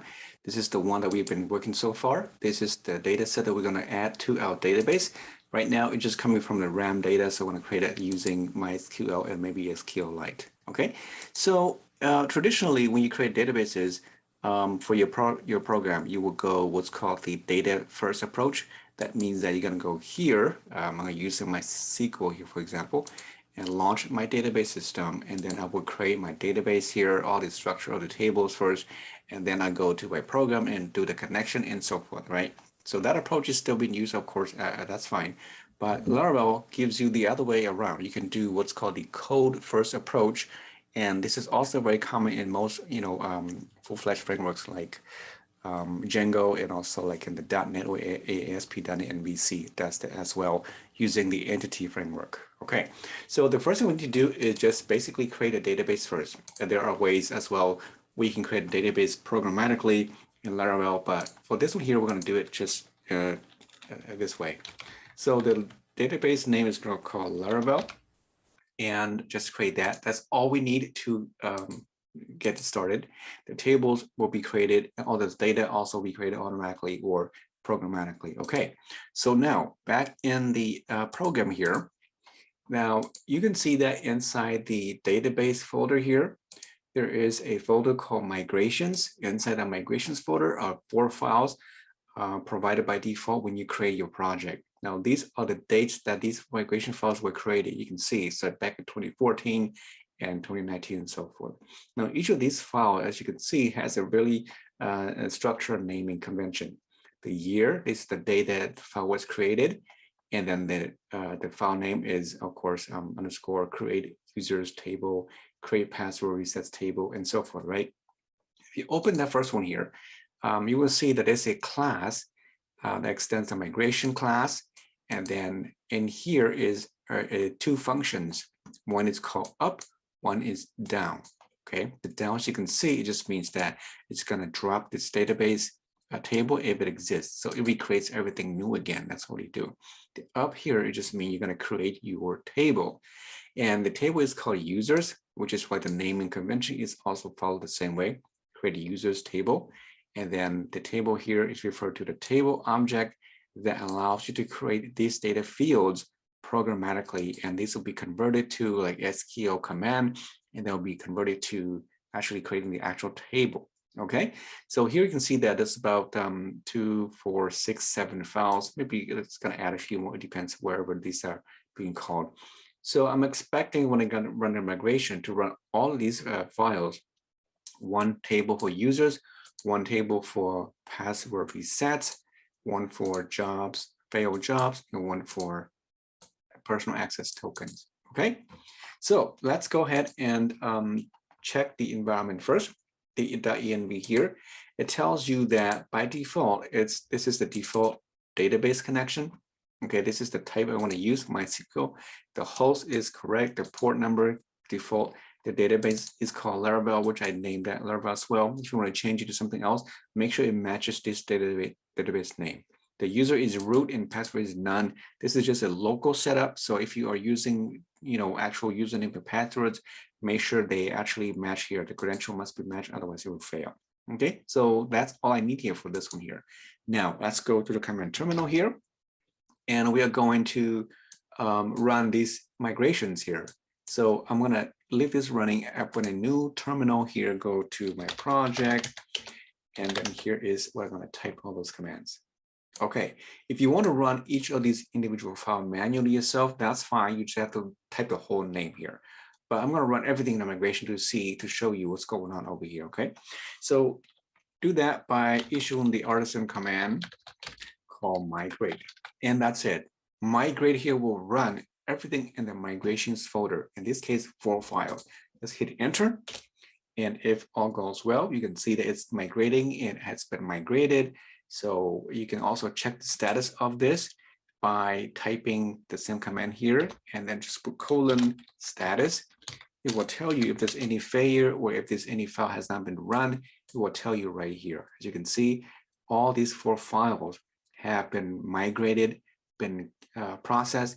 And then now if you go to the database file or page, now if you refresh the page, you're going to see that Laravel is now populated with 5 tables. Okay, the one that we saw earlier. This one we didn't see, but it's been created automatically also by the migration class. So this will always be here. But the users table you can see here has been created. The structure, as you can see, has been created for you as well, with the ID as the primary key. And this is a foreign key, and so forth, right?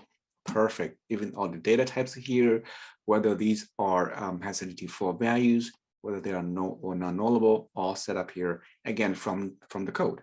Same thing for these guys over here as well. Okay, now we don't see all the actual data, but you will do that in the next phase where we'll be seeding this data, this table with actual data. Okay, so pretty cool, huh? And then the advantage of this is that, of course, you can, export the statements and send that to other users, or if they have your code, they just run that automatically in the command terminal, and the other developers also have a copy of your database as well. Perfect. Okay, so now let's undo this. There is a function called reset, a few of them, migrate and then reset. This will undo what we just did, roll everything back, delete all the tables, and so forth. Okay, so if you do that, go back, you can see that all the tables should have been removed except migrations, right? You need that one there just to track your migration process in here. Okay, so now let's go ahead and create a table for our projects, and we're going to fill these data programmatically to the table in the MySQL database here. All right. Okay, now we're going to do everything here just in the command terminal until we do the actual coding. But let's go here. And so to do that, we're going to create a migration file that will look kind of similar to these here. So PHP artisan migrate, no, I say make migration, okay, and then the name of the migration file. Of course, you're not gonna put the date here. The date will be stamped automatically by Laravel. So I'm gonna call it. If you just call something like, for example, if you put users like that, okay, or users like this, if you hit enter, now you're gonna get a migration file called users. You can see here, but inside here you can see that it has, just a skeleton for us, right? Just the up and down.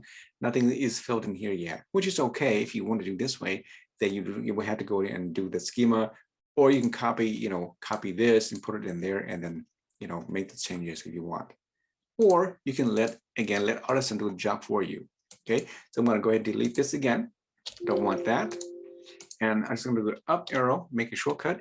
And I'm going to call here the same function with the same name. If you follow this convention, it says create, that means go ahead and create a schema using a table name projects, okay, and then followed by table. Okay, so whatever is between the create and table will be the name of your table. If you have multiple names, maybe project, ABC and then table, then you're going to see a table name projects ABC. Okay.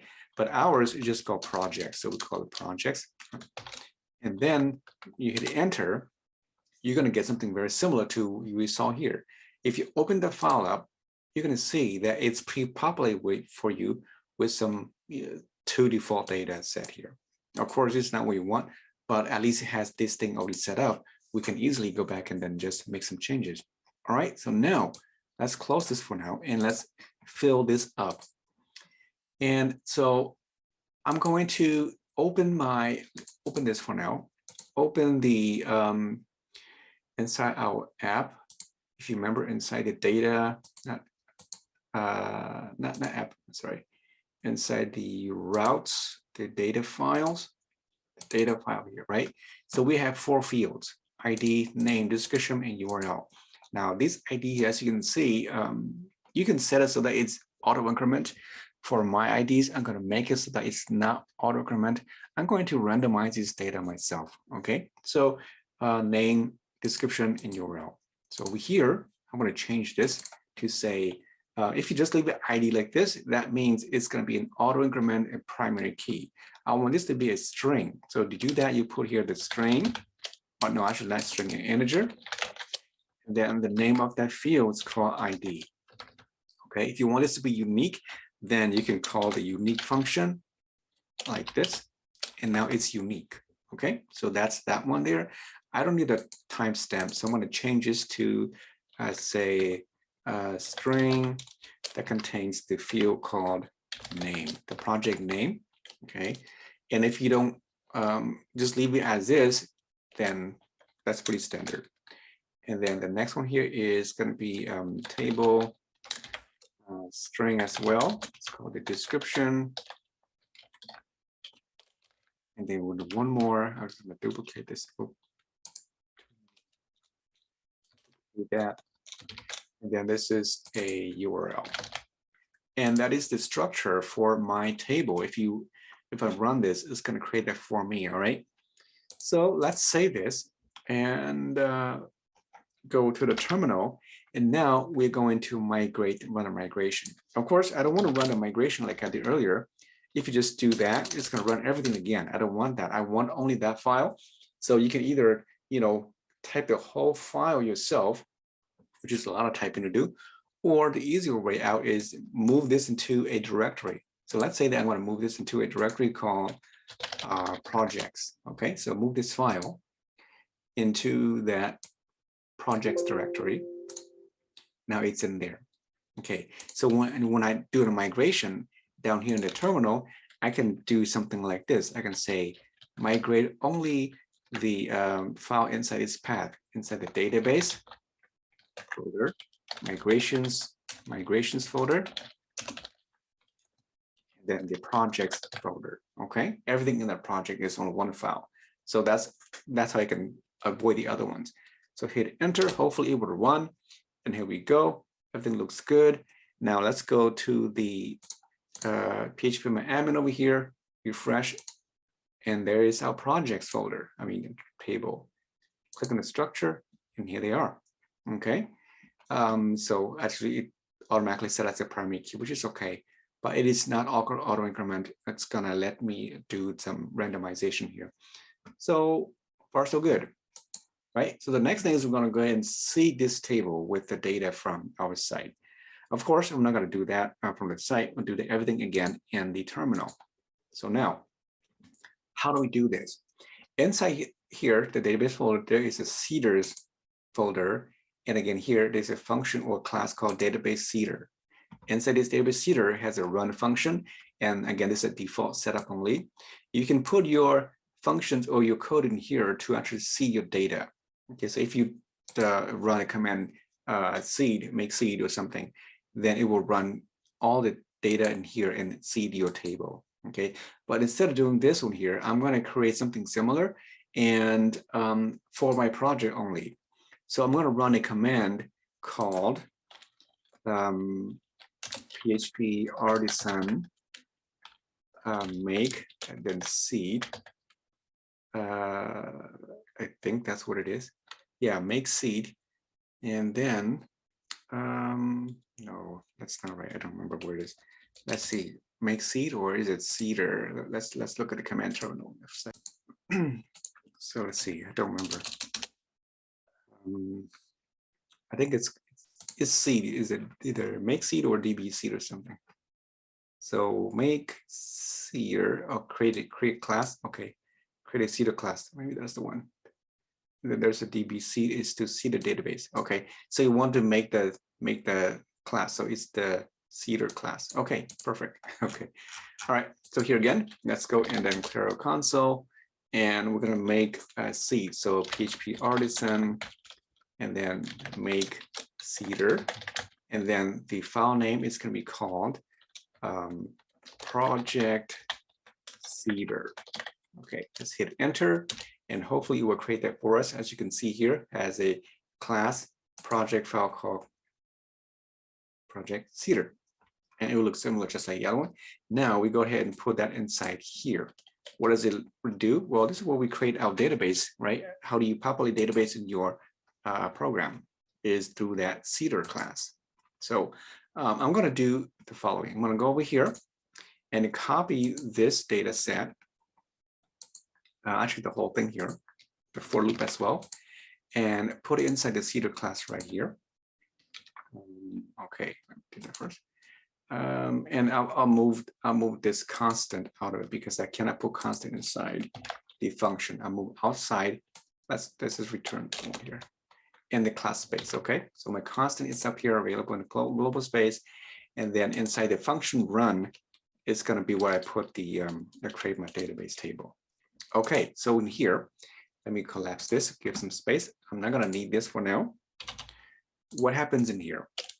Okay, so in here we do something kind of similar to just adding to the database. So what we need to do is we need to run a command called db from the db class called table. This function here will actually do the insertion for us. The name of the table is called projects. Okay, and we're going to run the insert command. So insert this command is an array of our data sets. Okay, the DB, if it's not available, make sure that you do the import. So control space bar. It's going to be coming from where's it coming from? The facade. Just hit the first one here. It says eliminate support facade DB. That's the one. So click that and just make sure it says DB, and it should be imported at the very top. Okay, so you need that to be used. All right. So now we need to insert into this table projects. And what do we need to insert? Well, I need the ID field. So this will be ID field that will map to the, I don't want a DB ID here, but it's data, I call it project data, right? That's this project data here. And then get the ID put in there, which is okay in this case, right? So I'm going to assign it with the data of ID. And then comma, the next field is the name. And that's be coming from the data name. Okay, next is description. Data description. I'll just copy both of these right here. Okay, URL, and then bam. All right, so those are the fields that will be added to the table projects when we run the Cedar. Okay, so let's save this, and I'm going to remove this one so it's not too messy. And save that. Now go back to the terminal and run that Cedar command. PHP artisan, instead of make, it's called db.c. Okay, and if you want to see the just the file name, then you would then give it the path. I think the path, the name, or the name of the file called project Cedar. Okay, if you don't include this, you should run the seed. As you can see, nothing's going to happen. Okay, if I do that, right, it's going to run the database seed, which is this file here. Nothing in here. That's what happens. Okay, I want to run the project Cedar. So to do that, you will have to choose the class. So the dash class, and then the name of the class is called project Cedar. Hit enter. If all goes well, as you can see, very quickly, very fast. If I go back to the over here, refresh the page, and you should see that now my projects have been populated with the data from the file. Pretty cool, huh? So there we go. That's how you do it. And if you want to keep adding more data to this, you can do so in the command terminal. Just update this, add more data to this file, and so forth here. So that is pretty much how you do it using MySQL. Very easy. Now, the neat thing about this, as you can see, is that it's quite powerful because What if I want to change to a different database, right? For example, I want to use SQLite. All you have to do, because this is the same stuff here, similar to the PDO, right? You just have to change the database type. So here, environment, instead of saying MySQL, what if I want to use SQLite? And SQLite is very, very fast, very easy to do. I could do that by, I just need this one here. I need the database name. And I want to turn all these off. So, okay, comment all these out. This, I think, is the pound sign instead. Okay, so I'm going to look for an SQLite, and the database name will be the same. So the connection, all I do is just that, and the rest will just work just fine. All I need to do then is go to the root class here, the root folder, and create a file called Laravel.sqlite.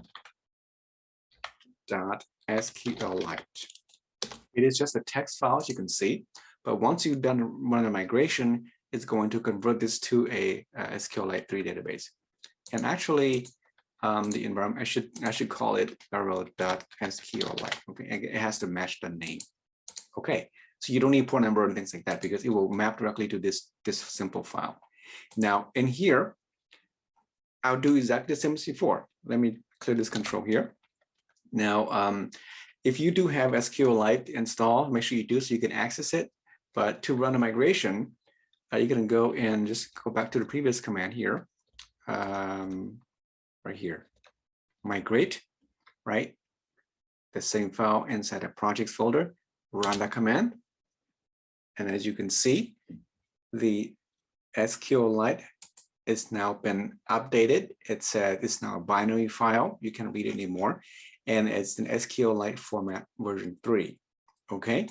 And then now I'm going to seed this table, this as table. I mean, yeah, the table projects. I mean, just to make sure it's working, I can open another terminal over here to show you. I do have SQLite. So if you type SQLite 3, it's going to take you right into the terminal here. If you don't have it, just go install SQLite first, okay? And then if you type in databases, usually it will tell you your database. If it's not there for whatever reason, but it should be there. I'm going to open it though. I'm going to clear this. So type in shell, .shell, and then CLS to clear it. .open, and the file is called Laravel.sqlite. You're going to type it correctly though. If you type it wrong, then it's going to create a new database for you. That's all. It's not going to crash or anything. So I open that file for use.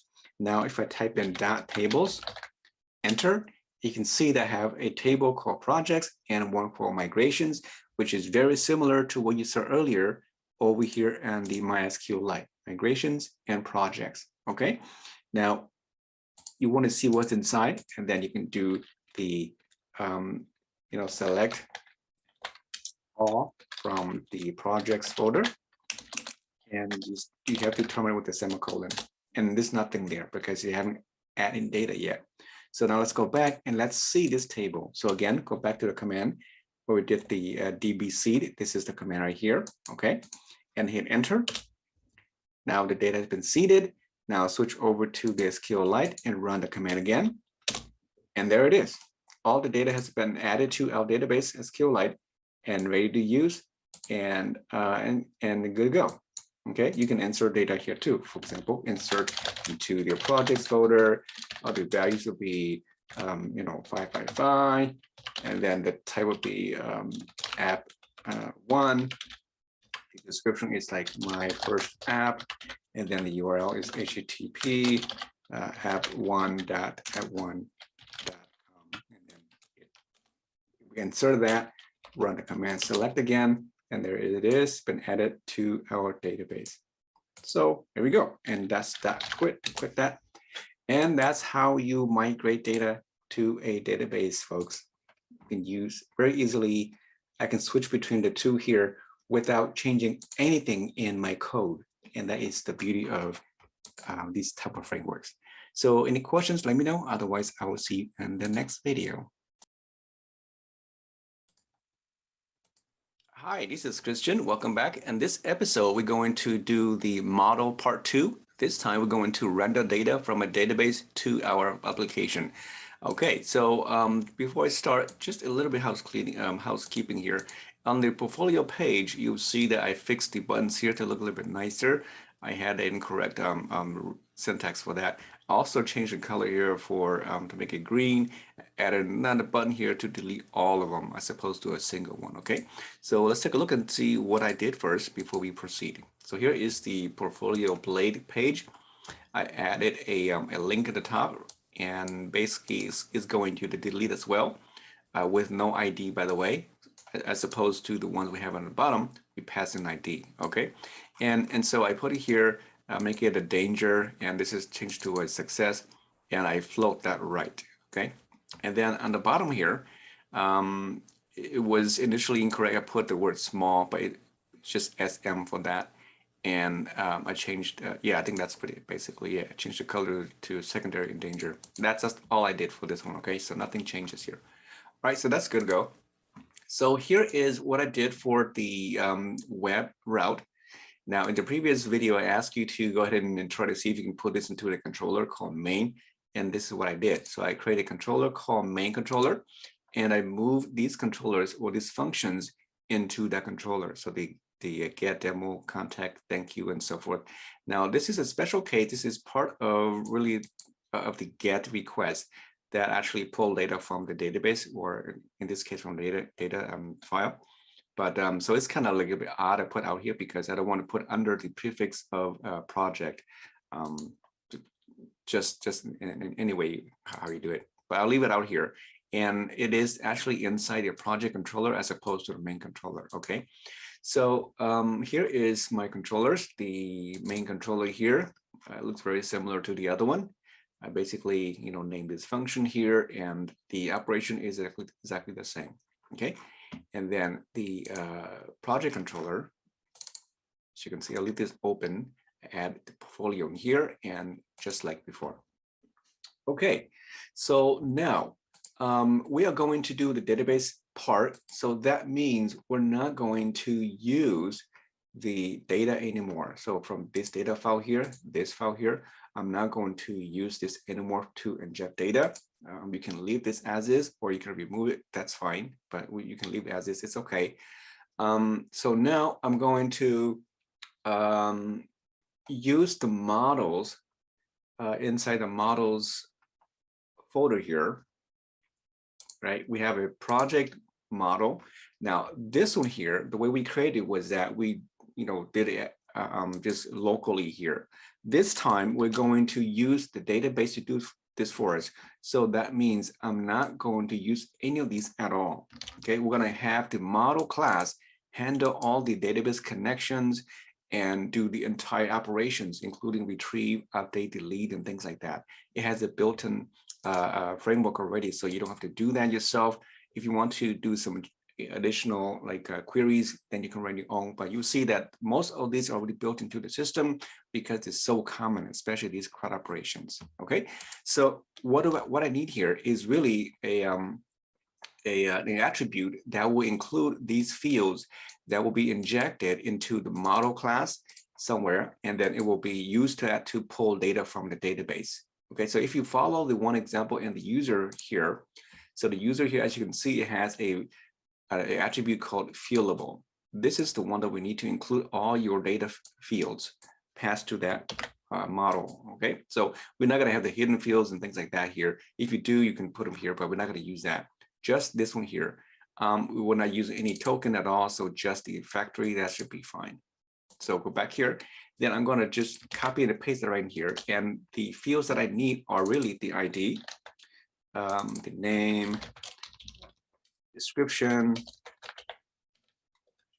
and then the URL. And that's it. That's all I need for this. And now the model will require the database information in order to connect it to our database. So make sure that your environment file is set to the one that we use. So I'm going to use the MySQL. So I'm going to turn off the SQLite. So I'll turn this back on, and we're going to use the database here. Okay, so make sure everything is correct. If it's not correct, and if your MySQL server is not on, then it's gonna have an error as well. So let's save this and make sure your app is running.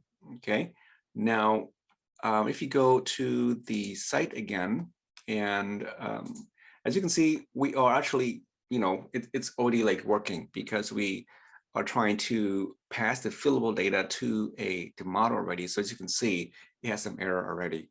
Now, also make sure that your database is working. As you can see here, this is the one we created the other time, and it has some data already pre-populated. If you don't have any data, just make sure you run the migration again and run the Cedar file to see this data with some information, or you can add it manually, doesn't matter. Okay, so now let's go and fix our information here. Since we're using the database now, this is not working anymore, right? Because we actually loading data from memory only. And this time we're trying to connect the database. Okay, so let's go back and see what we need to do in the code here. Now this part is done, so we can close this one. In the project controller, there's an error here. We'll see what that is, but we'll fix it. Okay, so here is the project. We don't have that anymore. So I'm not going to use these anymore because, again, we let the model class handle everything for us. Now, all we need to do in here, in this project controller, is access the project model to load the data. Now, if you go to the models file, there's a, I'll show you in a minute. Inside the, is it in here? I don't know where it is. Where's the model at? Let's go over here. Okay, and the models class in the Eloquent model, if you click on that one there, you will see that this model file, it contains most of the things that you need. So here we go. We have the database connection, right? It does that for us. It has the function to fill. This is the one that's need to fill your database. And there is the all for a get all of the data. As you can see, the query is a star. It's like select star from all column from your database table. That's what it is. And then there is an update, as you can see, update that will update and will fail. And there is a delete and a destroy, right, with the ID. And also, yeah, others as well. Okay, so it's all in here and already included for us. So therefore, we don't have to do anything here other than just call those functions to use it. Okay, so the project file, this is actually done. This is the model. We're just going to close this one here. Now, the controller is where we need to do some work. Now, when we try to load data from the portfolio, when I go to this link, what happens here? Remember, in the old way was we actually call the session variable to load the data. We pass a session or this variable here to the view to render to the view, right? So this time, we're not going to do that anymore. Okay, we're going to turn this off. And we're going to get the project still, but this time we're going to get project from the project, and then there is a function called all. Okay, this all function will return all the data from the database sets to a variable projects. We pass that to the view, and yeah, that's basically it. It's very, as you can see, it's very easy now, right? And so we got that one there. The show form, this is just a show form, so we don't need to do that. The delete with an ID. Now, this one here is also very easy. We just need to provide the following. So again, we're not going to use any of the sessions at all, okay? All this will be turned off. We just need to pass in the ID to a delete function, right? So you would do that by calling, we need to find the ID, so you can do something like this. Project, there's a function called find, find or fail, and then you pass in the ID to that function, okay? And that's it. And once it's find it, and then you need to delete it. So you would then set a variable here called project to that, Once it found that the ID, it returns the project or the ID to this project. And then we're going to call the function call delete. And it's going to delete that from the database. Okay, and then we'll return the user back to the portfolio. And you can check the status of this project if it's true or false. But for now, I'm not gonna do that. Okay, so as you can see, all of these here, we moved us to do 2 lines. Okay, very simple like that. And then the show edit form. Well, you know what? Let's do the delete off while we're here. There is a delete all that we did not we include in the button. So I'm going to go up here later on. We'll actually do it now. There's a delete, and there's going to be another delete all. It's going to duplicate this. Alt Shift down, and this one here has no ID, so just delete. And we're going to call a function called delete all. That's the action. All right, so let's save this and go back to our controller, and let's create a delete all. I'm going to copy this. It'll be kind of similar, and I'm going to delete this junk right here. And we don't need an ID for this one, so just delete all. And for this one is a little bit different. I'm not going to find it, right? I don't need to find it. I just basically call the delete function, and you do that. There are a couple ways to do this. You know, you can call the truncate function using a different methods, but I'm going to use this quick function called do the project. The project is the one that we need. Query, and then it's going to call a function called delete. That will delete your data. Okay, if you want to, so by deleting the data, if you're using a an auto increment free ID, basically the IDs are retained wherever it was left off. If you want to delete and reset that ID altogether, then you want to call the truncate function instead. But that's all it is for delete all the data, and that should be gone. All right. So the edit form. Let's see, when we edit, yeah, this is just to show the form, right? So again, we're passing the object of a particular ID of a particular project. So we need to do the search, right? Once we search, we find it, and then we can go ahead and then, you know, render that to the view. So again, we're not going to need this anymore. Okay, we'll let the model handle that for us. I still need to get a project, a single project, and then I need to call a function called project find, and then we pass them the ID. Once you find that ID, it's going to return the project object to the project. We pass that to the view and render that to the view. Okay, just a single statement for this one here. And then this is for the post, right? When the edit comes back, we have the data, and then with a particular ID, we need to match that, right? So this time I'm going to make it a little bit different because remember our fieldable has the ID included. So that means I'm going to include that in the validation. So just do something like this. I'm going to update this and include that in the ID as well, make it as required. And then once it's all past the requirement, right? So we're not going to do this again. We turn all these off. All we need to do is now, before we return back to the portfolio, we're going to, right, you're going to update it. We're going to call the update function. Okay, so we still need to find it, kind of like the delete we did earlier. Yeah, like here, right? We need to find this project ID first. So I'm going to copy that, put it right in here. Find a project. Okay, once I find a project, then I will call the update function from this project object. And I need to pass to this one here the data coming from the request, right? The request, remember, request contains all the information from the form fields, or you can pass the data as an array, but I'm going to call the request here. And the request contains the data. So right into this function, I'll call the request. And then there's a function called all to pass all the records or all the fields and their values to the update function. And it's going to update the project based on this ID here we return here. And once that's updated, we return the user back to the portfolio page. Okay, so again, it's a lot of code removed. Okay. The add will be kind of similar. So I'm going to copy this again. The validation will be the same. So I need to add the ID for both the edit and the add field. Now, for the add we did was that we actually randomized this here, right? So again, we're not going to need this anymore.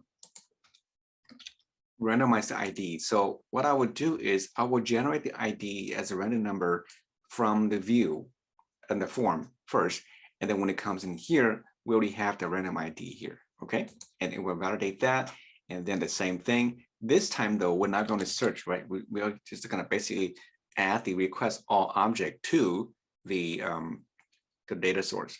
So we're just going to basically do one very easy call, object. Great. And what are we creating? We're going to get the data from the request again and get all the fields.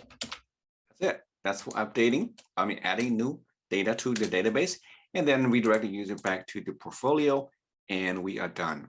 So as you can see, it's quite short now, right? So we don't need all these stuff here. I will clean this later. Maybe actually we can delete them now. We don't need them anymore. Okay, we don't need that. This, we don't need this anymore. This either. And I don't need the sessions because, data are now live from the database. So there's no need to do session anymore.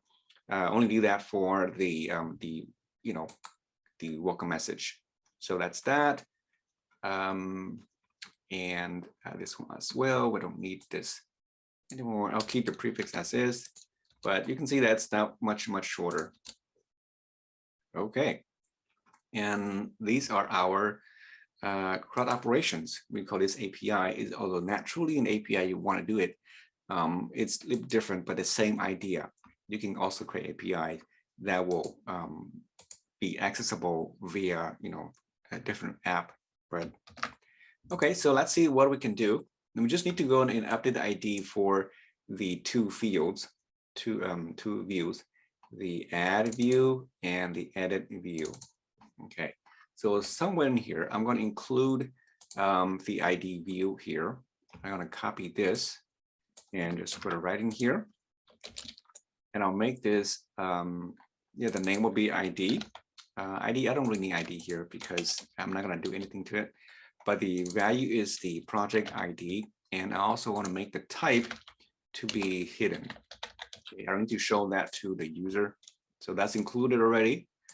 For the edit, the add also need to do the same thing right in here. This time though, the value will be generated automatically. So we use the rand function here. I'm generating anything from 1000 to 9999. Okay, this is just my demo. Of course, you can do it whatever you want. And it will be included already when we run the submission form. Okay, so I think that's it. All right, so let's give it a try and see if everything works. If it's not, we'll fix it and see what the errors tells us. So go to your site, load the page, make sure everything broke. Okay, so I have an error in the model constructor, the data file. Okay, so yeah, the data file here, right? Remember, we don't need that anymore, and we need to basically just remove that completely because it's interfering.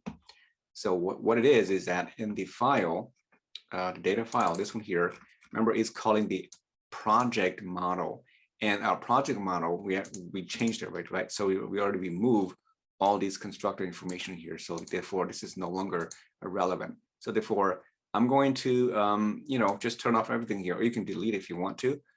But since it's here, it's going to run it. So it's going to crash. I'm going to turn this off. And also from the web, I need to turn it off up here. Okay. So actually, we don't need this at all.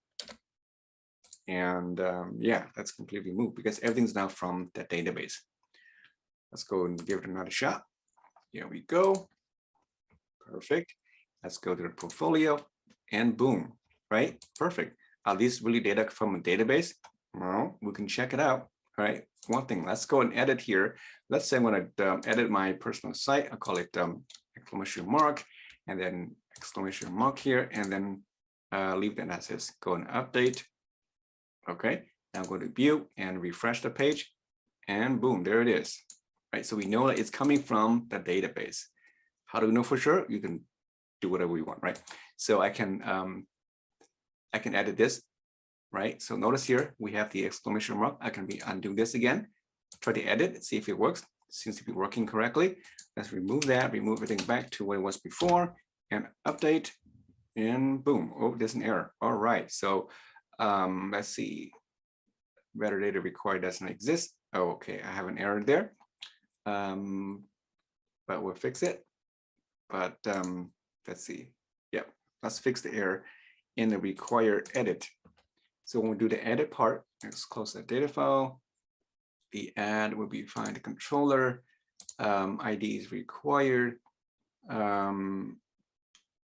Or required with a D. Okay, maybe I did wrong for the other one too. Let's see, required. Yeah, that's important.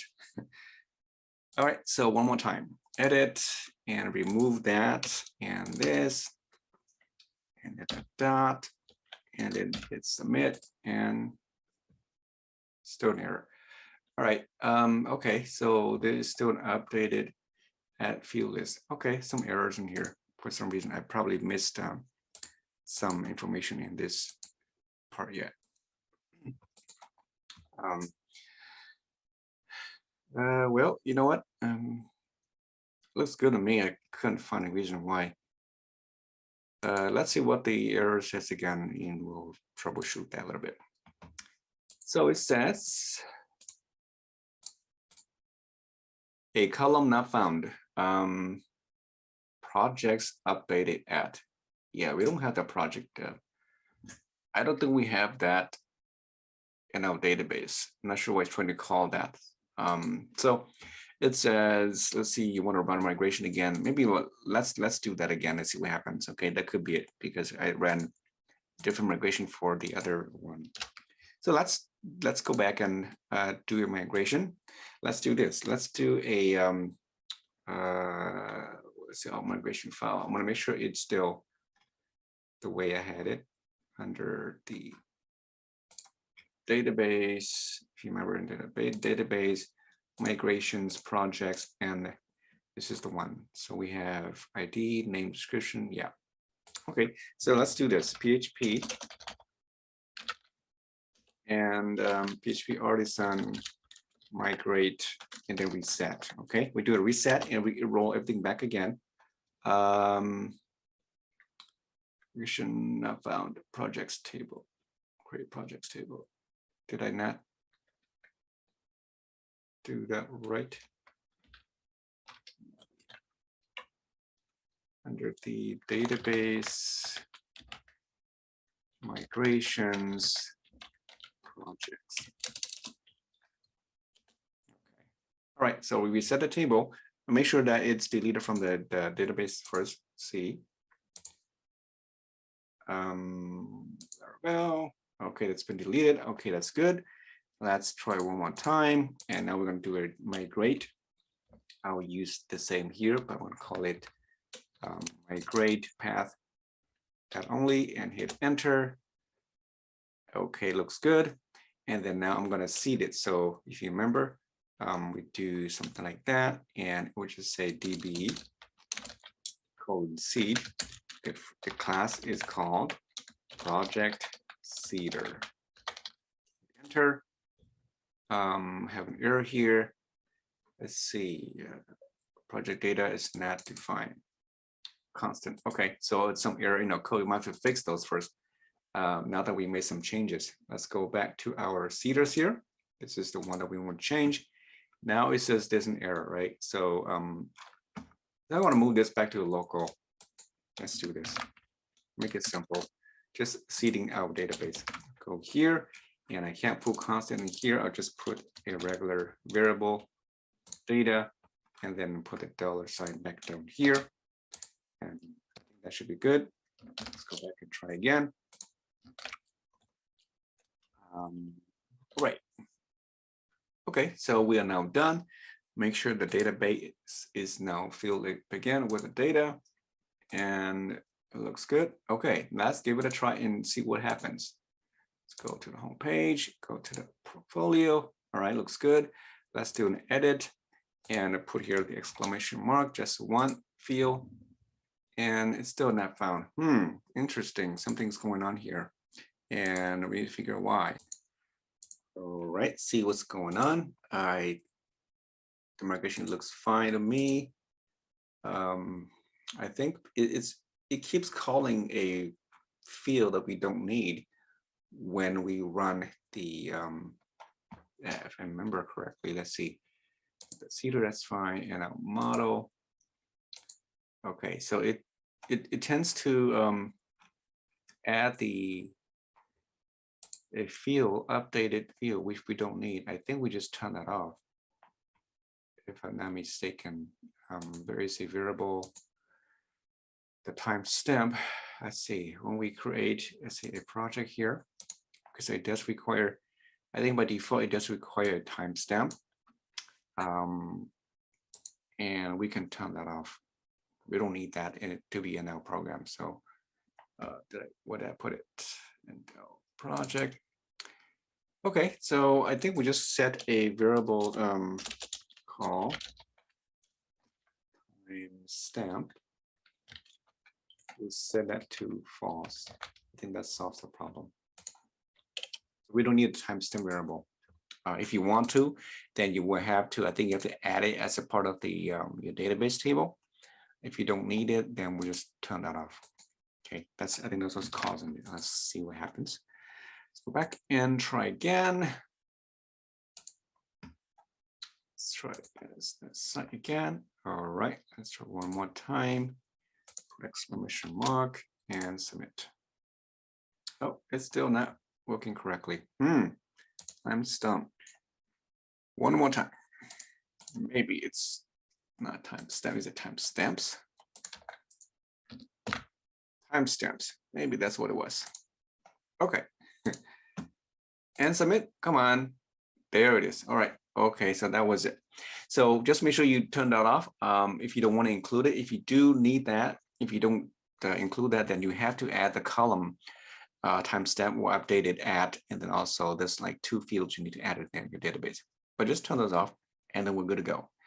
Okay, so let's see if we can add a new project in here.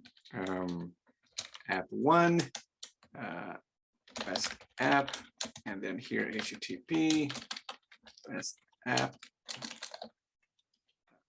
and submit. There we go. We add that here. Okay, perfect. And we can also verify over here in our database just to make sure it's there. And it's indeed, here it is. Okay, with ID already filled in for us. We can also delete them.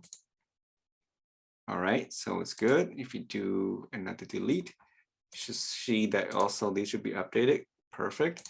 Now, if you do a delete all, and everything is now gone, and our site will be completely wiped out as well. All right, so perfect. And that's all we need to do in this example here. So let's go back and just fill out the data back again, and we are now good to go. I'm going to go and seed it again. So one more time, and the data has been seeded. Let's go back and try again, refresh our page, and everything should come back. There we go. All right, so that is how you would do it using the data model to connect to your database. Make sure again that you turn this variable off if you don't need to include that. Otherwise, you need to include the updated timestamp in here. And if you include a timestamp like the way you saw in the user here, like this, not here, but we need to turn that on and off. Okay, so just do that part. The controller is where all the action happens. We need just to do the validation. If you don't do that, you just basically call these functions here, and that will do the job. So review these functions. A lot of these functions are also inside the model class. If you want to look into that, where you can actually do more query. If it's not what you're looking for, then you can do your operations here and you run your own query and run that and produce whatever you need. Now, in a separate case where you actually create your own API, you would not put your functions here. So instead of doing this way, you would use the API file and put your API calls here, and then this would be like the get, put, up, update, delete request, as opposed to here we only use like the get and the post, right? So if you use an actual API, then you will return the data back as JSON data to wherever it's being called. You put your source here, and because using this type of APIs, you don't really need the view, right? So you just return the data back, and then you will create a controller with similar to what you have here, but instead of returning a view, you will return the actual data back. So you return the project back or whatever the message is if it's successful. Maybe in a separate video or something, we'll do something like that. But for now, this is it for this model part 2. So thank you. And have any questions, let me know.